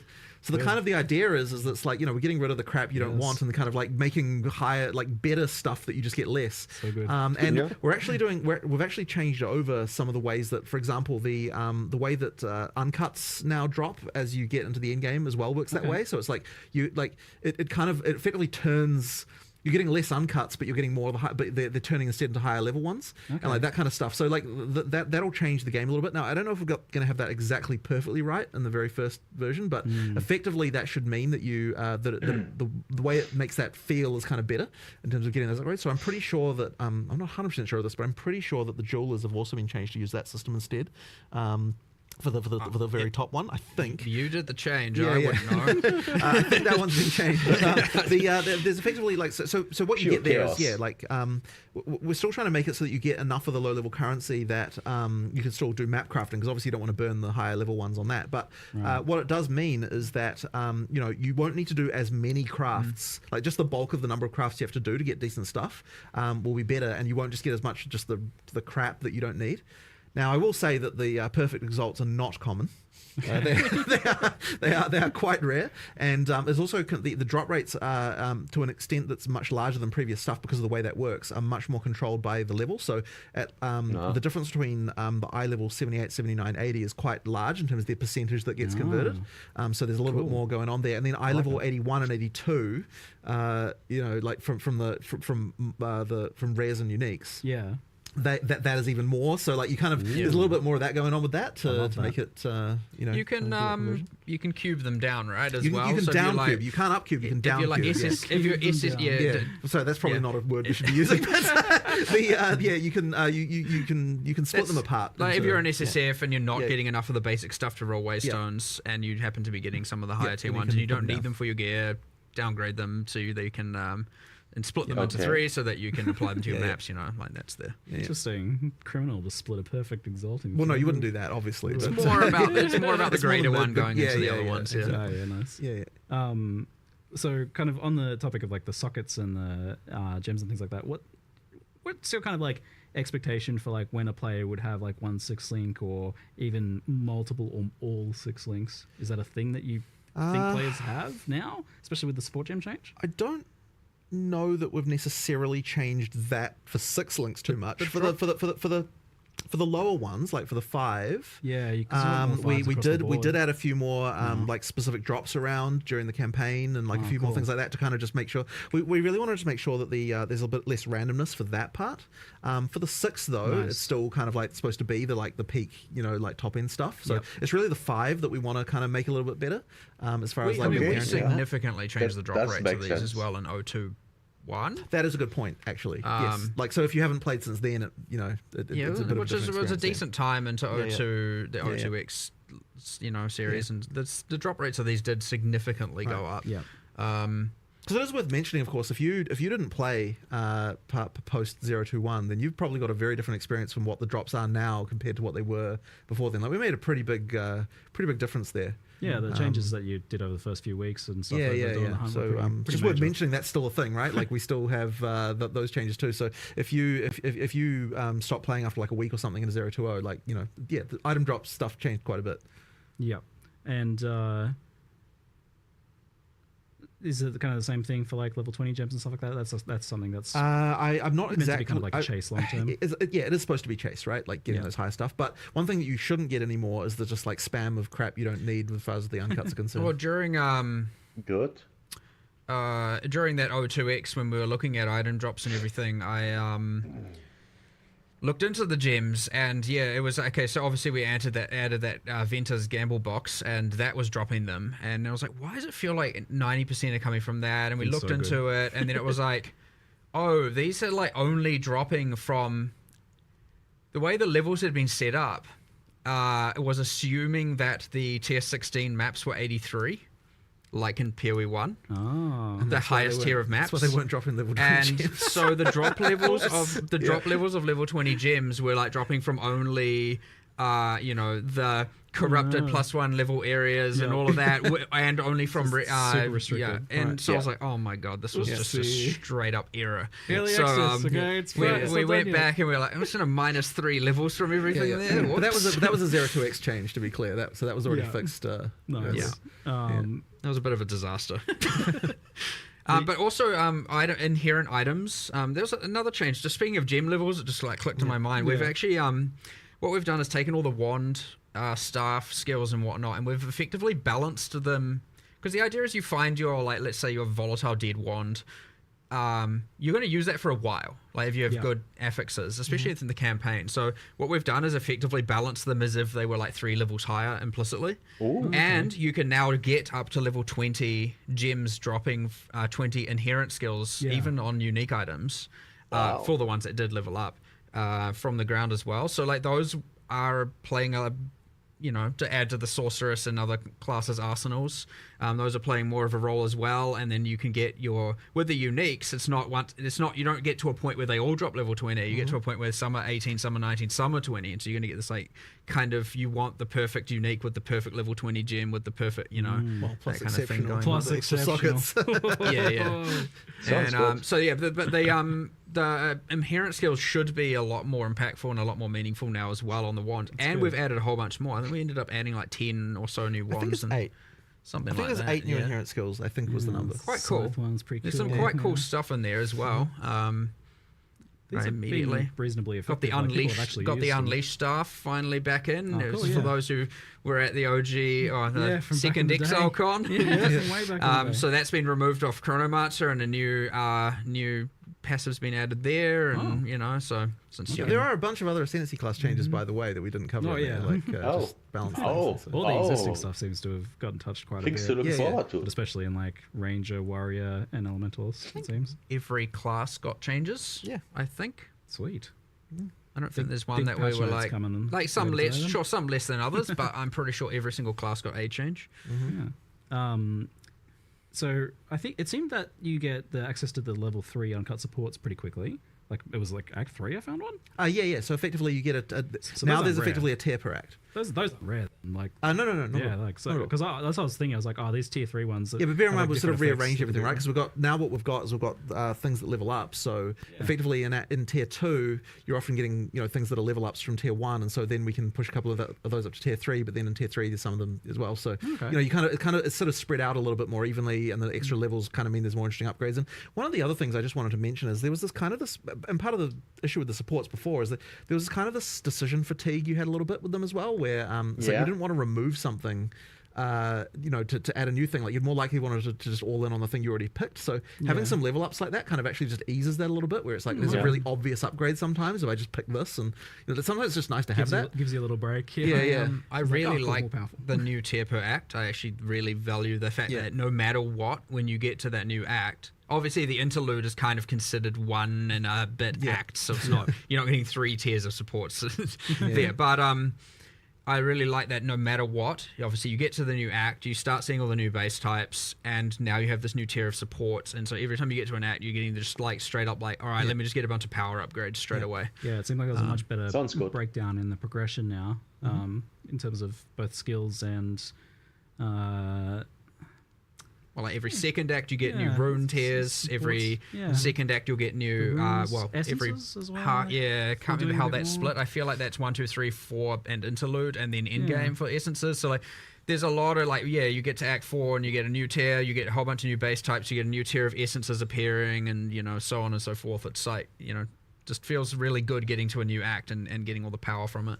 We'll talk more on specific archetypes then, but first, so like on the skill topic, thing that comes up often from Chad and earlier questions I've gotten is like about the overimportance of plus levels across the board for a lot of things, and also the impacts of mana costs on that. Like you guys did a pretty big adjustment on that recently, but how do you feel about where mana costs are at and plus levels in general? We have lowered the exponentiality of mana costs like pretty drastically, especially level 20 plus is going down a lot, like an absolute huge amount reduction.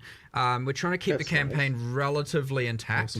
There's another, you were talking about the importance of plus levels. Like one of the reasons for this is that a lot of in-game builds especially ended up using something that was using flat damage and thus scaled strictly from gem levels and not from your weapon's damage itself. And as a result, what a lot of people were using was, what's this magic weapon with just plus whatever the number is 7 or something. We've actually changed quite a lot more things to be weapon-based scaling around the place. Obviously not on the sword. What's kind of like an example about that? Like,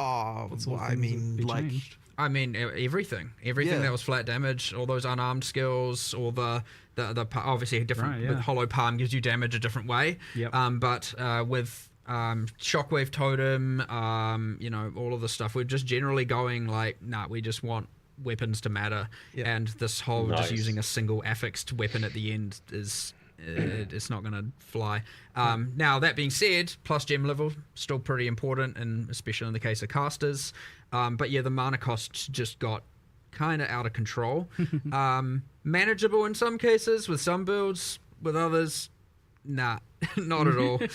So yeah, that's come down like a lot. I don't have the exact numbers. We were looking at a lot of the models yesterday of what the numbers were changing to, and I was like, look, I'm happy with the 21 plus, but there were some changes towards the later campaign that I was like, no, I don't do those, undo that change. So we're fiddling with the numbers a little bit so that the intent was to obviously have it so that when we post the patch notes, we have something that's relatively correct. But of course, we like to tweak these things all the way through to the end, based on testing. So we'll see how it goes. But yeah, 20 plus in particular, way down. Cool.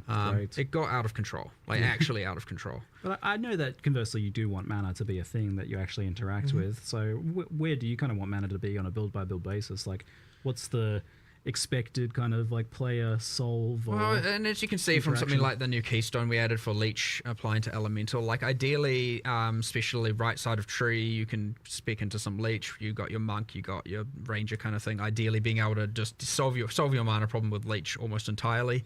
Nice. You have obviously attackers in general are meant to have cheaper costs and do have cheaper costs. It is something an int character is supposed to have to deal with.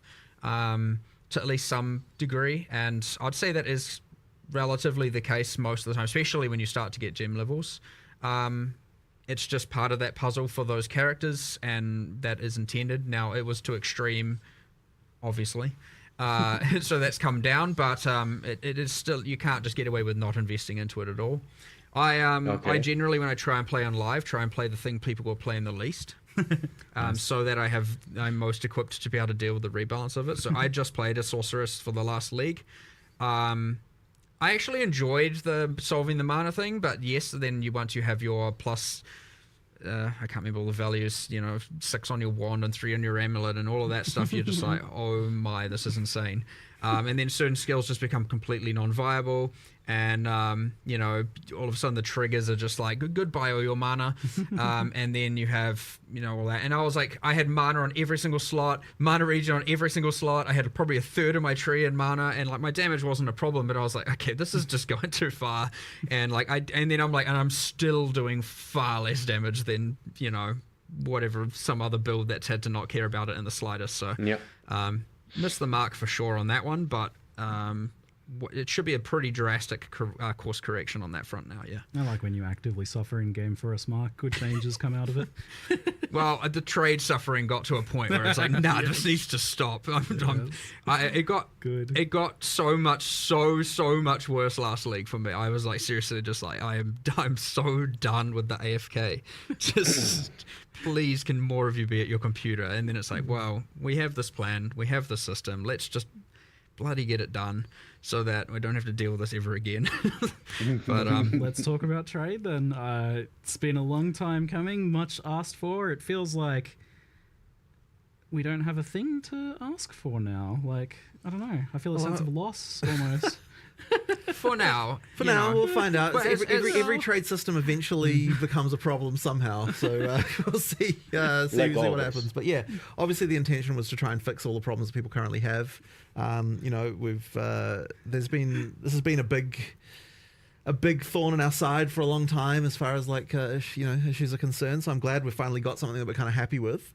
I'm really hoping it's going to turn out well. Obviously, one of the things you just can't really test. Because you can do every theory that you want, but when you actually needs to be real. Economy needs to be real for it to actually make sense. So yeah. And I have been thinking about it nonstop since you've told me that the trade was happening, because it seems like it can have so many follow-on effects. Like, for one, all of a sudden, the amount of available items to purchase is multiplied by a huge amount, like times 4 for the amount of offline players that are now available at least. And then I'm going to list items that I wouldn't have listed before because I couldn't be bothered leaving them up. So that's doubles it again. Like, what's 10, 20 times more items available to players? Like, that's a big big thing. It is, and that's part of the reason why we need the gold costs to kind of offset that, because that will potentially drive down prices in some cases. So you need something that's kind of a barrier so that people aren't like buying things too easily. But at the same time, well, so what I'll say about this is that,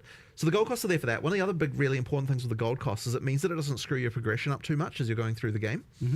So effectively, you've still, as you're first, going through your first experience, the prices have a bit of a floor, so that, like when you're in like Act 3 or something, like, yeah, you can afford stuff, but you can't necessarily just buy a whole set of gear, like out of nowhere, that kind of thing. So that's kind of important. And then the other thing as well is it stops any kind of well, maybe not completely stops, but the hope is that it'll stop botting of like high frequency trading, that kind of thing, because that in order to be able to flip items you would need to run maps to actually get gold, right? Because you can't get any other way. So effectively what that means is that you can it's gonna prevent that kind of thing from being an issue too. So the hope is that this should be a situation where we don't get like catastrophic hyperinflation or something annoying like that. And if we can achieve that, that'll be really good. We did pitch the gold prices on the high end to start with, because we're a bit afraid. If it turns out everything's fine, we can lower them down a little bit, but they'll be a little bit high to start, just because we're a bit afraid, and we don't really want to have to jack them up after they're like when they were low. So you said this that they were pitched on the high end, but then when I ask you about how much gold it actually costs to buy something, like what amount of gold does it cost in terms of time or maps? The discussion was that buying a rare should cost you about 1 map worth of gold. That's like seems like nothing to me. That doesn't seem that high. Like, I mean, like it's you enough end up with a lot of gold. It's a lot for a botter, but it's well, not exactly, much for right? a player, It's a lot for a right? botter. That's the thing. Yeah, sounds perfect. A little bit earlier in the game, this a little bit different because you want to make sure that that you're not screwing with the progression too much. So it has to be a little bit adjusted. But effectively, that's kind of the goal. It's enough of a barrier to stop the flips, basically, because you still actually that sounds low enough that the currency cost of the items is more likely to be a. Well, I mean that is the part that the players receive, so you'd want that to be something that matters. But like as I said, the floor shouldn't be too bad. But it's gonna be very interesting to see how it develops. Like I honestly have no idea really. Like I don't know whether the prices will be lower or higher on this system versus the old one. Like I actually don't know whether that's what's going to end up happening there. Like I've got theories, but it's like there's counterexamples too. Like it's very interesting to sort of to think about that. So normally you have this effect where like prices bottom out for like usable, decent to bad items. Like they go down to 1 alc. But the problem is then at the same time people don't want to make those trades, so their minimum price climbs. It goes to like 5x or 5c or whatever. It was like the minimum that they would even leave a map for. So that created a floor before.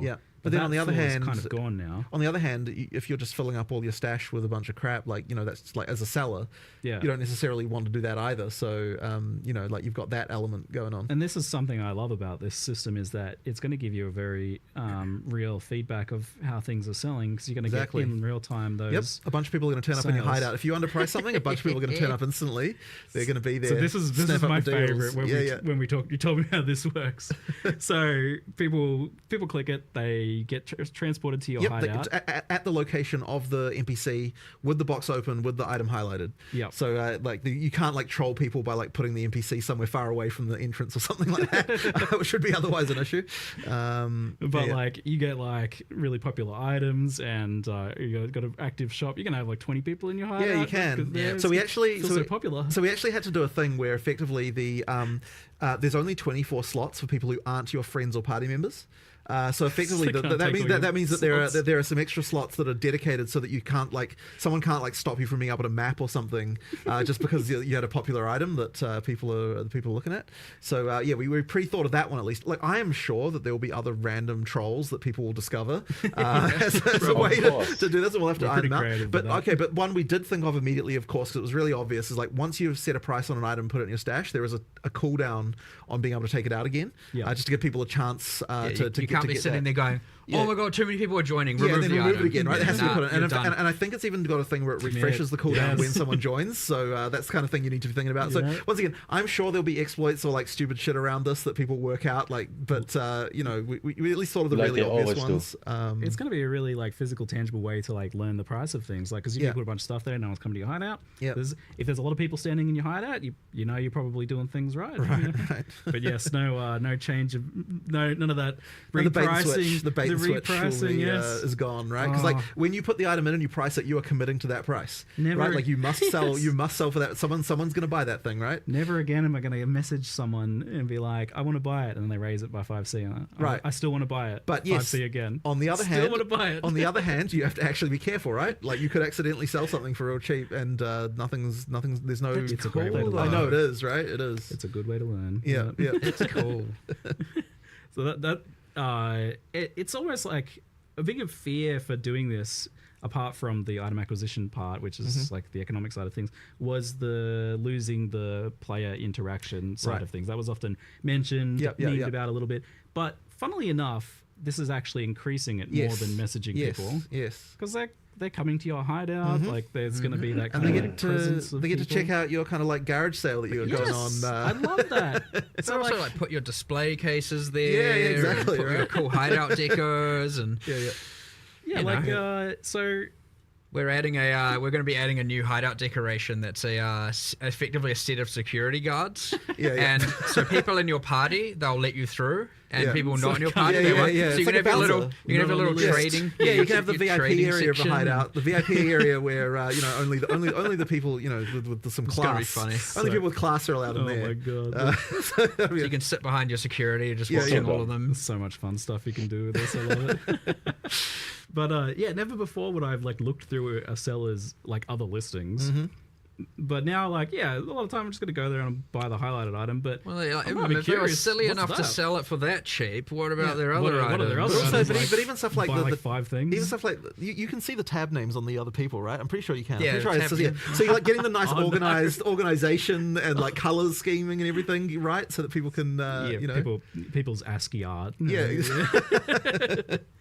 So that'll be a nice one too. No, I can't wait to look at all the phallus tabs and find out. Jeez. Okay, no, I think because I think we have to add a reporting system for it, unfortunately. Yes, we probably should. Yeah. I'm also just excited to log in. Just to have that. You wake up in the morning. You're like, what have I got? What do I get? Before work, go run to your computer. What currency do I get? And then you get nothing. And you're like, The usual. You're even just like popping into your friends lists. Yeah, like hideouts are doing it too. Like just browsing what cool items they got. It's like far more like physically a thing that you can do now. It's like, it's really exciting. But yeah, there's so much unknown variables there. Like, what is this going to do to the economy and the item acquisition process? Well, thankfully, you can't go back now. Thankfully though, we are still in the early access economy, right? So even though all the stuff will be kept, it will be separated from the eventual economy we get at full release. And also, thankfully, we get to test it on PoE 2 before we look at putting it into PoE 1. So we get a chance to. Also, someone's phone calling me. That's not good. That's big. Before we get a chance to. Before we have to commit to that for PoE 1 and so we can get the balance right, we can get all the details right. But like, I am almost certain that it'll have to go into PoE 1. Like, there's no way people won't. Oh, that's it'll have to go. But No, at least we'll get a chance to kind of assess the how the economy shakes out and kind of make some adjustments if we need to before we have to worry about that. Looks like there's some extra chat questions about this. So one is a concern about bots sniping instantly with the system. I mean, that's the point, right? Is like... ultimately that... Well, I mean, I wouldn't say it's the point, but ultimately, yes, it's a thing. But then it already is kind of a thing. Like, there's already stuff that honestly goes on with there. That really changes too much, I guess, Yeah. Because we were talking last night, I think, a fair bit about arbitrage and right how this kind of stuff plays out. The gold is a bit of a deterrent. The gold is the deterrent, right? It'll stop the bots, ideally. To some degree, for sure. Right. Yeah, you can only snipe so many items, but you got to put the actual hours in to be able to do that. And often those sorts of bots kind of profit off low margin trades, and low margin trades delete your gold. So right. Yeah, exactly. And so listen standard to flip. Another interesting note that came up in our earlier discussions about this, it sounded like you didn't really need to make gold costs really high for rare items, because I was like, oh well, tier 1 uniques like cost 1 billion gold. I was like, apparently not. No, not really, because by the time you get to the high, like the top end of things, then that stuff is already the most expensive stuff. You don't really need to have the inflation protect, like that kind of like the descent of prices that you get that'll happen up there. So you kind of in the end the prices for uniques, they don't have to be that extreme. Yeah. But the thing to note though is that the prices are a multiplier per level of what the shop prices are. So we do actually have shop prices for all the uniques now. So if you sell uniques to the vendor, you'll actually get more gold now than you did before. Just as a side note, there's going to be some kind of exploration of which golds are like not worth trading but worth a lot of golds. A bit like the dust in PoE1, I imagine. Maybe, maybe. Yeah, it's also worth noting that the this tab only sells stuff not in the currency exchange. Yes. Right. So you can't sell a chaos orb in there. Would just be awkward. Yeah. To do, I think. Exactly. Currency exchanges for fungible, stackables, you know, stuff that isn't modular, and then the rest goes in here. So it should be that every single other tradable item is in here. Yep. So we had the kind of discussion in the past about like whether maps would get somehow made to work with the previous system, but now obviously that can just be done through this, right? Like those sorts of items that are a little bit variable, but might otherwise be considered a kind of currency can go there. Yep. So if this goes well, do you plan to remove like old systems of trade or anything like that? I don't think we can, because fundamentally, you know, like we have sold premium stash tabs. They had the functionality they had. Removing the old system, that would be bad. People bought stuff. We can't delete what they paid for. And did you mention in the reveal that you can convert them over? Yeah, we did. So you can convert your existing tabs. If you bought them for the purposes of this, then converting them over is obviously the right thing to do. That's a thing we wanted to make sure. A lot of those long-term PoE1 players have a seemingly infinite amount of premium tabs, largely for this reason, right? So it certainly wouldn't be right to all of a sudden be like, nah, you don't get to use any of that anymore. You can fully just convert them. And that is why it's also just as important to work in PoE1, because your micros are shared, right? You're not gonna, so there will be a little bit of a time there where if you convert them, of course, the PoE1 doesn't have this tab type, so they won't show up, which is a bit annoying. But once it gets added to PoE1, then they'll work. Ah, yeah, right. Yeah. We'll try to make sure that doesn't take too long. Yeah. There's the question of, will functionality of the trade site be in-game in some capacity? So that's something that we really want, and we even had a prototype of this. I saw it. But it wasn't ready. Yeah. So it's a thing that we are working on, but unfortunately didn't quite make it for 030. There's some stuff we want to do. I am personally still a believer in that the website's going to be a better experience, because like, you know, the typing, like web stuff is sort of designed for this kind of thing. And ultimately when you click the button on the website, your character in game still moves. So like if that's a thing. But on the other hand, for discoverability for new players and that kind of stuff, it is good to have huge something for in console. Game. And well, here's the thing. I reckon for console it's still better to use the website, because you can use your phone and you can search for stuff on your phone. I suspect like, a console controller, typing text with a console controller is just fundamentally crap, right? So like, you know, like typing with a phone is just easier. Often you don't have to type anything in text in these searches. It's true. But look, we are going to do it. It's just that like it isn't quite done. There's a bit of each to their own as well. A lot of people are very excited about the idea of an in-game one, and it is a feature that we will do. It is a feature we will do. We just haven't. It's in progress and it's close. Yeah. It seems wild to me that it's I not push a maybe. button on my phone and my character goes to someone else's hideout. Yeah, well, you know, the magic of the internet, I guess. I'm getting old, I guess. It was surprising, though. You mentioned that like there's more things on the horizon that you would potentially like want to do with this as well, like in-game features of things. I mean, yeah, like obviously the first question people will have about once you've got in-game trade searching, you know, when's Awaken trade coming, that kind of thing. I mean, look, maybe one day, you know, like it certainly opens the door to it. Like, you know, I wouldn't want to say that it's not going to happen. Like there's stuff that we could do there, but no idea what he's talking about. There's a lot of UI issues to sort out. There's quite a lot going on with that. Like it's kind of one of those things that I'd look at a bit later. But yes, obviously something people want. It's all under consideration though, which is for sure very cool and very quite a pleasant surprise. Well, like the goal, it is nice to get to the point of not feeling like to be, you know, I'm sure it's only for some players or whatever, not feeling like you have to use third-party applications and stuff like that. It can, you know, not to say Awaken Trade is dodgy, but there are some that are obviously a little bit suspect. People are a bit like, no, I shouldn't have to do this. I don't want to do this. You know, it gets you can get a bit scared about it, and it can be a little bit like, you know, especially when all of a sudden they're asking you to provide information you shouldn't have to be providing them, and you know, that kind of stuff. So getting away from all of that, having it be all nice, secure, done by us and everything is the ideal goal. But you know, one step at a time. You know, this is a big step, but we'll see what's next after we test this out. Let an economy test it for us, get it to PoE1, you know, all that kind of stuff, and then we'll take it. As I said, every trade system reveals its problems. Maybe that's just the next problem. So yeah. Another question here is like, when you click like secure item or like buy item on the site, and it's going to take you to the hideout, it's like, is that locked in and other people can't then click it? Or no, they is it a race? It is technically a race. Yes, we'll see how that goes. Like I think it should be fine. But yeah, that is just worth understanding. That's going to be interesting for like those mega deals and see like 10 people loading in all at once trying to grab it. Who can click the fastest? Who loads faster? Thankfully, the loading time should be a lot better. Yeah. In this version than they were in the past. We're doing a bunch of engine changes, which I'm hoping is going to go well. Obviously, when you make changes, there can be worth bringing up stability and performance. Yeah. So, we've done a pretty big amount of rewrites to the engine this version. Great. Like the goal is obviously making the game faster. It should be quite a lot faster in terms of frame rate. There's still some kind of one of the load times is definitely a lot faster. There's still some concerns around like shader pop-in type issues, which we're kind of working on at the moment.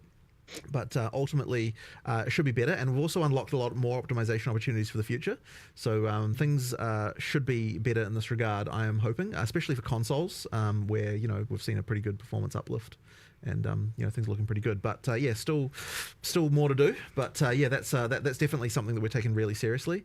And one of the other things that I'm really hoping we don't run into is another stupid operating system bug like we've been having with the damn freezers, right? Like we've made changes that I think will work around those, but fundamentally the Windows 11 scheduler is completely broken. Ultimately we just kind of have to do what we can there. How fun for you. Yeah, I know, it's very annoying, but that's the just the life, Windows unfortunately, of a game developer. Deal with that. But yeah, hopefully the full OS freezes will, like we basically managed to fix them for almost everybody, but they were still happening to a few people. So I'm pretty sure we should be sorted out now. Yeah, and the EU servers and things like that have been right. So that's the other thing, of course, is all the DDoSing problems and everything like that. So yes, that's been a huge focus of our server guys. They've been working pretty much non-stop on trying to deal with that problem. So effectively, what we've done is we've actually retired some server hosts that just weren't able to be sorted out. We've got a lot more anti-DDoS protection stuff going on. We've been working on that. Like, yeah, it's been a huge amount of work to get it to the point. But effectively, as we go into this free weekend we're about to do, it's huge. We made sure that every single server provider that we have is armored up, that we've got things like in place for it. It does mean that there's a couple of locations that we couldn't find an adequate solution for that had to get cut, but we've tried to make sure there's other options with just almost as low latency nearby, and overall things should just be significantly improved over what we've had in the past. So yeah, like it's really sucked that the previous launches have been so decimated by this stuff. So I'm hoping that it will be a big improvement for that stuff. Are you feeling nervous for that free weekend? Certainly it's a concern. I mean, one of the big things we've been doing recently is we've been DDoSing ourselves to test that the actual DDoS stuff is working. We never did that in the past. We just kind of relied on on whatever the solutions people had. But now we're like, okay, when we do this type of DDoS against ourselves, like this one doesn't work, this one does, that kind of thing. So that's been a thing. It should be fine now. But free weekend, there's a lot of players we could potentially be getting here. We need to make sure that we're up for the challenge. So but then at the same time, like part of the reason to have a free weekend in the first place is in fact to test that all that stuff is good. So I'm hoping it'll be all right. Speaking of new players, how do players onboard with like the new trade stuff? Like, is that introduced in some way that helps them figure it out? Because it was never really the case that people were explained how to trade. To be honest, we haven't really had like any time for tutorialization of this stuff. So is it we'll something have to you see. want to do? Honestly, I have to see how it goes. We'll have to see for that. But yeah, like it's to be honest, right now we don't even have a sprint tutorial in. Like it's been, we probably need to get that in there at some point. But the focus right now is like get the features working, get them good, like get the people testing them, and then we'll get we'll make sure that we've got the onboarding for that stuff. We'll circle back into a big. What do we need to tutorialize again? Maybe like a zombie chase you at the start of the game or something. I don't know. I have to think about that. See, the harsh reality of tutorialization is unless you put a big red wall in front of the player and say, no, you have to learn this. Which you've literally then they literally won't. So Yeah, I always appreciated the like kind of lighter tutorialization. I do as well, approach but of sometimes PoE like that- something that's so important. Tutorializing the trade system will be a little bit more intuitive and easy, at least for the sake of purchasing. Once we have an in-game searcher, I wouldn't have even said to do it before because it didn't. It's like you go to this site and do this. But also, if the tutorial tells you to go buy a microtransaction, it's probably not the best thing in the world. But for purchasing, right? Like I mean, ultimately, once we've got the in-game version, it's way more easier to tutorialize that because then you can be like, look, here's the place where that is. Okay, that makes sense. Kind of on the economy thing, I can't stop thinking about it. So another thing is, in PoE2 at the moment in particular, there's been some pretty wild exchange rates of currencies and inflation and things like that. I believe the current price of apologies is a little bit off. It's a bit hard to track down exactly. It's like 2,000 exalts to a divine. Right. That's quite a number. Like, yeah, I mean, like part of the, when we were looking at this, actually, one of the reasons why we did the whole like higher tier currency thing was partly to add stuff in the middle between divine and exalt, but also like absorbing some of those exalts into other things by having the higher tier ones be dropping and that kind of stuff. Like there was a little bit of thinking around that, but also the implication of this is that we're not syncing enough exalts. So there's something that we'd have to think about whether or not we want to start doing some more syncs for that. But I'd say that's probably the main thing is like that exalt exchange rate would be the. I'm curious from your perspective, like when do you look at something like this and consider it an issue and why? And I think it was up to 969 before, and then we were like, oh yeah, this is... No. I specifically remember the screenshot that was sent to me of the exchange rate, and I was like, oh okay, this is bad. I also wonder whether it's just that the divines, people are wanting to value those more, like they're sinking more of those into uniques maybe. I was surprised that they ended up being valued as much as they were in PoE2 because of like the way vials work, but we're talking about this and you're saying that like, well, the idea is maybe at the highest end you do sink a bunch of divines in case you land a socket, and now you've got exceptional items too, like maybe divines become even more valuable. I don't know that's a problem, but the other thing of like exalts being devalued maybe is a problem, but I don't know. I'm curious.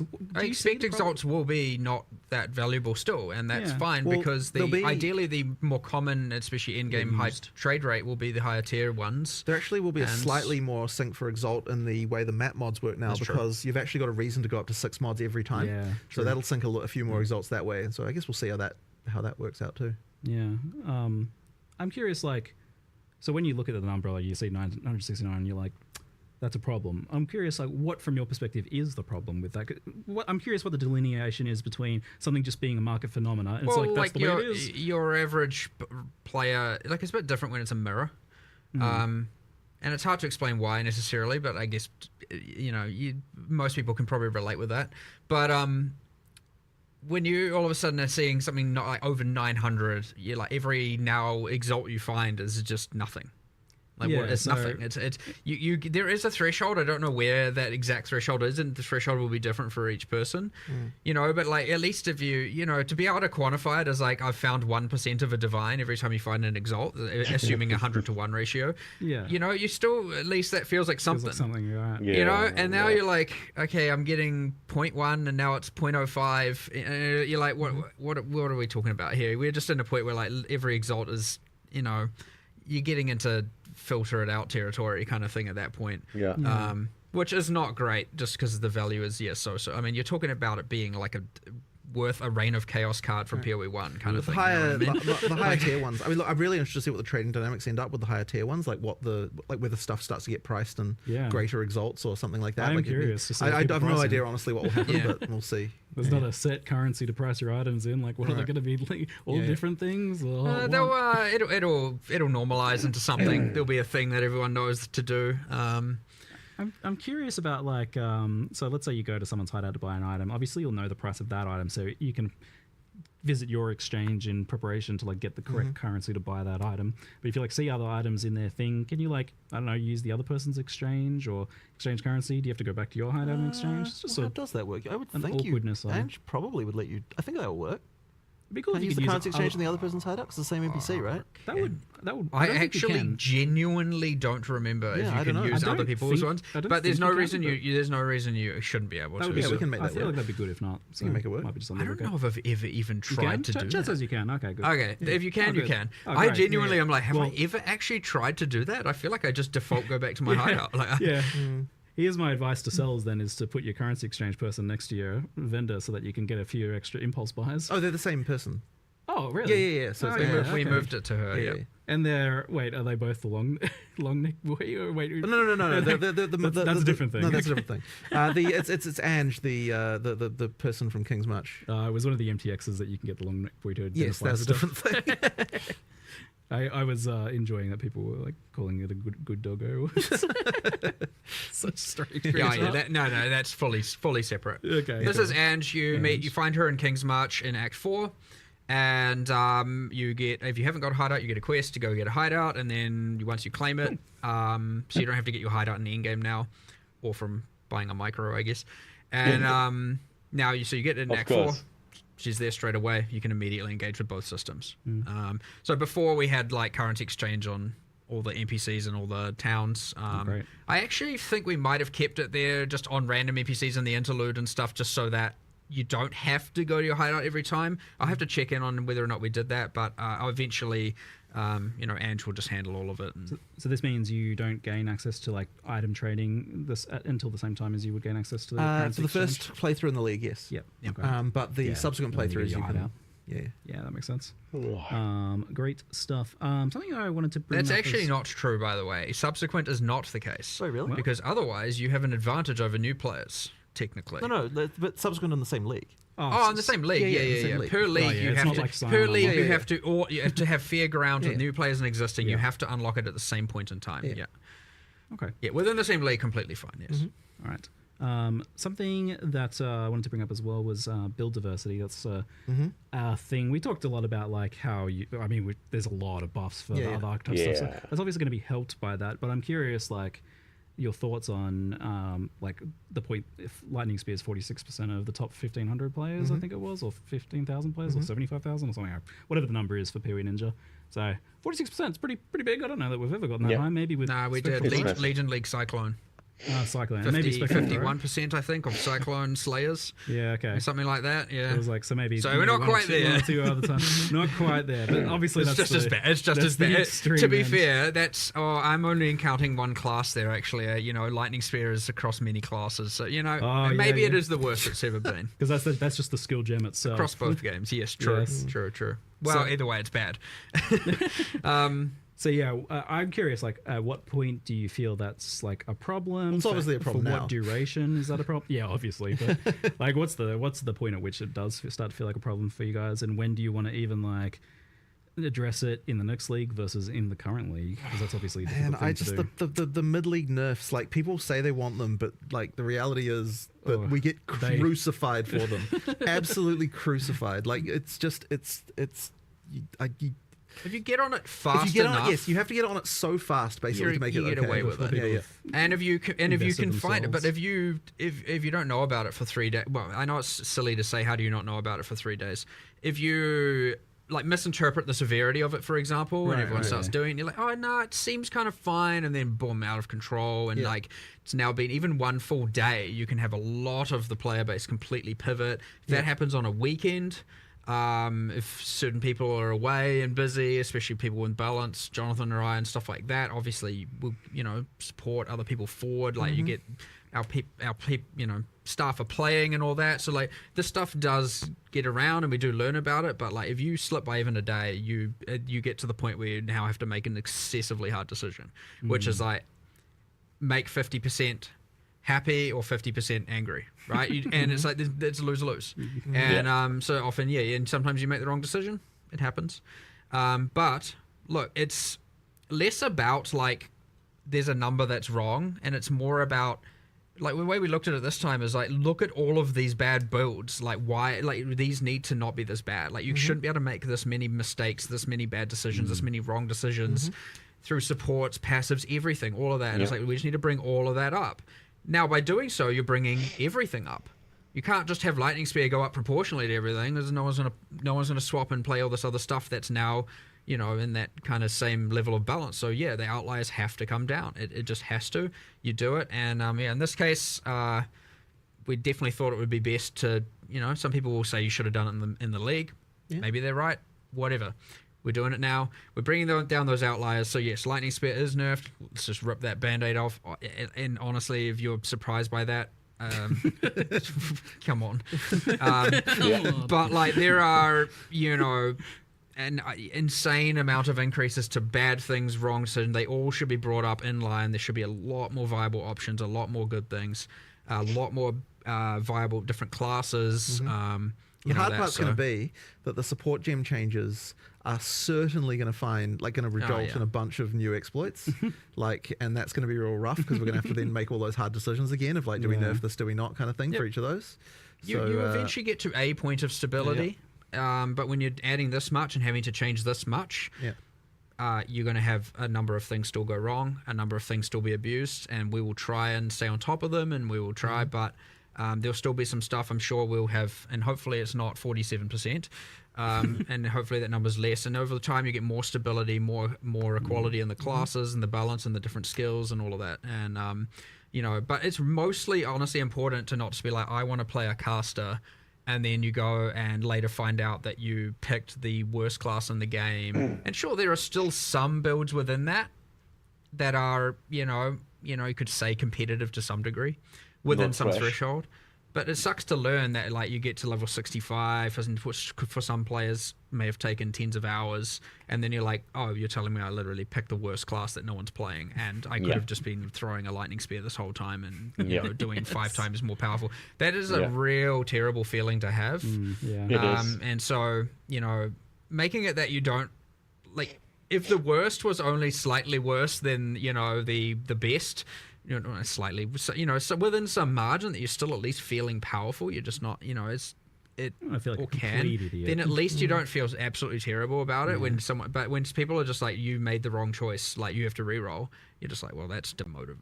I'm demoralized. How are you supposed to know that at the start without doing a bunch of research, right? And so that hopefully over time, and I'll say this is a huge step towards that, we eliminate as much of that just really wrong, bad choices as possible, make things more obvious and intuitive and all of that, and bring up the floor really, and keep bring up the floor, not bring up everything, because again, otherwise, what is a 0.1 second boss fight when it's now 0.09 second boss fight? You know what I mean? The ceiling has to come down when they're that extreme in particular. So. I wish you guys didn't have to worry about balance so much, but the reality is that unfortunately you do have to get it to a certain point so that you can even assess that whatever changes you're making or new systems matter, that they are good or fun or whatever. You just can't assess that when something's too far out of alignment. So do you think if something is looking like it's getting to the point of a lightning spear again in the future, that would be a mid-league nerf, despite not being a bug or anything? You can't necessarily tell, because at the point where it's what Mark said earlier, you look at it and you go is this actually that bad? And it's very easy to be wrong, and you don't by the time 20% of the community is playing it, it's too late to nerf it. Well, it's because they've invested items, they've invested their wealth stuff, right? And now you nerf it. You have to make the call before that point, and it's tough. You drive a portion of those players to then quit by taking away the fact literally all of them will. Probably, yeah. Well, you could argue the nerf is in line such that it's still competitive and good, but they won't feel and see it that way necessarily, right? They put all their investment and their wealth of the league into that, and they're taking that away as brutal. So it's who do you make quit?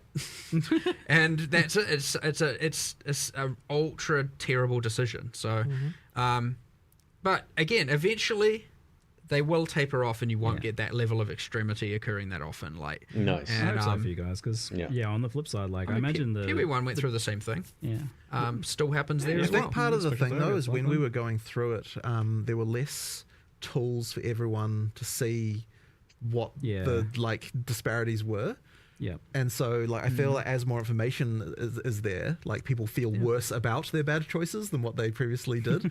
I can realize just how bad I am. Yeah, exactly. So it actually, I think, does exacerbate it a little bit. We're going through this now in a bit of a different time than what we did initially, when we had, because early PoE1 had tons of terrible balance going all over the place. I remember some of the stuff that was happening. Yeah. So, but yeah, we just can't get away with as much now these days. The old guaranteed crit flask. Yeah.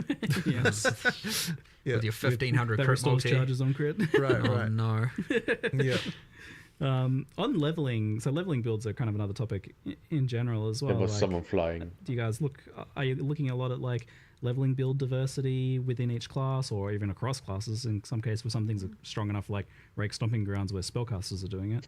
Is there a point where you... I mean, I want to look at things all through the game, really. Like, I just want the fundamental underlying skills to just be fun. Like, so I'm not really necessarily looking at a skill as, like, this is an in-game skill versus a leveling skill. Like, to me, they need to serve both purposes. And, like, when we're looking at skills, we're like, can the skill to in-game? But, of course, it also is it fun? Well, thank you. Campaign? Yeah. Like, both of those need to be true. I wouldn't, like, classify one skill or another as fitting into one of those categories. Yeah, do you kind of, like, aim to have at least a few for each archetype that feel good then, so you're not kind of like feeling like there's only one way to level a certain character? I mean, as I said, ideally all the skills feel good. I mean, I know that we need to improve some of them, but that's part of the goal of what we're doing here, right? Order. You know, not always the design makes sense. It's like with the monk, for example. You know, lightning, ice, clearly better than the wind physical version, right? And so may make changes to that subcategory. Ice archer, you know, so, and then there's the clunkiness with the poison ranger, and you know, so because most people are leveling as lightning when they are playing archers instead of lightning spear, they're which whatever. They were playing lightning, and the other things, like, sure, there's a couple of things that are still good, but you know, like, there are clear, you know, things that are losing comparatively to the others within each of the classes. And so we focus on a lot of those. We looked at, like, look, these aren't being played and why. Let's see if we can get them to be played competitively with the things that people are playing on those classes. So yeah, and I mean, things like Sorceress, where you have, you know, at top 15,000, 0 to 0.1% play usage on literally one of 7 classes. Not great. Like, so that gets something way more drastic. You know, so that's not just like bring up cold a bit. It's kind of like, all right, we need to do something crazy here and just like shift everything and pivot. And now we've got something that's like kind of promoting this multi-elemental, and honestly, playing each of the elements is probably still just better anyway. But yeah, now you got the multi-element and combining a lot more a lot more and passives and everything. Yeah, like, it's all, there's like so much going on there though. It's like there are so many variables changing that it's almost impossible to predict what is even going to happen here though. So we might come out of this and now another class is at 0%, maybe. Then we have a new goal to fix. You know what I mean? Like, but that's not by design. Like, you don't want that to happen. Yeah. So, but we'll see. Yeah, I don't know. It's exciting. I don't know what I'm going to play. I'll tell you that. I have no idea. I'm like, I don't know. Struggling between the unarmed, the elemental. Well, I said I'll play the worst class, so I need to know what the worst class is, so that I can play it. What people aren't playing. Yeah, because I have to work on release day, because you know, trying to make sure everything's stable and and fixing anything we can. I get that day to see what's the worst class, and then I'll jump into that just so I can experience it and see how we want to. That's very good. It also makes it more challenging. I like it. You like the arbitrary challenge of play the worst one. Speaking of worst ones, on the topic of like defenses, we had a lot of discussion about armor and how good it is, and it got a pretty hefty buff this time around in terms of it being able to apply to elemental damage through modifiers and nodes on the tree and such, and that looks really, really good. Do you think that there's any other fundamental issues with armor? Because I know you were looking at it as a whole and deciding even if you wanted it to work the way it does. Well, the thing that people would probably say is the worst part about it is that they take a big hit and they can still take a lot of damage. Yeah. But the thing about that is when we look into it, it's like it's still pretty damn good percentage reduction if you look at it. So like I was sort of less confident that was the true issue with it, and that's why when we were looking at it, like, well, what is the actual weakness of this thing? That's when we started to look at the elemental part. Yeah, Smith of Catawba was alleviating that, and it's like, okay, that's probably not acceptable that you have to, in order to mitigate the elemental, get the insane max res, and that's go Smith of Catawba. So like, well, hold on, we need to take that, make that not be so mandatory. Let's instead increase the elemental side of it, and that way you're not like feeling obliged to play Smith of Catawba to get the insane high max res. That's like, you know, one part of it for sure. I wouldn't say that we have like another like, oh, here's like, there isn't more that we know we can do to armor right now, right? Like it's like we need to see how this plays out and see what happens, and then we'll know whether or not there's still some issues that we need to address. And obviously we had the issues where like energy shield, like even just running hybrid was crazy with convalescence and use and a bunch of stuff there. So we've had to make some changes around that as well, bringing that back a little bit, buffing the others, and so there's lots of changes around all of this. But so. And next in the triplicate then is the energy shield. It's a challenging one because it's difficult to make it not just be blue life, and be better life in some cases as well. How do you guys feel about where that is at the moment? I feel like the culprit is recovery. Like energy shield is supposed to be a defense. It is somewhere between a defense and a life pool. As much as a lot of people might not want to hear it, we're going away from like, look, recharge should be the way you recover energy shield. I agree. We need to better embrace that and not have just every other way under the sun to get it back. I can't remember the specifics. The patch notes I'm sure will tell you. But yeah, it's like, you know, anything that's kind of just like overly trivializing having infinite amount of energy shield is certainly the current main issue. So yeah, I mean, that's part of it, but like, again, like the whole weapon swap convalescence thing, which we have made changes around, is also just like, you get the bonuses of convalescence without having to incur the spirit costs while you're doing your DPS kind of thing is not okay, like, at least not from our end, so making changes around that as well. But yeah, I mean, before that it was Grim Feast, and, you know, so it's been a couple of problems, but like, ultimately, I'd say they're more equally balanced now, those three defenses, and on average, armors come obviously up, evasions come up, you know, more predictable things, less, and then energy shield, some of the recovery means have come down that are not recharge, and we've added a lot more ways to make recharge better. Cool, yeah. That's what I want to see. Just to be clear, I want to see what like chunky energy shield pools look like where you actually have to like recharge in some way or build to recharge. I like playing that way personally. Again, I did this league as well. It can be really rewarding. Like when I've played that sort of like Wicked Ward styles and stuff in the past. You get into the problem where because especially with the mana thing, you have to put 30% of your tree into mana, and then you have to put so much into not only increasing your energy shield, but also into the two recharge axes. And, you know, you end up like, okay, hold on, I'm putting so many points into this just to be on the same level as something else, or just to feel like I can kind of basically survive. Whereas like other classes are just like, you know, as much as armor has its disadvantages, warriors are rocking around with, you know, double the life of the other you know, the average ranger, and they're pretty beefy for sure, and especially the titans, and then you get your all the smiths with all the resist, and, you know, so there is some certainly tanky warriors going on out there for sure. But yeah, doing the elemental thing with that will go a long way, and the deflection with evasion will go a long way. Parry and block being way like just predictable. It's huge. You don't have to go like, is that so blockable? Nice, that change. I don't know if that's blockable. No, it wasn't blockable. I'm dead. It's kind of lame. I did find myself, you see, didn't do that with evasion though. Like the guys that slap with statues, for example, those guys will still hit you as evasion, right? Like guaranteed.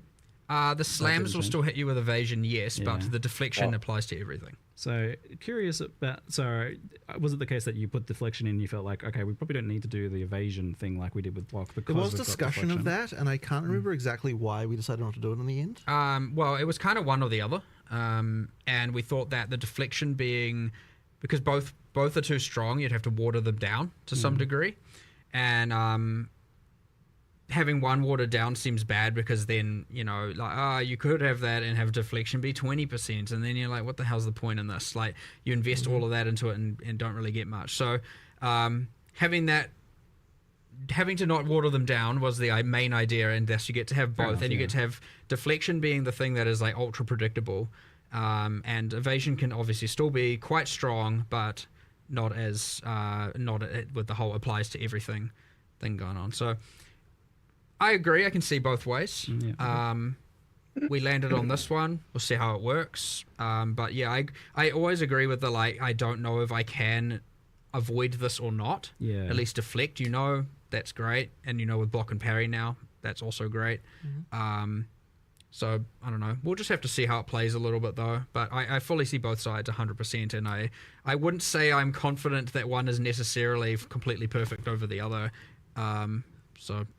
Good job in advance on solving the spell suppression issue with deflection by tying it to evasion, so that not like I don't have to play my Templar and have a mandatory investment in deflect. Yeah, we made that a specific goal, and we kept getting stuff like suppression.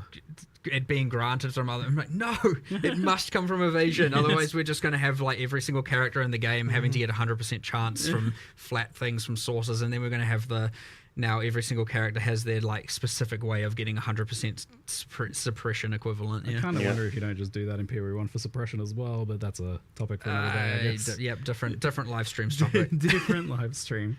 Not to say we have any plans there right now, just to calm anyone down before they're like suppression dead. Just hold on. Yeah. But different live streams topic. How's your schedule feeling overall? Like, you feel like you will be moving into the next Path of Exile 1 expansion in the 2 months expected, and then having the next PoE2 we're definitely going to hit those deadlines, like there's no question of that. Yeah, you guys are however, it's certainly like, it's certainly hard to get to meet them. Like it's difficult, but like it's so much better to commit to the date, and just make sure. It's been difficult to adapt to this new cycle for sure. We obviously want to do everything we can for every patch and the next patch, and this requires a more parallel work going on and parallel thinking, and to be able to make sure that each game gets the correct time. You need to make sure, okay, if you're working on 030, you got to make sure at some point people are pulled off of it to work on 327, for example, right? That has to happen. Otherwise you don't get enough time. And especially considering after 030 comes out, you've got an amount of time of fixing things and addressing problems. Hopefully not too much, but you always have a little bit of that to do. And so all of a sudden that can extend even further. And so, you have to, at some point, and it can feel very unintuitive to be like, well, 030 is what the whole team's working on. The team's excited. Everyone's like, yes, we're doing it. We're prepping all the marketing. And it feels weird to then just start pulling people off of the thing that you're kind of working your immediate goal towards, and have them working on a future thing. And same with vice versa. You get a little bit of that. And it is a little bit hard to obviously deal with, and we're adapting to it. But we're doing pretty well, and we're on track still for 327. So it's like 2 really good expansion updates, with the recent Path of Exile 1 doing I think really well, and then this one is huge. I hope that you guys can settle in, and this feels like a reasonable workload soon, because isn't right. It isn't this week, I can tell you that. No, it seems people are going to need a bit of sleep soon. But we'll go down to the bottom of our Q&A doc if we can, and we'll just wrap up with a couple of the last random questions. And if you're watching live, the patch notes are out, so we'll try and get you over to them soon. But not today. But there's got a few random questions here. Divination cards coming to Path of Exile 2 soon, or is there like a plan for that? Or no timeline, but they will be coming. Yeah. Nice. Right. Hot swapping between controller, mouse, and keyboard. Unfortunately, wasn't ready. A bunch of work was put into it. So it sounds like it's getting close. It's getting closer, but it just unfortunately wasn't finished. Yeah, fair enough. Any chance we get mercenaries in PoE2? Mercenaries are fun. I like them. Not anytime soon, I would say. That's more of a later thing, I would say. Later thing. Yeah. Because they kind of they do it's a big thing that's just always going to be there potentially, and that's skewing how you build characters. Yeah. They have a lot of impacts. The mercenaries. They do a lot of things. Curses. Yeah. I would love to have them in PoE2. Did you like how they played out overall in PoE1? Well, I mean, as allies, in many ways, yes. There's a few elements I don't like. Again, it's pretty weird. I don't know how much detail to go in talking about this when we're talking about PoE2 context, but there are some problems of. I don't like that you just end up putting uniques on them and it has minimal consequence in terms of their survivability. I don't like some of the. I'm not entirely happy with the Doriani's prototype kind of situation. The combat with them itself, it's like you insta-die or they insta-die is often what happens. Not great. So that's the kind of thing where if we were to do it in PoE2, they wouldn't just be like recycled character skills and recycled character animations. It would be a lot more consideration. Well, even if it was, at least we have new animations. So you'd have a lot more telegraphing, a lot better fights. It'd feel like actual skill fights as opposed to just what is this ruckus going on right now? You know, so there's ups and downs to it, and I'm not saying any of that will necessarily drastically change even within PoE 1 or when, but you know, there would be things I would want to do, because I would say the combat of fighting them in PoE 1 is not meaningful. It's very much a like who dies first, and you don't even necessarily know why. So, but overall pretty fun. Like overall pretty cool. Big change. Like very cool. Yeah, genuinely pretty happy with how it turned out. To be honest, just a few bits and pieces that need some improving for sure. Cool. I wouldn't want to add them to PoE, something like that to PoE 2 that has such an impact on character builds when we don't even have a good stability within the build diversity and the build structure. Like, I would say that kind of thing comes once you have, once you've figured your stuff out, you know what classes are at a baseline, then you can add a lot more of that. Like, 8 years or something. That makes absolute sense. Hopefully not. Hopefully, you know, we're not too far away from that being like in a much better state, but these things are endless. So yes, that's it. We'll see. Here's a funny question: can you sprint on a row mount? Does like the row sprint? So there actually was a plan for that, The but did it rower actually is get implemented? the rower is currently it's not sprinting. The rower is currently faster. That's but right, when you it slows down a little bit when you're shooting. Yes, that's right. I remember that. Not Yes. slower than normal run speed. Yes. Yeah, okay. So it is inherently faster than base run speed, but when you are attacking on it, it slows down. So that to the old speed that it was. Yes, so it is more competitive. So that it is more competitive. So rower is faster, yeah. But you can spec out. You can I believe spec out of that penalty even, and then you can. It kind of is so that when you're just running, it's more comparable to sprint and movement skill usage and stuff like that. Yes. So it's just it's faster. That's all there is to it, really. Does the sprint work with blink? You like teleport and start sprinting the same way that you always it supposed won't. to work? I don't think it will. You can, but it won't resume sprinting straight afterwards. Like I believe if you sprint, Am I blink, wrong about that? sprint. I feel or like I was something? trying this literally What do yesterday. you mean? Sorry. You don't just like blink and keep sprinting. It's a different action. It's an end there's an end animation to it. You'd have to go re back into a sprint. So No, but it does work where if you hold down and then you blink and then afterwards it sprints, right? Isn't that how it works? Oh, in that regard, Yeah, I think it is. I would hope so. Yeah, no, yes, that's how it yes, works. yes, Yeah, yes. yeah. Sorry, I thought you mean you were sprinting and then you blink. No. It goes back into you hold it, down, you blink, you go, you sprint. you That's know, how it works. I could be just entirely wrong about how that other thing we'll works. see when it's live. I was doing it yesterday, I thought it was like, yeah, I understand why it's like this, but ignore me. I was probably just wrong. No worries. Does the elemental damage mitigation from armor apply before or after resistances? That's so Isn't it before? Wait, so hang on. So you and for us smooth. No. brains. You resist first and then you mitigate. I with don't armor. remember. I'm pretty sure it's that way It's around. the I'm one pretty that sure. means the values have to be higher, so which means it's the order in where it's the less effective one, so because the values are quite high and juicy as a result. Yes. Oh, okay, so in that case it will be. I think it's pre. In that case, it's you armor mitigation. first, then resist. It will be. Then. I think that is what it is. Yes. I love it. Fantastic reveal. I'm very excited to get into playing it. Thanks for spending a solid 2 and a bit hours chatting Q&A here. Very fun. I felt like half an hour, honestly. Yeah, so Not I feel for like I me. could spend another hour or two just Not talking about for me. economy from like the It's 1 impacts AM of the trading stuff is past that. fascinating to me. I can't wait to see how It was that our plays first out. Q&A where we didn't hold the patch notes hostage. Yes, So at a it's a big preset change. time. Yeah. I think that helped. People went like, "Stop holding them hostage." Yeah. They're just coming out when they're coming out.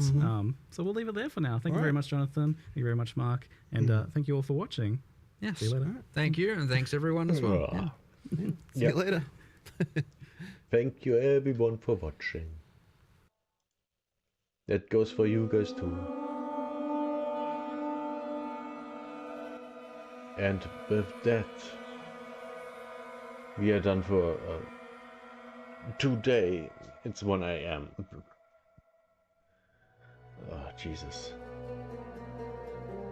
I streamed again for almost 6 hours. About 6 hours, yeah. Oh god. And I streamed earlier the same day. But for me the same day. Okay. We are done for today. I hope you enjoyed it. If so, if you're watching on YouTube, give it a like. And maybe subscribe. Everyone on Kick or Twitch, well, follow. I see you next time. Bye bye.